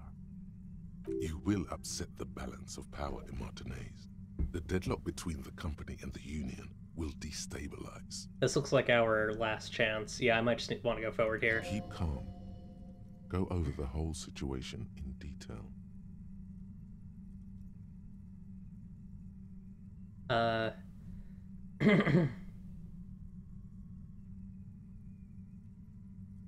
don't know if I feel either of these ways. I feel like I've gotten everything I need from these people.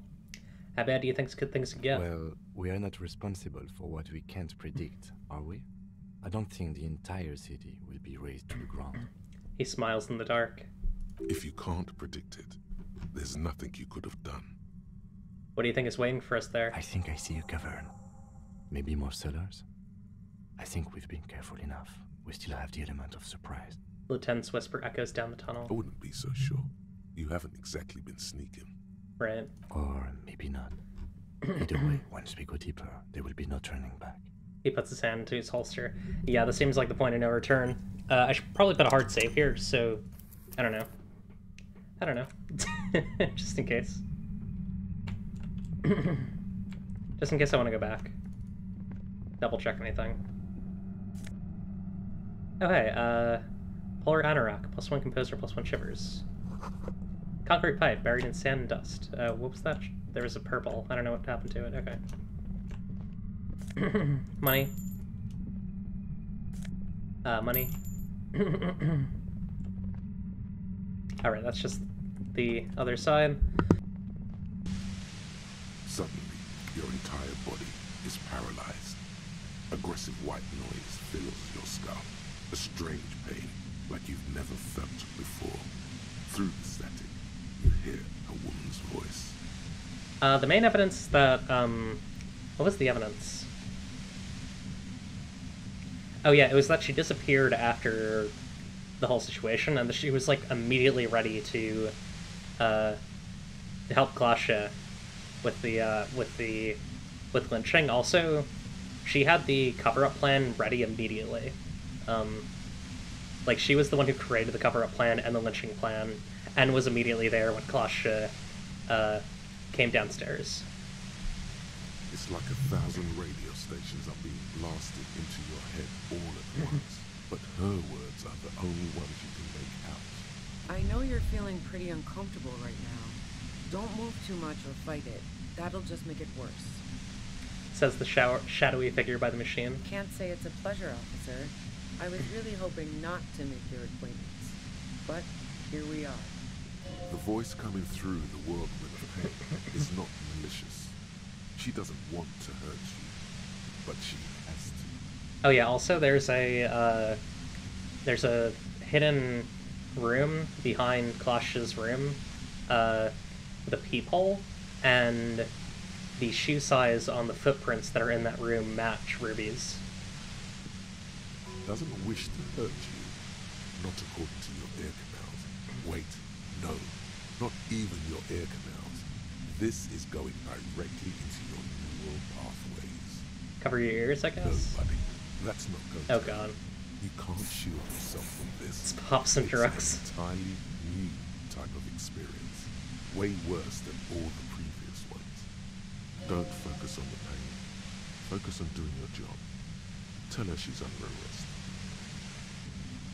arrest. Yell through the static. You're under arrest. Really now? Check this out. She turns the dial in her hand. You're overwhelmed with a new surge of violent static. It feels like a blood vessel exploded in your brain. What's happening to me? I'm using a pale latitude compressor. You and your partner have been caught in its field. The explosion of static you're hearing is the ULAN frequency. It's a good thing I had all that physique stuff. Blasted from that pale emitter that Angus mentioned. I saw your equations. It's the ULAN frequency. Saw my equations? You've been sniffing through my lorry, right? I expected as much. I am a bit surprised you knew what you were looking at. She snorts.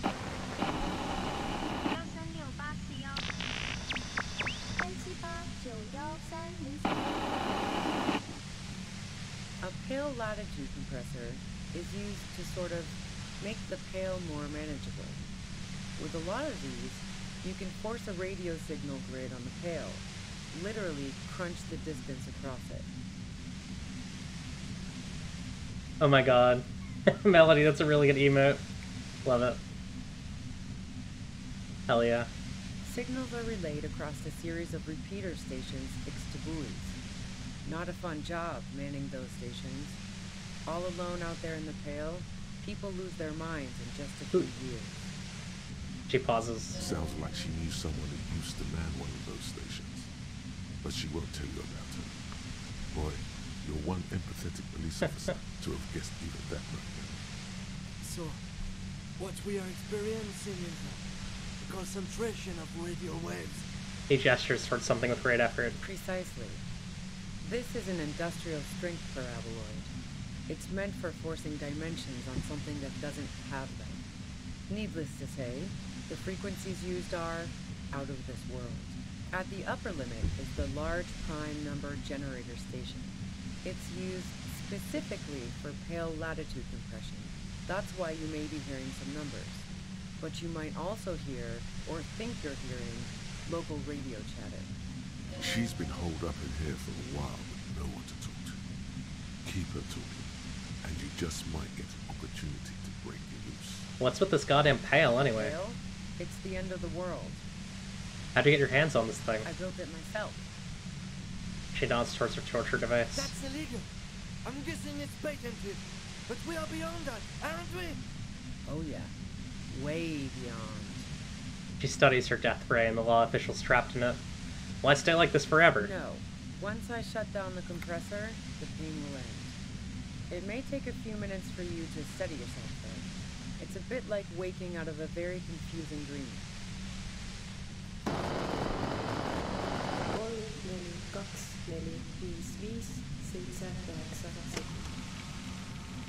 Hey, Kim says, hey, you can't make death rays, come on. It's music.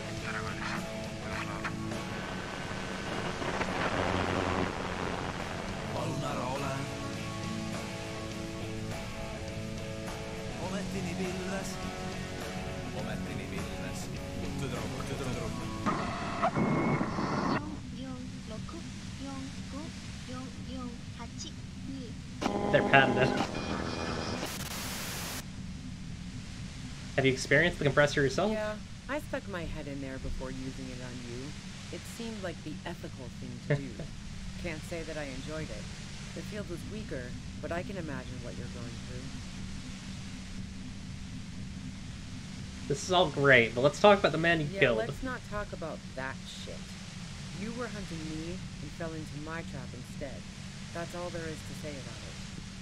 Please, could you just turn it down so I can ask you something? If you've got something really important to say, you can do it through the white noise. 3, 6, 1, 8, 9, 2, 8, 1.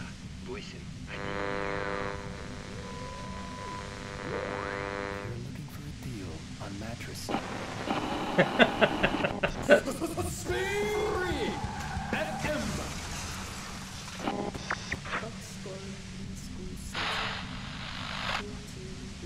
This is really cool.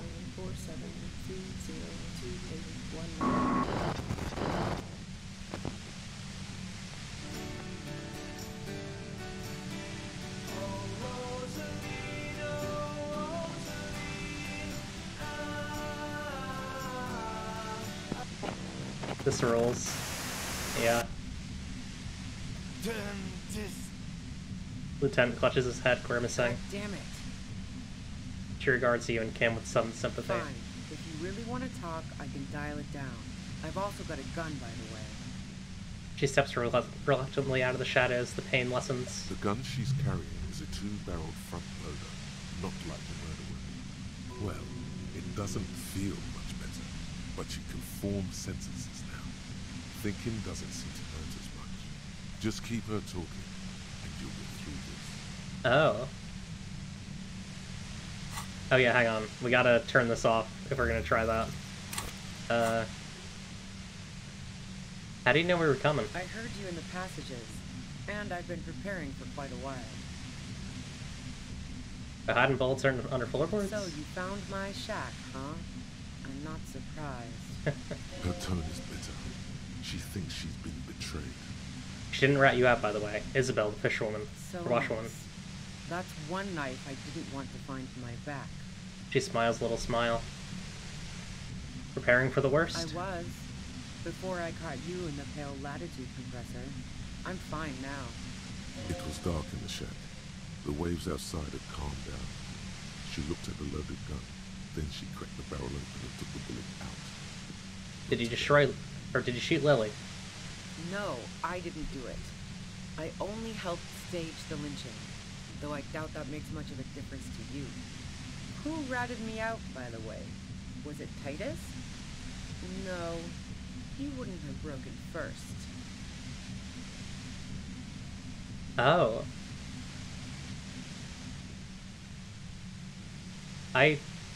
Huh. Harriet's made steps that I did not make. It was your girlfriend she cracked. Nah, she didn't crack. She's a survivor. If she told you anything, it was to save herself. She smiles bitterly. But she couldn't have known I was on the coast. How did you find me? Your own boys told us you were on the coast. My boys?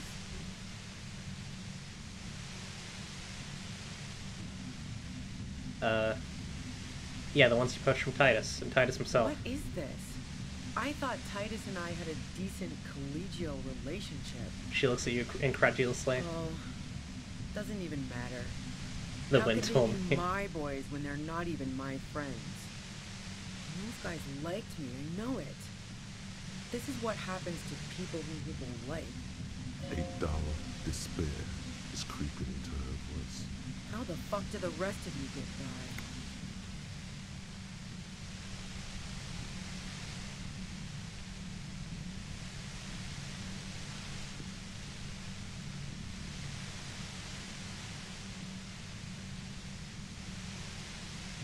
Honestly, I don't know how I do it. I just stumbled in here. Can you please explain this shit to me? What shit? I told you I didn't do it. Sounds pretty simple to me. She adjusts her grip on her gun. Would you say that Lily was a likable person? I didn't like him. Hardened mercenaries aren't particularly likable types. Did you feel protective of the Union? Yeah, sure. And I didn't like Wild Pines sending in those foreign hirelings. Me and a fuck ton of other people around here. She didn't hate it, okay? I have other questions. I'm listening. Do you have an alibi for when Lily was shot? Man, I was with the boys the whole night. I hope they at least bothered to impress that upon me. There were 10 minutes they couldn't account for. You mean the length of a toilet break? That wouldn't even have been enough time. Hold on, no one takes a 50-minute leap. Look, fuck you, man. I might also have stopped by the bar. Our investigation, whence from the pain, has shown that 15 minutes was just enough time to commit the murder. Wow. Now I'm curious. Please, explain.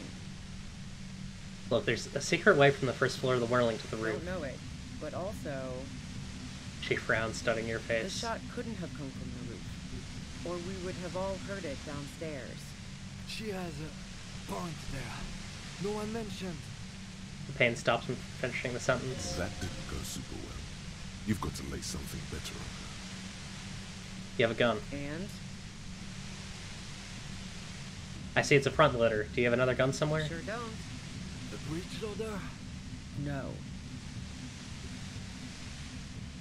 Where'd you get it? The gun store. What gun store? Trigger Happy Jacks. Ah, welcome back, Emo. Really? Trigger? What did you think? That I'm going to squeal on my gun supplier? Sorry, I'm not that kind of gal. I can't tell. What kind of gun is it? A knocked-away 80 front loader. Two-barreled. Not really what you were looking for, I'm guessing. That isn't it. You collect guns? Maybe old rifles? No, they're not practical. Break too often. Hey, Ash Bazooka. There's other evidence I want to ask you about. Yeah, evidence. You like to hang out on rooftops? Who doesn't? Oh, you probably mean Claudia's rooftop. Sure, I've hung out there. She's got this great antenna. What's so great about her antenna? It's very powerful. I used it to tune into RCM frequencies. That's how I knew to be prepared for your arrival. That would do it. Oh, cool. Yeah, I assume it was you. I like it. I like Ash Bazooka. It's cool.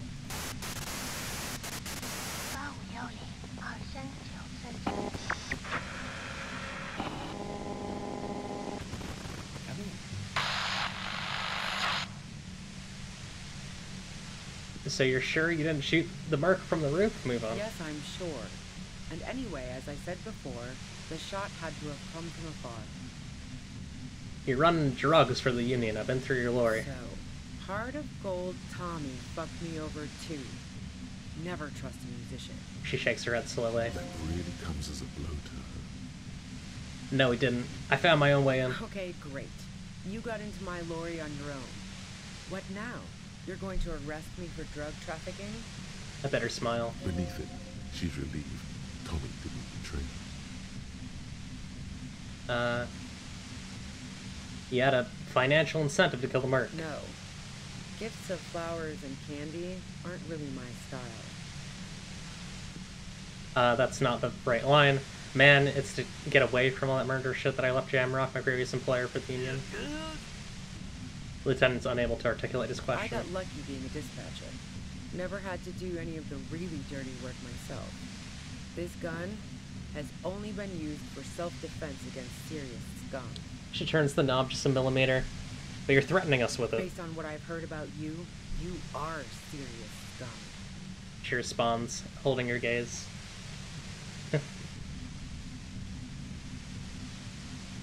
Oh god. I'm so sorry. Ick. Oh, okay, that's funny. It's a little on the nose, but yeah. This does seem sad.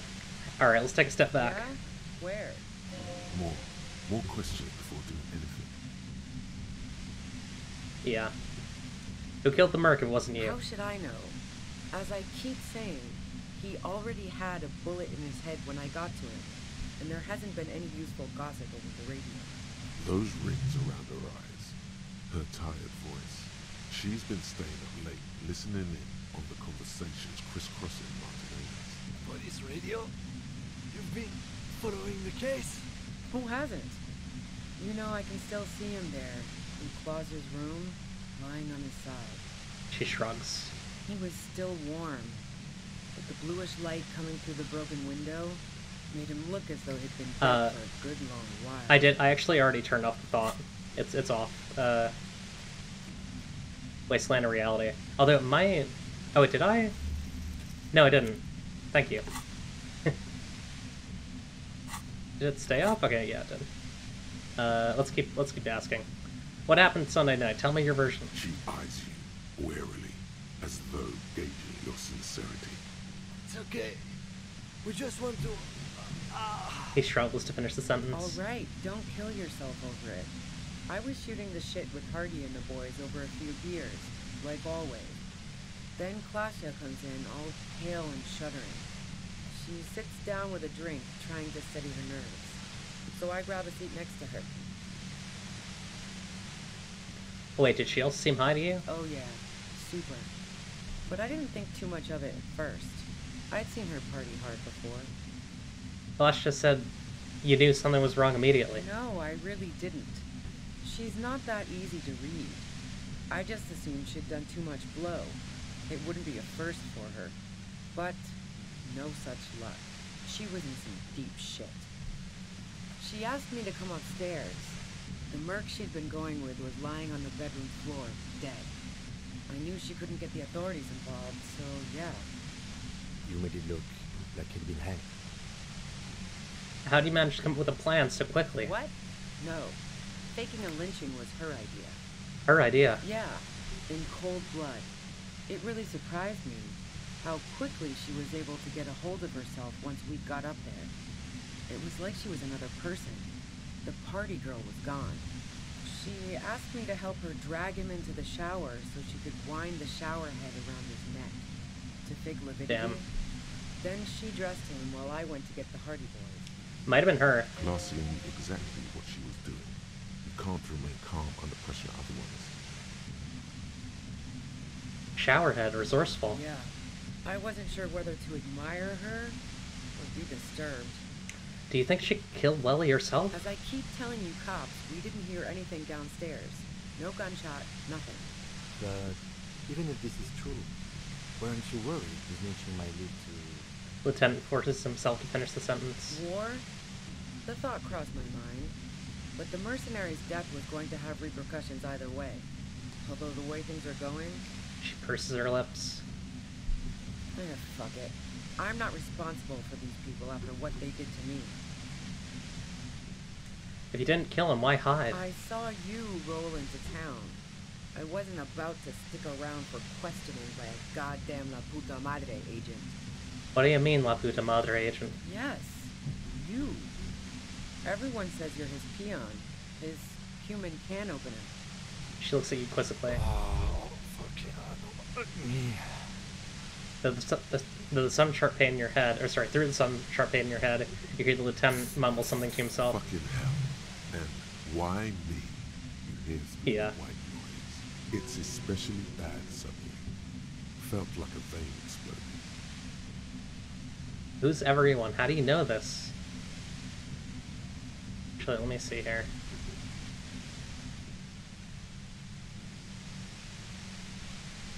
Everyone in Jamrock.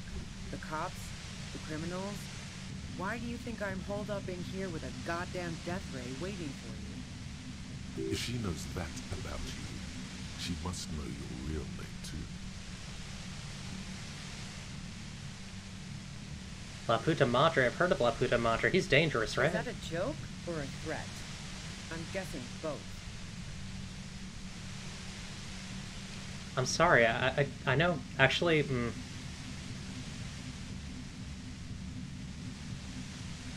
I could say this. I feel like this might get me a better chance on the roll if I could intimidate her. Yeah. No, that was a real question. Yeah, sure.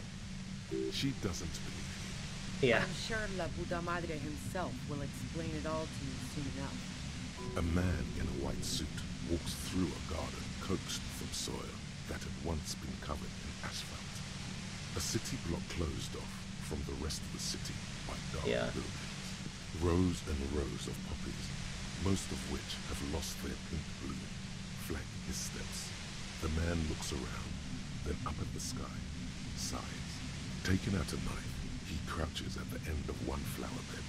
He scores a seapod, very gently. Milky sap begins to ooze out. The pain comes over you again. What did you do to this mantra anyway? You've been to my lorry. You think the biggest player in Jamrock appreciates competition? And now I have Harry Can Opener in my lair. Fucking Titus. She pauses. She's not going to change her mind that easily. She still perceives you as a threat.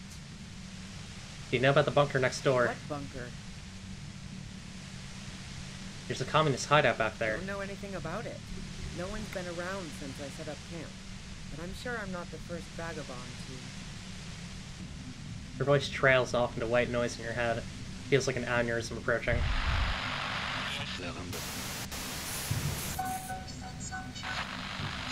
Alright, 72%.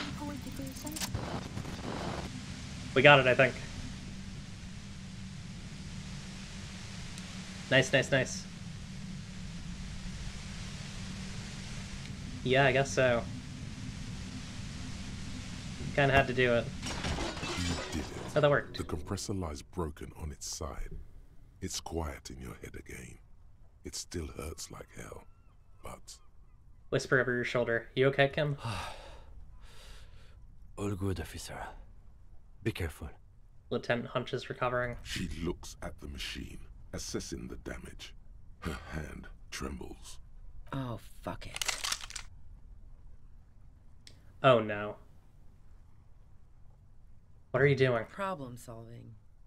She mutters. Ma'am, put the gun down.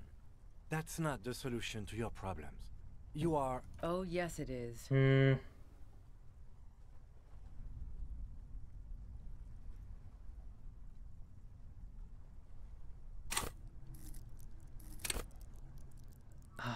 I wish I knew that I needed that skill here. Oh boy.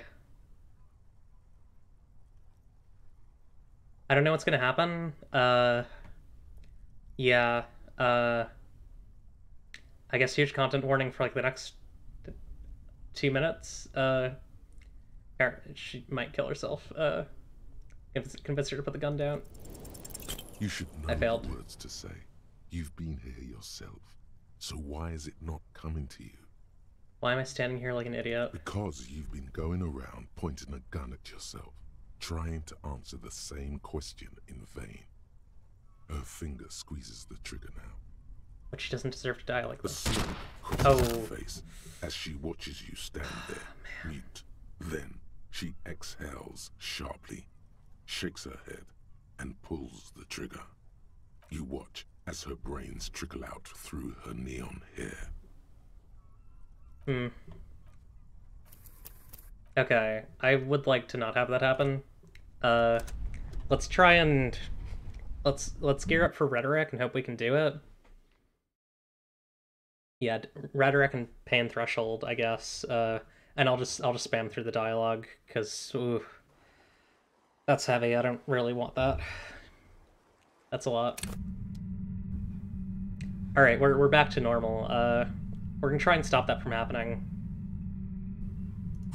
Man. Oh, man. Rhetoric,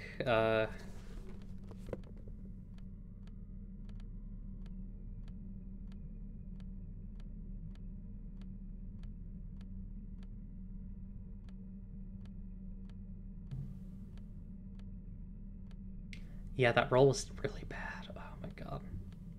I almost wonder if it's better to let her go. All things considered. -1 to rhetoric.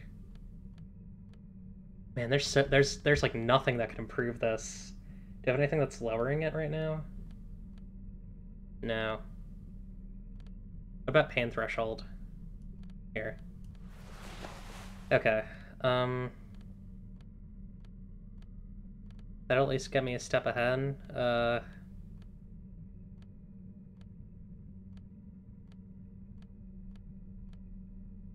Pain threshold, this.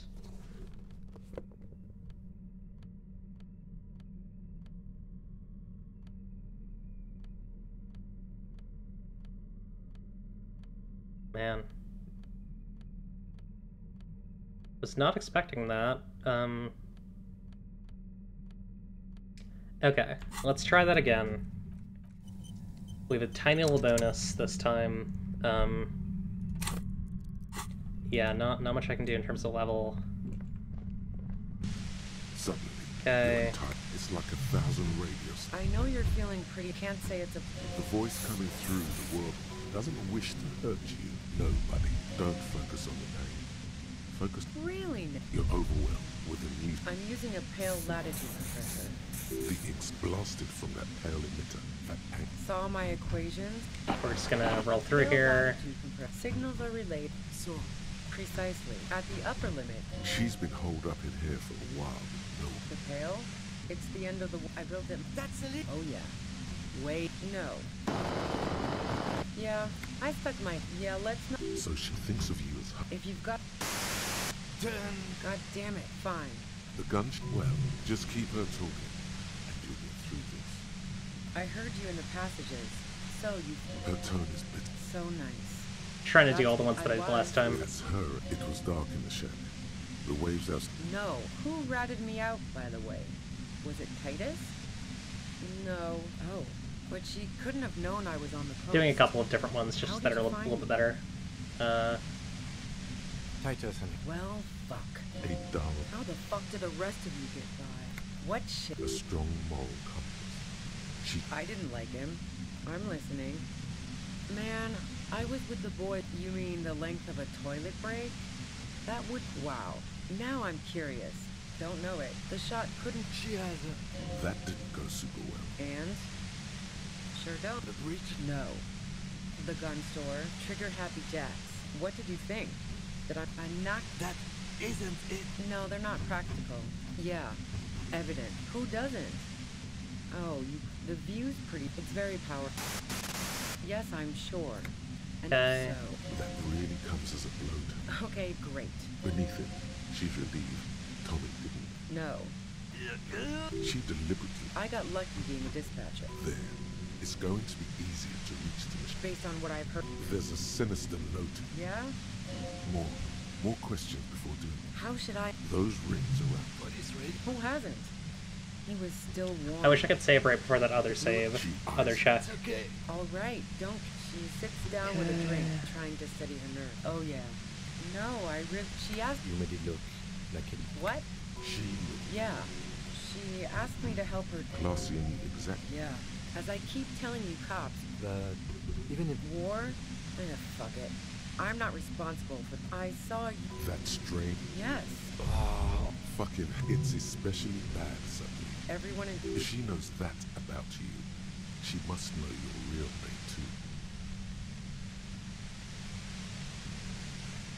Is that a joke? Or I kind of want to try this one. You? A man in a white suit rose and taken out a knife. He crouched. You've been to my lorry. She's not... Wait, one thing.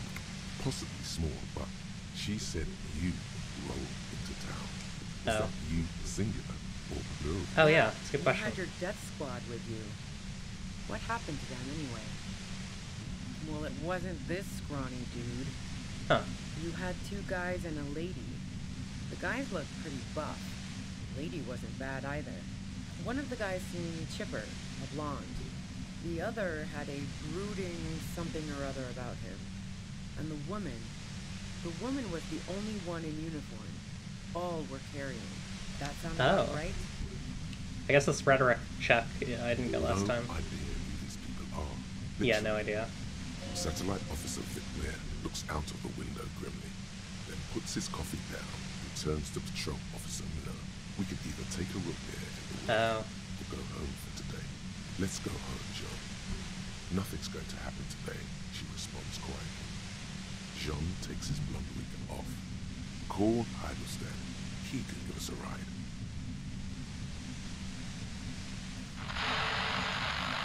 Fantastic. I've got to get on the road. What bunker? Don't know anything. Okay. This should be easy, 92. I would love if there was a second that I could save here. Because I don't want to do this a whole bunch of times. Violet white noise becomes even Oh, there was a fail? Oh my god. Ah, come on. Alright, this is gonna take a while, folks. I'm sorry. Man, this sucks. Alright, wow. 92%! I got an 8% fail. This is gonna take a really long time.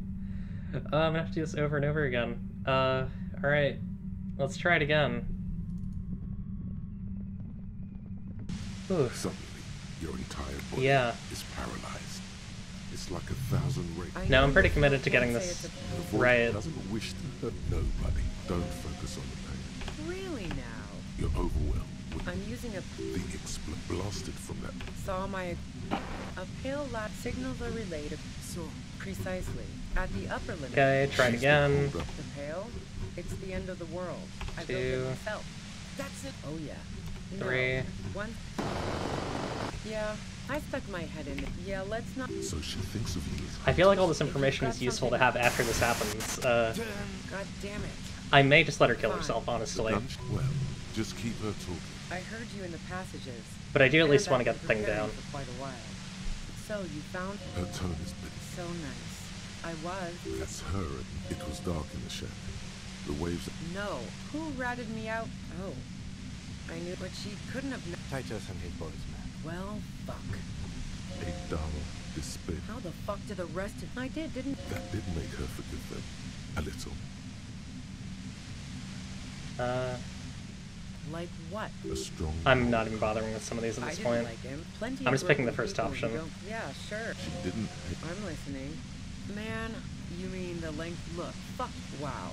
Now I'm curious. Don't know it. The shot couldn't... She has a... That didn't go super well. And?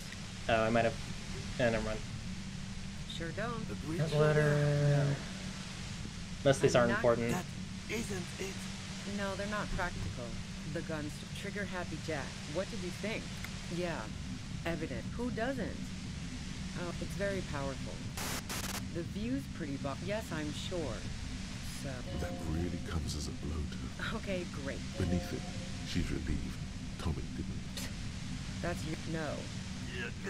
She deliberately... I got lucky being a dispatch. There. It's going to be easy. Based on what I've... There's a sinister look. Yeah? More questions. How should I... Those rings around. What is radio? Who hasn't?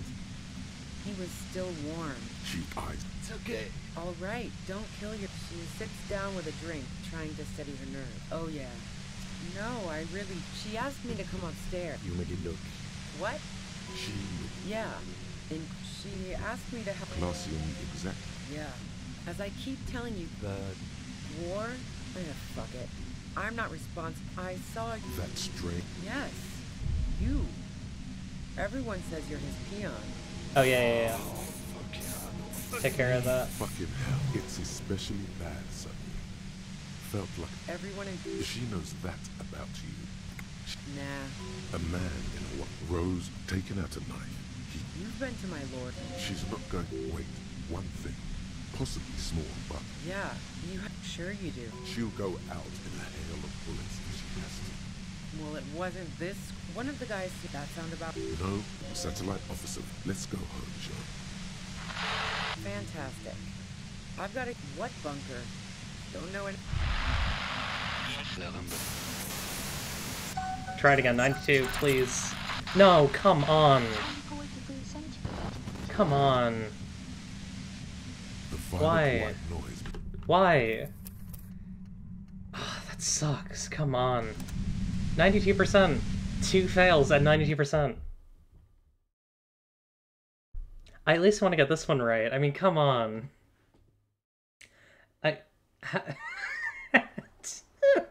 How can I get two 8% checks in a row? I mean, no, I'll continue from her shooting herself for sure, but I'm not going to continue from, like, I at least got that the first time. Your entire body is... Hang on, wait, actually, I didn't get the clothing in that little thing. Let me get back. Yeah. I would love to not do this again, but also, like, I would love to at least be back where I was, you know? Like, you can continue from there, but it's not... I don't think it's good. Oh, no, I don't think it's death. I just think that she gets away. That's my guess. Yeah. Okay, let's get this. Does this help you with any of the checks here? I think this might have rhetoric on it. No, composure and shivers, neither of which are useful. Okay. Yeah, alright. Don't need that. Try it again. Suddenly, your entire body is like a... I know you're feeling can't say it's a pleasure. Come on. The voice coming through doesn't wish to know, but don't focus. Really? You're overwhelmed. I'm using... The blasted from... Saw my equation. This is gonna take so long. I'm so sorry, everyone. So, precisely. At the upper limit. She's been holed up in... The pale? I built it myself. That's a little... Oh, yeah. Wait, no. Yeah, I stuck my... Yeah, let's not talk... So she thinks of you. If you've got... God damn it, fine. The gun? Well, just keep her talking. I heard you and so you... Her tone is... So nice. And I want this information, because there's, like, stuff about what Klasha did that I want. Who ratted me out? Oh, but she couldn't have known... Titus. Well... How the fuck did the I didn't... That did make her... Like what? A strong moral compass. I didn't like him. Plenty of broken people. Yeah, sure. She didn't hate... I'm listening. Man... She didn't hate him. You mean the length of... Look. Fuck. Wow. Now I don't know it. But the shot could... She has a... That didn't go super well. And? The gun store. Yeah, so, What did you think? Sure don't. The breach load? No. A knock... That isn't it. You know, there's a reason why when they made Fallout New Vegas, they didn't, Who doesn't? The views... They fixed the thing where all the rolls were chance-based, and they made them based on the actual number that you have. Beneath it, she's really... That's your That's your... No. Oh yeah, I already got that, okay. She deliberately avoided... I got lucky being a... There. It's go... Based on what I... There's a sinister note in her. Yeah? More questions before... How should I... Those rings... What is ring? Who hasn't? He was still warm. She eyes you. It's okay. All right. She sits down with a... Oh, yeah. No, She asked... You made it look. What? She looked. Yeah. She asked me to help... Glacia knew exactly what she was doing. Yeah. As I keep telling you, cop... War? Fuck it. I'm not responsible for these... Yeah, I guess so. What they did to me. Oh, wait. Crap. Nope. I didn't even mean to do that. That was... Thank you, Bun, for the 5 bits. That was a fail. Wait, it was 2-6. What? Violent white noise becomes even... What's happening? Wait, do you want a higher result or a lower result? How did I have a 92% and fail 2 6s? Wait, how does that work? Oh my god, I forgot to turn the thing off. Oh, that would explain it. It's the thought. Yeah. Explain it. That was literally a critical. Oh my god. That's why that happened? Okay. Yeah, turn that off. Oh my god. There we go. This should work. Suddenly, your entire body is like 1,000. I know you're feeling can't say it. The void doesn't wish to. I love this conversation. Really? You're overwhelmed with a new surge of violence. I'm using a blasted from that. Saw my equation. A pale latitude. Signals are relayed across. So precisely. At the upper limit. She's been holed up. The pale? I built it myself. That's illegal. Oh yeah. Wait. That's illegal. No. That's illegal, you know. Yeah, I stuck my. Yeah, let's not talk. So she thinks of you as hunters. If you've got. God damn it, fine. If you. The gun she. Well, just keep her talking. And you'll get through this.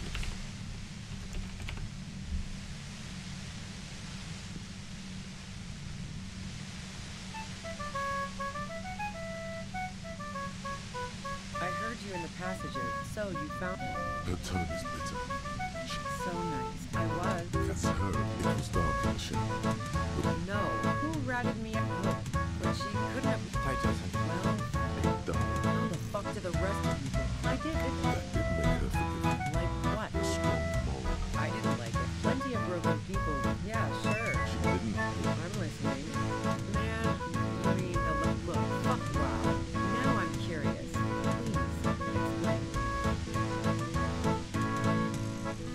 Please. Yeah. No. Somewhere on the outskirts. Why? Yeah, probably some ghosts from the time of this mystery. Not murder mysteries. Oh wait, this is different. Hang on. Making it. The fuck the hell? Not particularly. Why are you? That's a pretty good question. Okay. I'm not really good. I don't really care about this dialogue. The shot I'm just hoping that it boosts the check.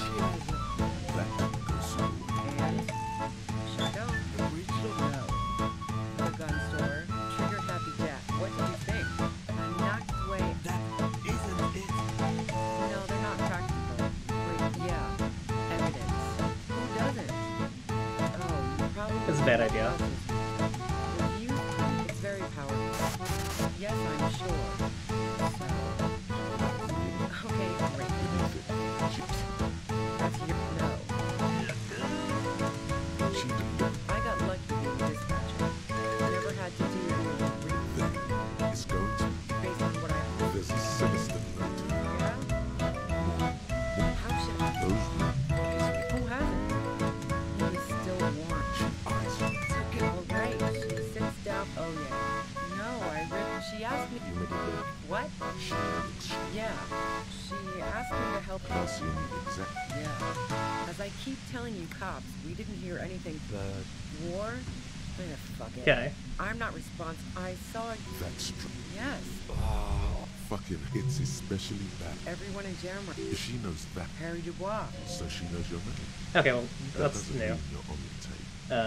All of this just means that you're effective. I don't know. Yeah. Sounds pretty convincing to me. Is that a joke or a threat? Yeah, sure. She does. I'm sure La Budama. A man in a white suit. Yeah. Taking out a knife.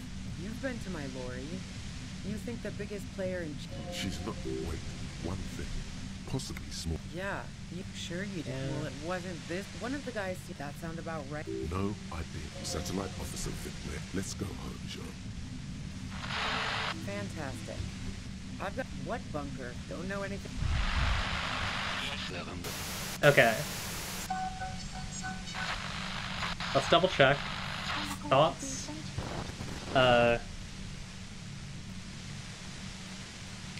The precarious world is off, so this should work at 92% effectiveness. There we go. Yeah, it did not match. It was the RuneScape sea shanty. Okay. Now, we're gonna try that rhetoric check. Next 2 minutes. The Content warning. Broken on its side. She looks. Oh, fuck it. Content warning for suicide. She's about a 58%. Come on. She's truly Oh, thank God. desperate. Thank God. She thinks she has no other options. Oh. You need to give her options. Okay. Oh. Oh my god. Alright. I gotta reset. I gotta... Oh, there we go. Everything is good. People can come back. What options? You know. Maybe I can still talk her out of it? This is how you talk her out of it. It's the only scenario in which she lives. Please. Put your hands up. Just walk away. She stares at you, frozen, the gun still in her mouth, eyes filled with dark intensity. Then something shifts in her. Gratitude, doubt. She's still ready to go. You don't have to do this. You're not cornered. I'm letting you go. Day of miracles. I'll take it. She says, pulling the gun out of her mouth, eyes still fixed on you. Then she turns her gaze to the tunnel behind you. She runs past you, then past the lieutenant, and disappears into the darkness of the tunnel. Okay, so the only way to get her out of here was to let her go either way. But I feel like it's better to do that. Good call. Lieutenant is still unsteady on his feet. I did my best. I would have done the same, had I not been incapacitated. I think she shouldn't do it. Her tent. We should check it out. He points to the back of the cavern. Man, that was a lot. I'm gonna keep going. I want to finish this game out. Whew, man.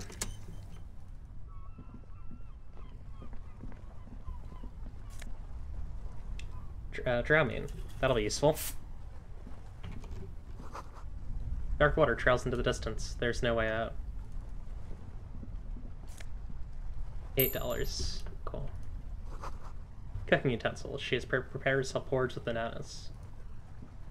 The plain red tent stands by dispassionately. Look inside. The tent looks old, but well maintained. In the darkness of the tent, a rolled up sleeping bag, cooking utensils, some books, and a kerosene lamp. It reeks of cigarettes. Look at the books. Assorted soft covers, mostly pulp horror. A motor carriage lies buried in the snow on one cover. On another, a ghost airship. You also see a collection of radio enthusiast magazines. See anything? Lieutenant peeks in over your shoulder. Sift through the magazines. Rager Monthly, Journal of Material Science. More Technological Digest. One of the magazines doesn't have images on the cover. It's not a magazine. It's a leather notebook. A notebook. Take it. You pocket the worn brown leather journal. A trusted friend left behind. Yeah. We should read this immediately. Like, right now. Leave.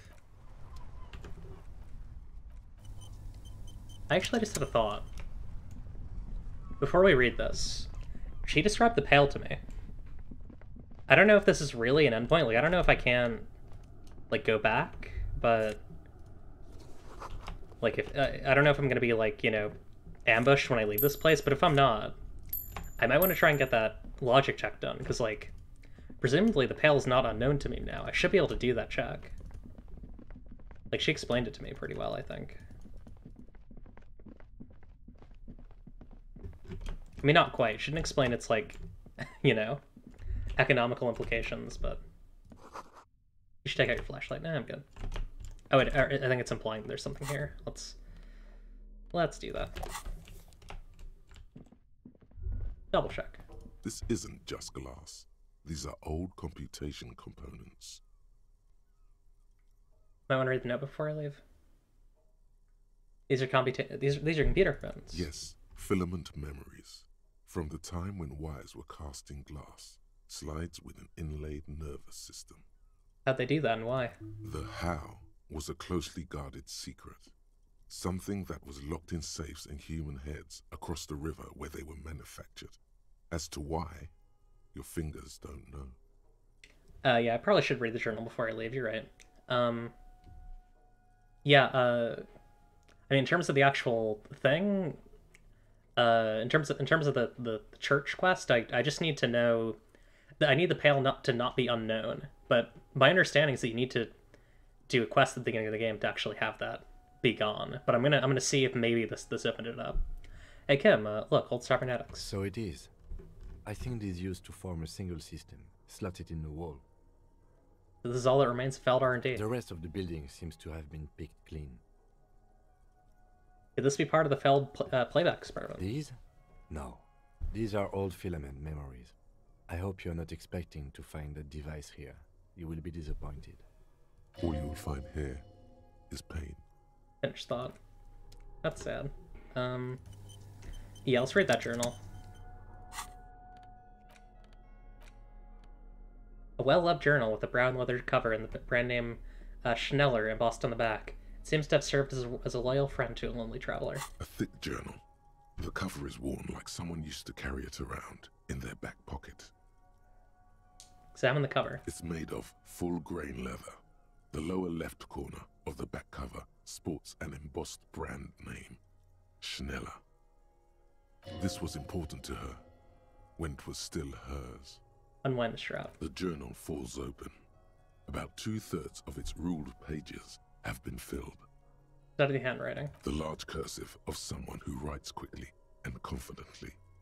Perhaps too confidently. Many phrases and even paragraphs have been crossed out, with tiny corrections scrawled above and in the margins. Flip through the pages. It's a mix of logistical notes, diagrams, and personal reflections, all dated. Huh. It's good she left in a hurry. We could learn a lot from this. What kinds of logistics? Hard to tell exactly. It's mostly noted down in code. Looks like contact information, quantities, directions. There could be useful information about local operations in those notes. We have a junior sergeant at my station who's good with codes. I can give this to her after click we on. finish this. Wrong thing. There we go. What are the diagrams of? Esoteric radio technology. The most recent ones probably pertain to the latitude compressor, sketches, calculations of distance and density. You make out a familiar spiral shape. Anything personal? Short, wry observations of people and places. Probably a way to pass the time on the road. Also, what appears to be attempts to sort through some difficult decisions. There are a few passages with many questions in them. How far back did the entries go? The first entry is from August 2nd of last year. It reads simply, I know my position is precarious. All I can do is make myself as useful as I can while looking for a way out. Remember, no one is indispensable. What did she write the day Lily died? Nothing on March 4th. March 5th, though, well, that's bound to come back and bite me in the ass. I'm bad at this. Loyal to a fault. But that's another matter entirely. Huh. You have no idea what she means. These are personal notes. Don't expect to understand all of it. Anything about La Puta Madre? That name isn't mentioned as far as you can tell. Small wonder. Would you talk about La Puta Madre in your journal? You do see an M, though. La Puta Madre. M is mentioned on March 9th and March 15th. Read the entry from March 9th first. Great. M's peon is coming to town, no doubt to investigate the lynching. But also, I feel it in my gut to finally put a bullet in my head while I'm napping in my lorry or on a smoke break. Well, I won't stick around just to twist my own neck by constantly looking over my shoulder. Then again, isn't that what I've been doing ever since I got the call? Were you supposed to find her, even apart from the investigation then? On M's request? No, you wouldn't do something like this. This must be a mistake. You didn't follow through. You should have shot her in the head. This is a coincidence. I would never kill people for a mob boss. The thought steadies your nerves. The journal stops shaking in your hand. Read the entry from March 12th. Been holed up here for 3 days now. I'm used to being alone and all, but I don't know when I'll be able to leave, or if I'll be ratted out. They will rat me out, of course. I've made it a point to believe in the best in people, the boys, for example. But experience tells me, did M feel truly betrayed by me? I was feeling threatened. He'd have to know if he threatened people. They'd take measures to protect themselves. Even I know that. Economic measures, first of all. Gotta make a living, right? I can still hear his voice in the receiver. Taste the plastic. The entry ends abruptly. What's the most recent entry? Conclude with journal. The most recent entry is from today. It reads, even when I leave here, if I leave here alive, damn. What's my next move? Staging a lynching is a crime, even if I'm not accused of murder on top of that. Forever on the run. Not really my idea of the open road. Man, I was really looking forward to winning. It looks like she might have been framed. Ah. That would be a first, or a fourth. But who's counting, he thinks. Very rarely does anyone actually get framed. If she didn't do it, then maybe it's good that we didn't catch her. I wouldn't go so far as to say that. We have other reasons to arrest her. He frowns. Besides, I'm not sure her life as a fugitive is going to be much better than we does. Especially if she has problems with the Madre. Kim, am I really a La Puta Madre agent? No, I don't think you are. Ask someone in your precinct if you want to be sure. He looks you straight in the eye for a moment, then sighs. His trust is well placed. You aren't. You can feel it. And who do you think killed the merc? Could have been Titus. Then again... But no one heard the shot. Maybe there's a Hardy boy we've yet to meet, who acted as his accomplice. Either way, we need to keep an eye on him. One thing is for certain. We have business back in the whirling and rags. Questions to ask. We should get to it. For sure. Damn. God. A lot happening.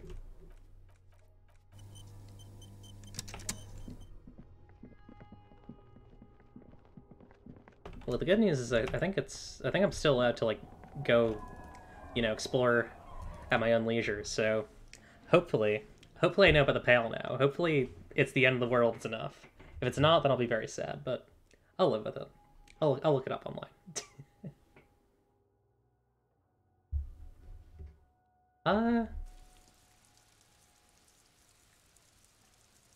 As long as your backseating doesn't have any spoilers, I will accept backseating.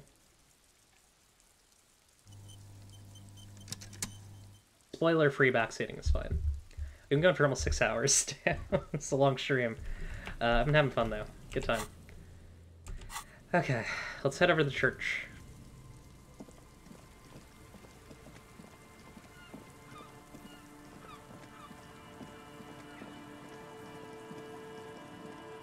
Real quick. Say hi to my old friend Suna. See if I got that check. Oh, you know what? I would have been able to see directly from the thing. From the map. Yeah, I'll have. If you have like useful backseating, I don't mind it. As long as it doesn't contain any spoilers.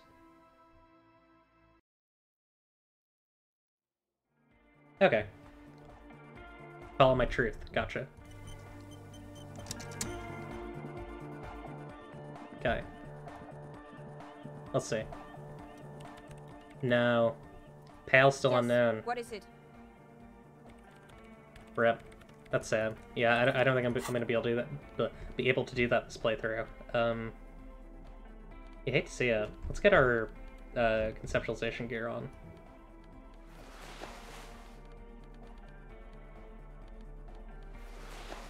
Okay. Oh yeah, and our 8-eyed territory.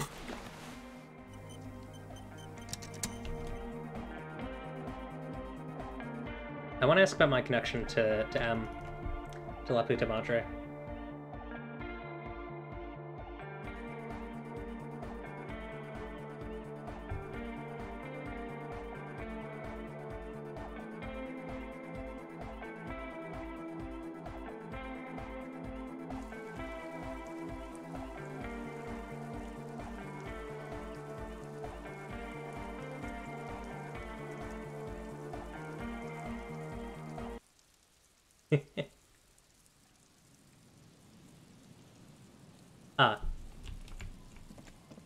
I think I've spoken vaguely to Idiot. Like, I talked to them a bit.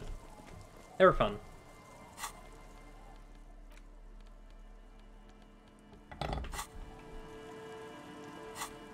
Actually, I'm taking my sword out.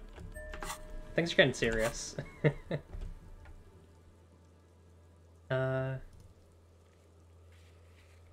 Hardcore to the mega? Yeah. Hardcore to the mega! That's what he sounds like, right? A lot of yellow skills that are undone, sadly. One day I will do a yellow Harry Dubois, but today I'm merely red. You know, I think fast traveling might be limited. I'm guessing that I'm going to be stopped at the stopped at the bridge by something or other. Guess we'll see what it is. It's a good thing I have a sword on me. Also, welcome. I mean, I don't know if you were here the whole time, but hi, Drunko. I know that you were here earlier, or at least chatting earlier. I don't know if you've been here the whole time. Down this way, right? Yeah.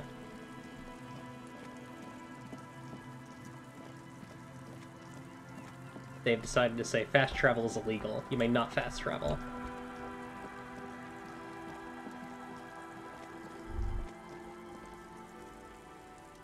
Stop. Just up ahead. Oh? Danger. What you have isn't enough. You'll need more firepower. A ranged weapon. Statistically speaking, sabers have proven to be rather ineffective against advanced military technology. Not sure I feel ready for what lies ahead. Then you'd better get ready. Whatever happens, I've got your back. Should I be looking for my gun? Oh no. I don't know where that is.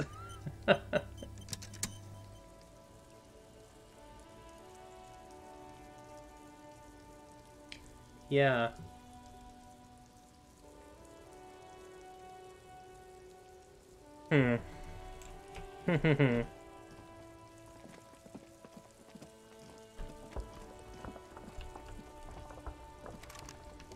My guy has locked his deer. Can't find my gun. Awesome. Alright. Guess that I'm just gonna live with it. I'm all out of shits to give, loincloth. Welcome to the fucking reckoning. There's a feverish gleam in his eyes. Put your damn gun down. Uh-oh. People are gonna get hurt. We need to talk this through. All right? Titus remains calm. Shut up. Not gonna talk yourself out of this, loincloth shit fuck. Very weird that they're the same voice actor, I think. This is the mercenary at the gates. His chest rises and falls under the ceramic breastplate. Yeah. His fingers reach for the butt of his sidearm. Kim, what's going on here?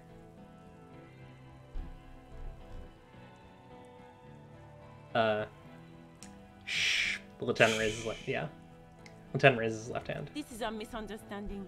Nothing irreversible has happened yet. You can just return to your unit and forget all about this. The Kipt is merciful, willing to spare us if we just forget about our murdered and humiliated commander. I think we should just kill everyone, Corty. Her tone is frighteningly emotionless. You are all drunk. Come to your senses. You won't gun down 7 people in the middle of the street. This isn't a frontier town or a jungle outpost. She sounds very sure of herself. Easy, Lizzie. Let me handle it. I know guys like this. I'm sure we can come to a peaceful agreement. Ain't that right, fellas? His voice is almost gentle. I feel like I screwed this up so bad. Peaceful. It sounds like the armored figure is weeping. Nest in your abdominal cavity like a little wild mouse. The masked man's words are barely intelligible, but you can hear them. Fuck, there's a third one. How did we miss something like this? Oh god. Lieutenant points to the helmeted figure. The lieutenant is genuinely worried for his life. You should consult him before getting in there.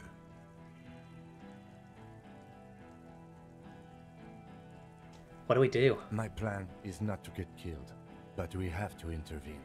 He puts his hand in his holster. Stop, this is the police. Get between them. Get lost, comedian. You cops had your chance. Now it's fucking time for some justice. He licks his lips, waving his gun at the crowd. Losing his balance for a moment, he staggers backward. I think he's calmed down a bit. Yeah. No, he didn't. He's about to open fire. So which one is it? Who's right? It is. I was wrong. Pig, fuck!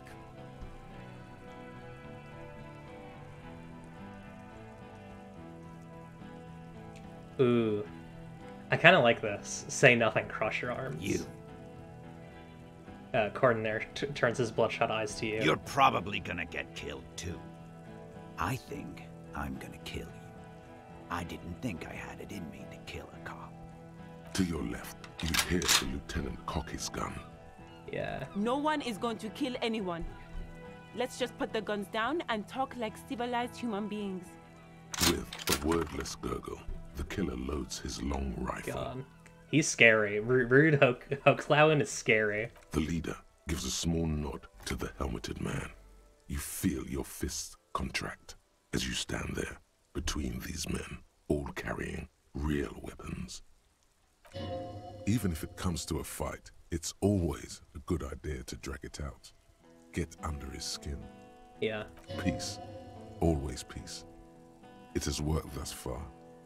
Start with the first idea you have. Move down from that. Please.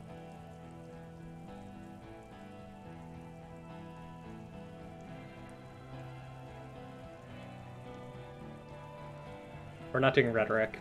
Yeah, suggestion seems like the way to go. Name Alice Courtnair. He was fostered. He had blue eyes. Dangerous. Ask about him first. You don't want personal facts about his dead friend coming out of your mouth. He has to start it. Who are you, Courtney? Sergeant Major Raoul Cortiner, reporting in to burn this fucking mud hut to the ground. I hate this. I hate these guys so much. He points to the whirling in rags. As he moves, the interlocking pieces of his armor click softly. Click, click, click. Okay. The realization comes to you like a picture puzzle coming together. His name is Raoul Courtenay. The dead man's name is Elise Courtenay. He's brothers with the deceased. Gotcha, gotcha, gotcha. Let's get a skill now. I wonder, maybe physique, just so we don't die? Or endurance, rather. Yeah, let's get a point of endurance, just so we don't die. Alright. No, probably foster brothers. Elise was put into a foster home, remember? Yeah.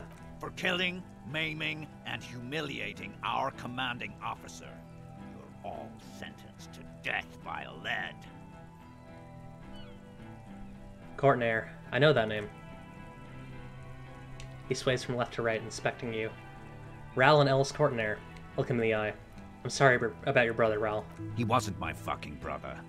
We just grew up on the same farm and got beat into place by the same sick fuck. Beaten by a foster parent or someone on the farm.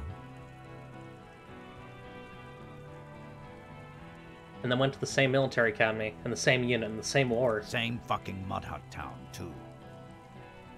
He looks around, then wipes the face with his armored glove, or his face with his armored glove. Okay, good.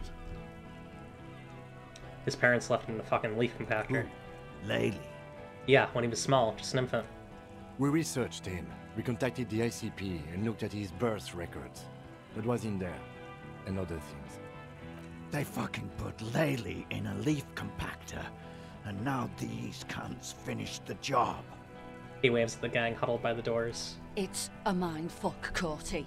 He wasn't put in a leaf compactor. They're making it up to fuck with us. Major, permission to. Open fire. We can't have that. Interfere now. I don't know if this is Yeah. He had blue eyes, didn't he, your brother? Baby blue, yeah. Like someone fucked up and put a baby's eyes on a grown man. He smiles, pulling his face in a strange way. It was creepy, but bitches like that shit, I guess. Or, I don't know what bitches like. I just know how to mow down cloths. Look. Listen, you're Lely. Everyone says good things about him. He was a talker. Fuck do you mean, talker? We've heard testimony. People say he was charismatic, a nice guy to be around. Yeah, he liked to chat up the natives. Share leaflets. Squeeze a bit of kip-tass here and there. Great fucking idea that turned out to be. He points towards the yard. If Lely was here, he would spare the lot of you. Maybe shoot one for show. But me, I'm not a big fan of public affairs, clay monkey. I'll gun every one of you down for what you did. He points to himself. Ready to open fire, Major. At your command. This one isn't used to being suited this long. She's uncomfortable. We'll open fire just to hurry things along. Conclude. Your brother did not deserve to go out like that. I promise I will find his killer. Find his killer? Cop, his killer stands right there, shitting his pants, and you're standing in the way, protecting him. He waves at the men behind you. I know what this tactic is, Silo Sam. You're gonna die for them. Right here. Today. He stares at you, eyes pink from the alcohol, fingers tapping the pistol. Big talk, but that leaf compactor won't leave his mind anytime soon. It's a small thing, but it got him off center.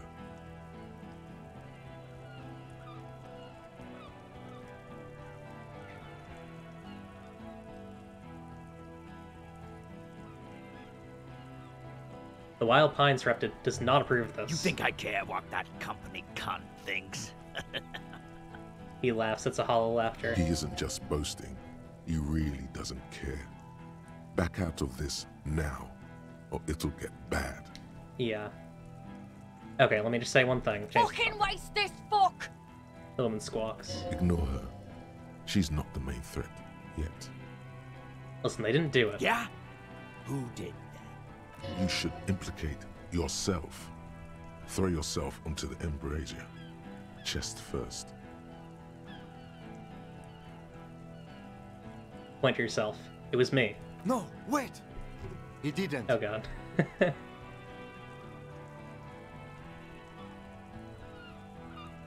I'm an amnesiac cop. I probably did it, and I can't even remember it. You think I did. this is funny? What if I just shot one of your pals here for fun? Alien Empire might have messed me up a bit. There's a dangerous gleam in his eye. How about the kid? That'd be fucking funny. He points his gun at Elizabeth. Listen, please. This cop and this drumhead cop marshal won't decide who... He's gonna do it. He's gonna shoot her. Think. Why doesn't he believe me? The Hardy Boys confessed to hanging him. All together. Titus said we took him out back and hanged him. He said it loud, in a public place. Yeah, I'm convinced Game will die for this too. Listen, he was shot. He wasn't hanged. Listen to me. You're lying. DePaul heard it. He doesn't move the weapon. You heard wrong. She and these men have been helping us find the shooter. Lieutenant shouts. The hang was only a cover-up. Listen. Liars. Oh, who did he kill? He pulls the trigger. A plume of smoke erupts from the muzzle of his gun. The shot rings in your ears. A low, tinny ring. Then the Hardy Boys yell something. The young woman stands and looks behind her.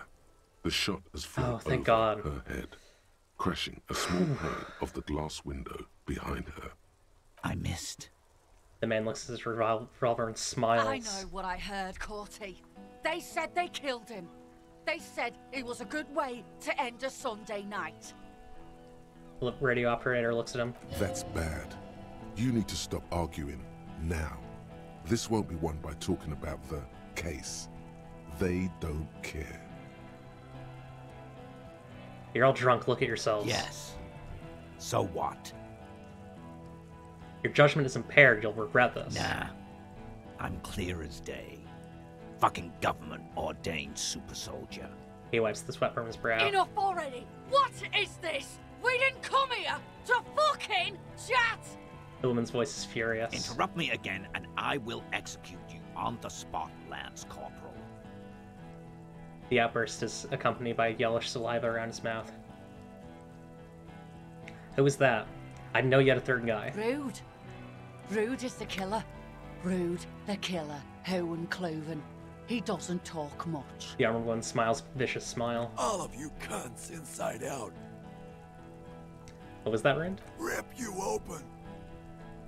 Perhaps it's for the best. Him not talking too much. The killer. The gunner. The raddest.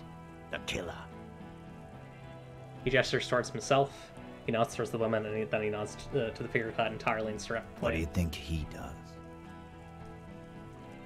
I'm a killer too. You're a tit-sucking pig. I'm gonna show killer. He staggers forward. What are we waiting for? Let's blow that pig fucking mouth off his face. Lance Corporal, just fucking shut up and wait for your order. Where's Glacier? She can explain this. Who the fuck is that? Glacier, the woman upstairs. Where is she? She left! Manager calls down from the balcony. Guard, what the hell are you doing here? What am I doing? My fucking establishment is under fire! You know how much windows cost? He points to the armored figures. What do you mean she left? She left! Her room's cleaned out! Right before these assholes showed up! Huh. We should have arrested her. Yeah, maybe. Lieutenant whispers, his eyes still on the armed You can mercenaries. feel how upset he is with himself. Just for a second. Then the fear takes over and he's back in the moment. Hey, Bushman! Your little cunt isn't gonna help you out of this one! She's gone. Forget about it now. Concentrate. This is all I have. 58%. Yes! Right. Yes, Here yes, we yes, go. yes. This is Oh. an illegal tribunal. Granell would never sanction this. Who's the commanding officer? Take your pick. Oh. Really? None of this looks like it's going to do anything but piss him off. Oh, really?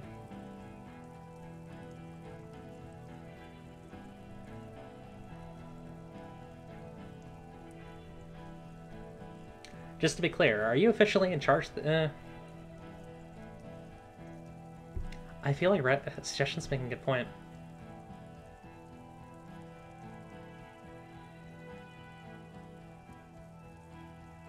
Should I say nothing?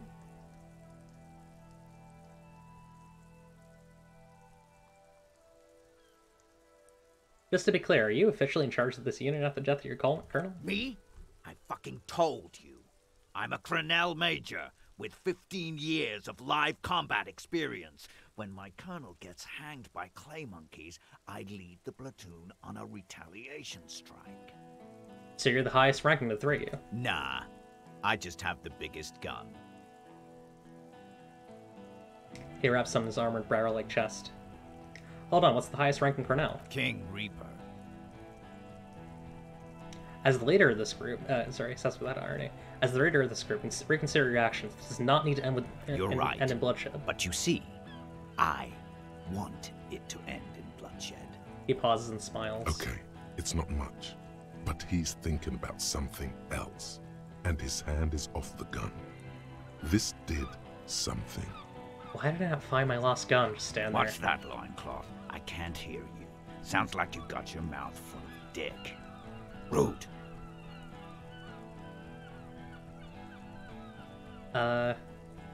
Kill me and you'll never find out who killed your colonel. I've been withholding information. Rude. Kill him. The man looks to his left. Oh, am I gonna die? Oh. The porcelain man raises his rifle and takes aim at you. His hands are steady, and the long barrel of the rifle sways slowly. Kim, where's Kim? From the corner of your eye, you see the lieutenant raise his pistol and aim it at Rude.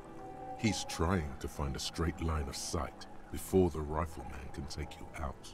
Blank think. You stare down the barrel of the gun. Oh my god. You see Rude's mask behind it, his eyes in the slit of the helmet, like a camera lens, focusing on you. Absolute destruction. Is there anything we could use to protect this frail body? That gun will tear us to pieces. Yeah. Just dodge the first shot, and the second will be easier. Drunks are quick to anger and make mistakes. Okay, 17%. Oh, I got it. Crit. Swarm of Nice. lead passes mere millimeters from your side, tearing fabric off your coat. Feels like the lightest of tucks. Joy, our The alive. man tilts his head, trying to see through the clearing smoke for the next shot. Watch out. To your left, DePaul is about to take a shot too, at Kim. Oh god. God, please. Lieutenant says quietly without trembling. He aims He's pale. aiming for the eye slot in Rude's helmet. An extremely difficult shot. Come on. He has to. The rifleman will fire at you again. 2 shots ring at once. One from the lieutenant's pistol, and the other from DePaul's. It's aimed at the lieutenant, but it misses. You hear a scream behind you. Kim, did he hit the rifleman? Blood gushes from the helmet's eye sockets as Rude staggers back, disoriented. The sounds coming from his helmet are not human. This is very upsetting. I have like tears in my eyes. God. The helmet looks like the face of an ancient god of war, crying blood. Who screamed? Glenn, dying. Oh in a puddle no. of blood behind you. His Glenn. mangled torso Glenn. has 2 gunshot wounds. Oh. Blood gushes out of them like red geezers. Oh my god. Oh god, watch out!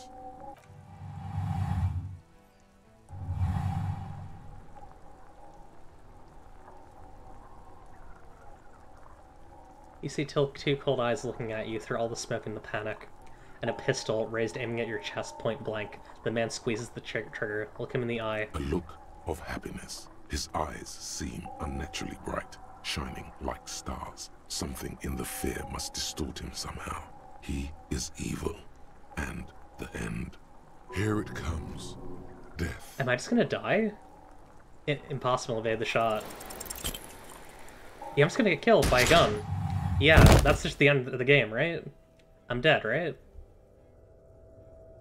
Right? That's it, like I can't survive that. There is no time. Something inside your pelvis explodes. Yeah. Your entire lower body is on fire, and your legs can't support you. You fall down like a rag doll. Is this a bad end? The pain is too immense to scream. It pushes the air out of your lungs. Everything goes dark. A distant blur as you recede into it. I don't know how I stop this from happening. Do I need to have my gun? Touch your lower body? Feels slick and warm with blood. The pain is too strong to know what has happened there. Even clutching to your consciousness takes everything you got. Listen through the darkness and the pain. The Hardy Boys are yelling. Someone is running, jumping over you. In the background you hear gunfire shatter glass. Just keep going? Okay. And then a man in pain. A familiar sound. It's Titus with a splat like meat. You hear bullets rip into him. Oh god, Titus. His voice, still giving orders, grows fainter. A gurgle. He's not gonna make it. What parts of me are missing? Most of what's down there. Oh god. It's all gone. Open your eyes now. You have to see what's happening. No. It's just a fear. Even if... Who cares? No one wants you anyway. Try to open your eyes. What do I see? Nothing. A persisting darkness. Dancing lights of pain. Distant shadows cast by them. Like a hellish play. You're bleeding out. Out of it, a silhouette appears, crouching over you. You hear a familiar voice filled with urgency and fear.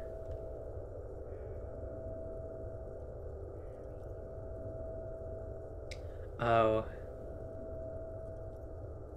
There's a white shadow that smells like apricots. It's always there. Stay with me.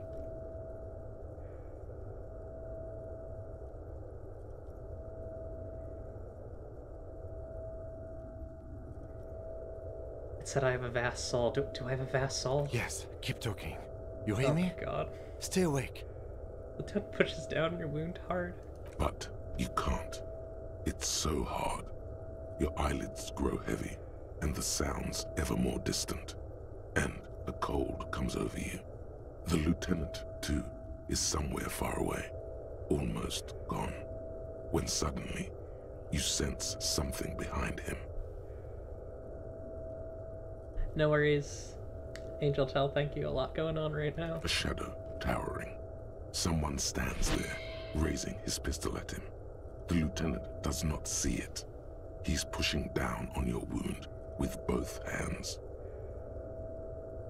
Already, 70%? Yeah, let's give it a shot. Lieutenant trusts you. Kim truly trusts you. 72%. No. There. Behind. You No, hear your is Kim bloody gonna lips die? mumble, but he does not understand. He does not look into your eyes and see the fear there. He does not trust you. Yeah. He just shakes his head, still crouched over you. You hear a distant gunshot, velvety smooth. A red circle has appeared on the lieutenant's jacket. It's growing fast. Like a pillow, he falls on you, cold nylon and blood slumped on you as the lights go out. All the lights. The last thing you hear is the sound of his spectacles landing on the pavement next to you. Fall into total darkness. This is death. One more door, baby. One more door.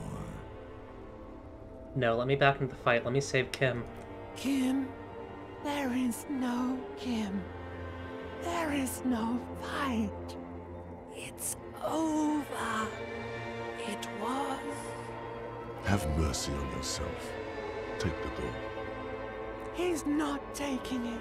His body is not taking it. Oh God, no. He's not disintegrating. He's swelling up instead. Over the hours. Hurting. Moaning in his sleep. And rotting. And being disinfected. And smelling of drugs and feeling saliva in his mouth. Drifting in painkillers. Thrashing in his bone sleep. He can't go. Not before the case is solved. There was a radio in the distance. A radio of the world. Playing sounds. Good morning, Elysium. Soon you will return to the world. You're thirsty. Reach for the glass of water by the bed. The world is still there. Sleep some more.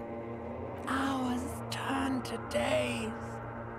Soon we will get up again and go through it again. Finally we know what the infernal engine was outside. The clarion call. It was him. He is the infernal engine. He never stops. He only gets worse. Life gets hard, but we go on.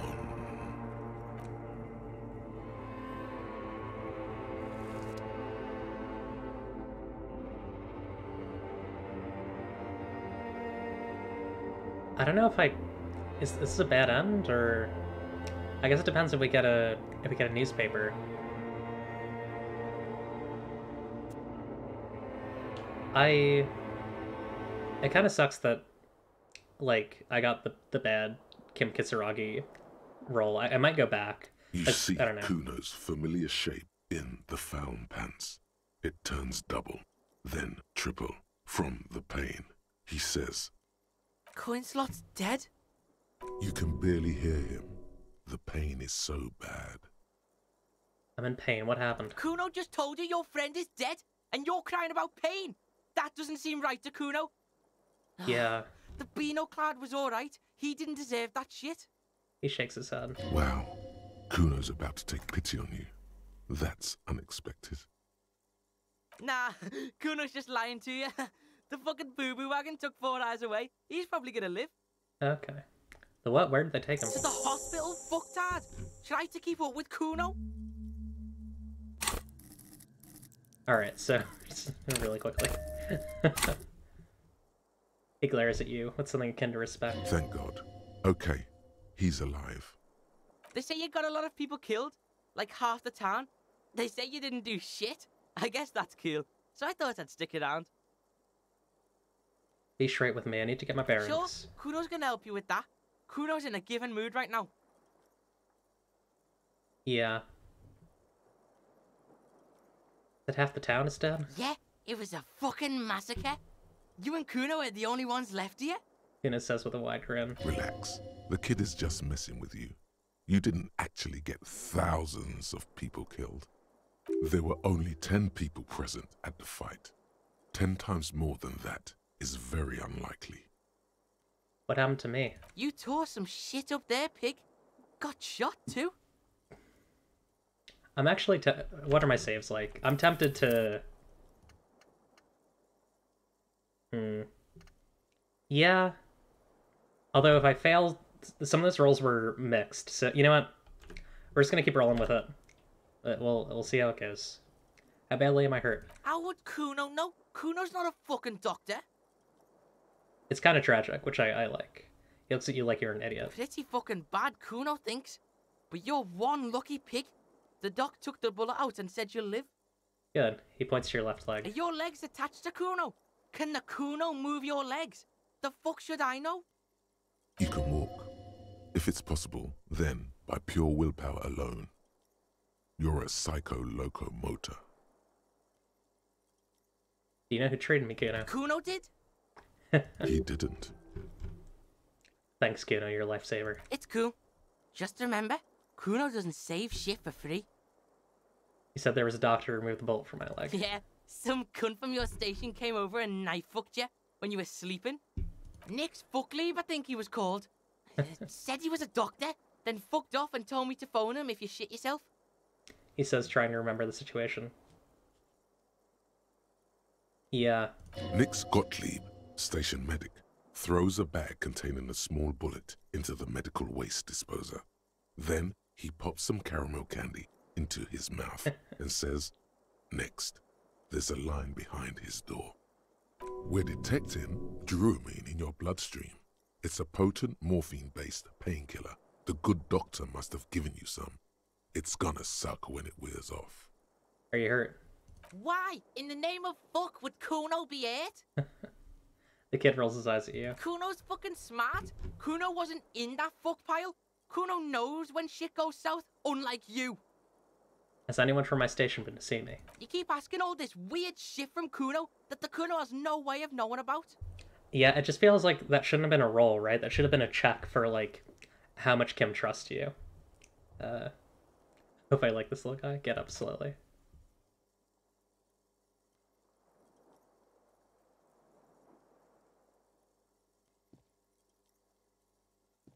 Go easy, pig. You want to lean on the Kuno or something? Ouch. Ouch. The kid turns double for a second. Damn, that hurts. Breathe. So, how is it?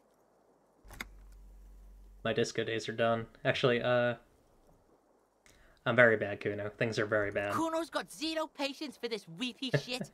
Kuno's been through way worse than this. Still, you see something akin to respect in his eyes. What happened to my room? Baby Beard was in here. Was probably a bitch to clean this shit up. This seems to please him. Baby Beard. That can only be Gart, the cafeteria manager.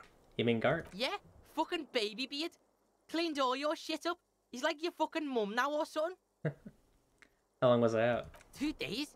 Kuno's been out longer sleeping off the speed train. 2 days is nothing. He says indifferently. 2 days is nothing to the Kuno. What happened to the others? Titus died. Some of his goons too. Oh, God. The whole fucking harbour is in lockdown right now. Even Kuno can't get in. Titus is dead. Yeah, fucking dead. Died in the hospital, I hear. Union's all weepy and shit. It's probably your fault. He gives you a nod of acknowledgement. It's the fault of those who killed him, not you. You know, if Klasha, the blonde next door, is really gone. Yeah, she's way gone, pig. Kuno's been here for 2 days, and Baby Beard and you are the only fucks in the building. Of course she's really gone. What did you think? You know if Joyce, the company lay with the boat, is alright. Rich bitch. Yeah, probably. Boat's gone. Kuno'd be fucking fine too if Kuno had a boat. The whole harbor's in lockdown. Yeah, that's what Kuno said. No one goes in or out. Shit's paranoid now. Thanks for telling me, Kuno. No problem. Kuno shares the info. What do you think I should do now, Kuno? The fuck you asking Kuno for? How would Kuno know? Kuno's fucking 12. Seems annoyed somehow. You don't know. Tough shit, pig. All Kuno knows is the harbour is in lockdown. Town's fucked now. Half the Hardy bitches are dead, and even your company bitch left. Kuno thinks you're fucked, but I can help you. What you got? Bounce that shit off Kuno. He concludes with a solemn nod. Let's do this tango, Pig, he thinks. Detective Pig and Detective Kun on the case. We Okay. bounce in. I'm asking for a spoiler. If I got that check, would I have Kim as my companion? For, like, the last part of this game? Does anyone know the answer to that? Let me, Okay, we're going back. Actually, okay, here's what I might do. Because I've been streaming for, like, 6.5 hours. Thanks for your help, you know. Shit ain't nothing. Okay, say wow. You so... Okay. Asking for something, even asking to come along, doesn't come easy for him. What style's that? Final Sorry. style. You know what? Scene is... Big up for Here's what I'm gonna do. This is a 12-year... Sorry for what? Okay. Wow. Yes, I'm skipping through this because I don't really care. Here's what we're gonna do. I'm gonna end the stream now. I'm gonna reload this quick save. Off stream, I'm going to get... Oh, I could have. I probably should have done that. Yeah. Off stream, I'm going to generate a save where I get the things that I want to happen in this fight, basically. Not the dodge the impossible shot one, not the point blank shot, but definitely the you know, at least do the stuff that I did. Pass the suggestion check, pass the rhetoric check, and pass the first hand-eye, or whatever it is, reaction speed. Okay, so here's what we'll do. I need to make saves, individual saves of these really quick.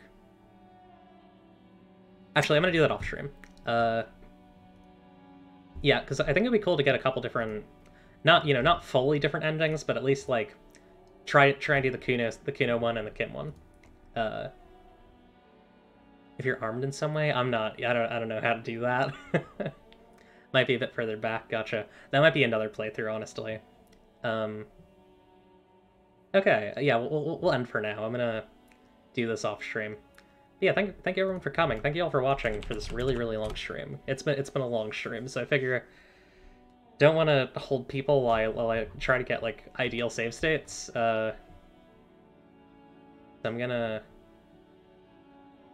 do that. Who's streaming?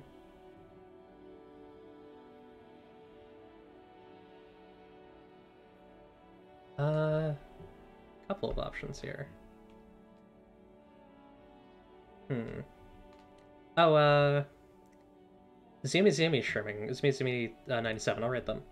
They're playing Final Fantasy 7, or sorry, Final Fantasy 14. It's Rain. Zumi. Is it Zumi or Zumi Zoom? Let's say, yeah, 97. Yeah. Alright. Goodbye, everyone. Thanks for watching. We'll probably be back tomorrow, honestly. Probably try and finish this tomorrow. Bye.